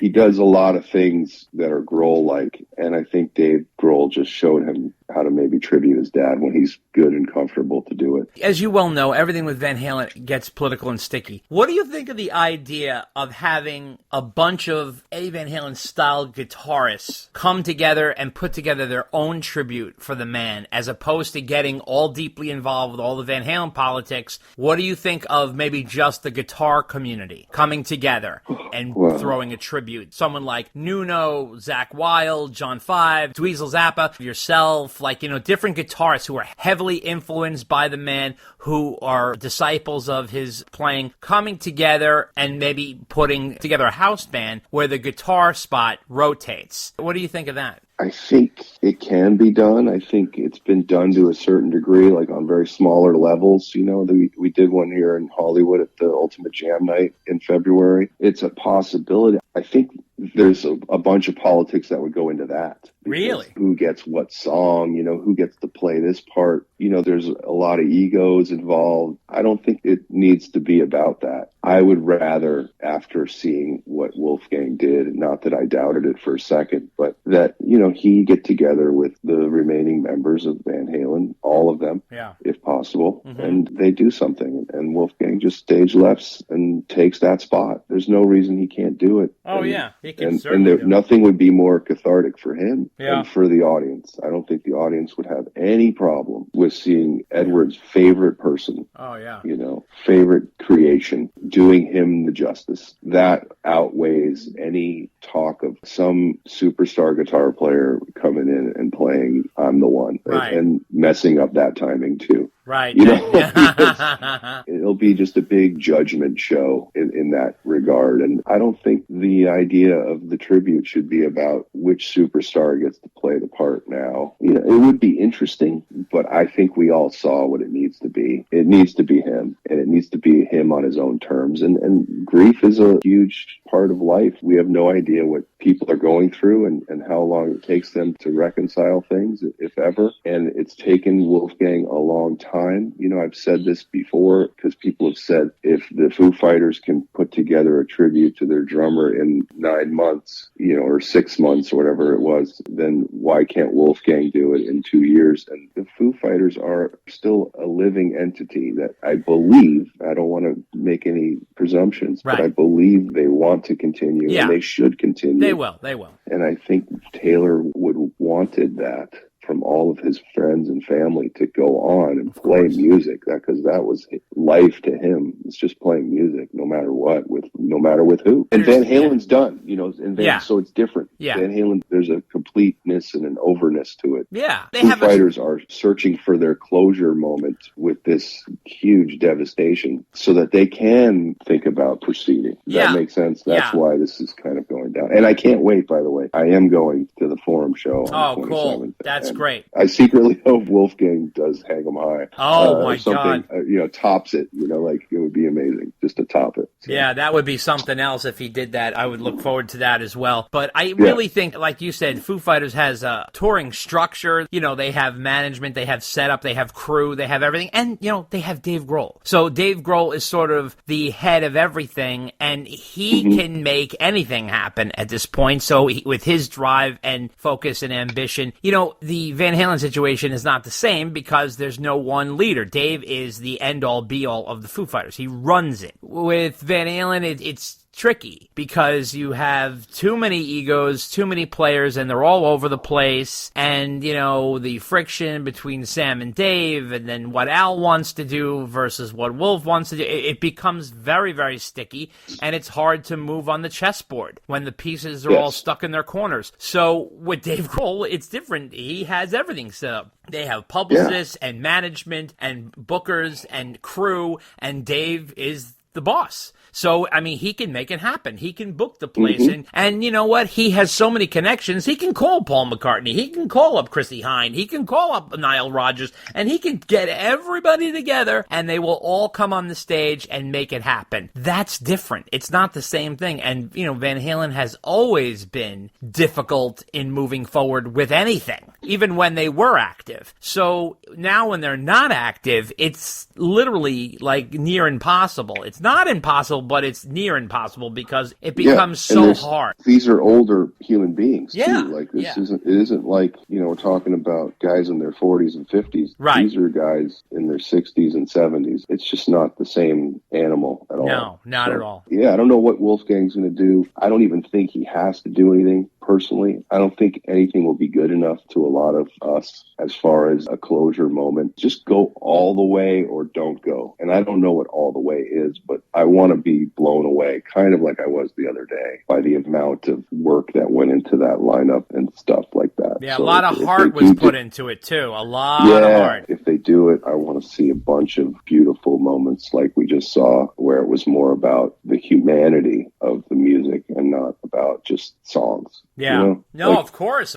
There's a lot of stories going on that stage Oh, the yeah. other day, and that Yeah. was really cool. Yeah, So, and like you said, it was a moment. Tell me about the guitar that Wolf was playing. I know it looked like Eddie's, but not necessarily was Eddie's. If you could speak on that for a minute. yes, he has been developing prototypes of a new guitar for himself. He's named it the SA-126. The SA stands for semi-acoustic. Okay. Because it is a partially hollow body guitar, like a 335, which he used on his records mostly. And I believe he likes that guitar because he's such a Dave Grohl fan. Okay. That's what Dave Grohl plays. Right. So he wanted to develop something for himself with the EVH brand that he obviously co-owns with Matt Bruck and runs for his father. So these guitars, I think he has 3 that he uses on the Mammoth tour, the last leg since March or late February. He's been crash testing them, he calls it. There's one of them that's white, a lot of relicking, and it matches the Wolfgang that Eddie used on the last 2015 tour, primarily his main guitar on that tour. So they made one of these SA-126s to resemble that guitar. And the SA obviously stands for semi-acoustic, and the 126 is Edward's birthday. Oh, January cool. 26th. Those are the guitars he's developing. I'm sure EVH will release them at some point. It's only fitting that the brand goes on,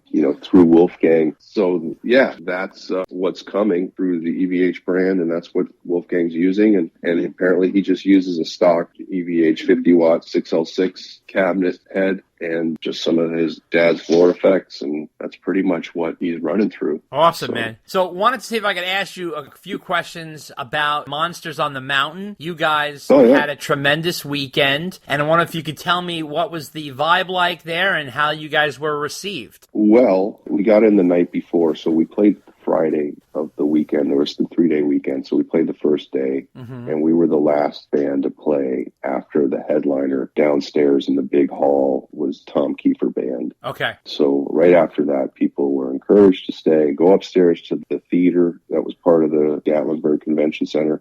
Probably held around 1,500. A nice room. Richie Kotzen played earlier in the day there. So we sound checked during the Extreme set. So I wasn't able to see Nuno play live, something I've never done. I was looking forward to. But to tell you the truth, personally, it was the most nervous I've ever been in this whole Nerd Halen experience, just because of the amount of talent in the room that day, in the area. I knew it was a big show for us, and there would be a lot of people. And I was hearing from a lot of crew. There's a lot of crew involved with the Monsters of Rock cruise and the Monsters on the Mountains. A lot of them were saying how, like, all anyone is talking about is how they're going to see Nerd Halen at the end of the night and how much they were looking forward to it. That was blowing my mind that we had such a buzz going in, but also created more anxiety because then we had to bring it that much more because, that meant a lot more people than just rock fans were going to be in the room. And I had a feeling there were going to be a lot of the bands from the day watching us too. Sure. So it just created a whole, level of anxiety I did not anticipate, but was definitely building up. Usually I'm pretty loose and pretty excited to play. On this night, I was kind of like, can we just get to it so that I could get into the moment and then get there? Sure. When you have a long day like that, you just want to get to your moment. The waiting part is really what makes you crazy. So that said, earlier in the day, I went down to the hall or before anything happened, and the Extreme guys were on their stage about to sound check. This was probably the coolest moment for me, was that I was standing down off the stage. It was a stairway up about 8 feet to the stage, and I was just standing there, and Gary is just milling about, and he's walking around, and he looks at me, and he points, and he smiles, and then he comes running down the stairs and reaches out his hand and says, "Hey, I love what you're doing, and I love how you're doing it." And I was just completely floored. I think what I said was, "You know me?" It was very emotional because, this whole experience with Nerd Halen it's going a little bit better than I thought it would. Of course, you want it to be successful when you mount some sort of idea and want it to be something huge, obviously. But there are a lot of things transpiring within it that you didn't think about, like, oh, that would be cool if that happened. So when Gary Cherone, the third singer of Van Halen and the amazing singer of Extreme and just an amazing artist in his own right, has been tracking you, that to me was something I never really thought about happening. When he came up to me, I didn't know how to handle it. So I did kind of start to weep. To be perfectly honest, I told him a little bit of my story and how, obviously I met Edward when I was 13 and it changed my whole life. He, used to live with Eddie, so he obviously has huge feelings for the man. And so I did ask him in that conversation, because I had tried to reach out to him prior, but he, I guess, didn't see the messages or didn't, whatever. I wanted him to come play with us, and we were going to work up Without You if he agreed earlier, because that song's so difficult. Right. But I didn't want to work it up if he wasn't going to be there, so we didn't work it up. So I said, would you come join us for Ain't Talking About Love?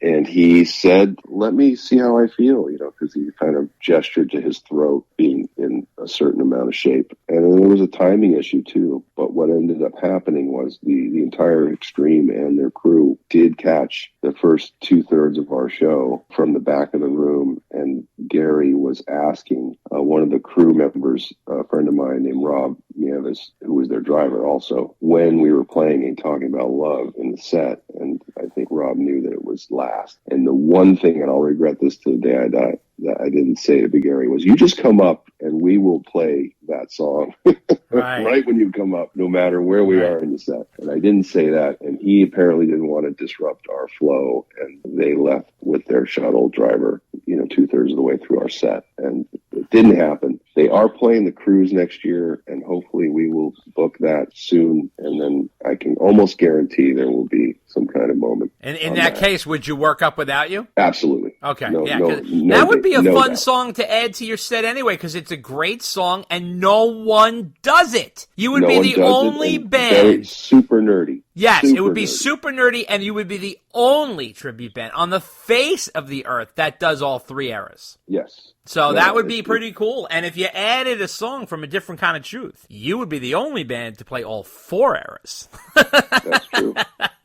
So think about that. I Maybe think she's the Without woman. You and Honey Baby Sweet. Oh, yeah. Go in the set. I can see Hal having fun with that lyric, too. That's a kind of a fun lyric one. And that's for sure. And now you guys had some heat coming off the Monsters of Rock cruise prior to Monsters on the Mountain. You had buzz coming off of that. You had buzz coming off of Monsters on the Mountain. Are you starting to see more opportunities open up, more people calling you, more visibility for Nerd Halen? Yeah, there's definitely messages I'm getting and bookers interested, and it's picking up. There's definitely a buzz that comes with that kind of event. The good thing about the whole thing was we played really well and the crowd was really receptive, and it's the first time actually in the 20 shows we've done, which is really all we've done in the last 3.5 years. It was the first time I actually felt the audience after each song, where you can actually feel the energy from the roar. And I'd never felt that on stage, period, playing music. So that was the coolest thing about the whole event for me, was the reaction of it. Everyone was really excited to be there and to be a part of that experience. And it was great too. We had Sean McNabb sitting in with us for that weekend. The band really was firing. That went really well. And then we,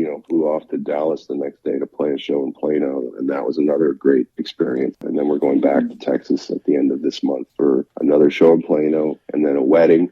Wow. You're playing a wedding. We're playing a wedding. Someone hired you to play Van Halen music throughout their entire wedding? A super fan of Van Halen, and the bride is a super fan of Fall Out Boy. They're having a local Fall Out Boy tribute play called Y'all Out Boy, which I think is genius. And they're having Nerd Halen and a DJ. So we're getting 90 minutes, and the groom is going to play with us on Feel Your Love Tonight. We're going to change the lyrics to He Can't Wait. He's actually going to play second guitar and sound check with us. He could do anything with us, by the way, just with the amount of money we're getting for the show. So it's going to be a fun day, and I'm looking forward to it, even though I'll be interested to see what the audience is.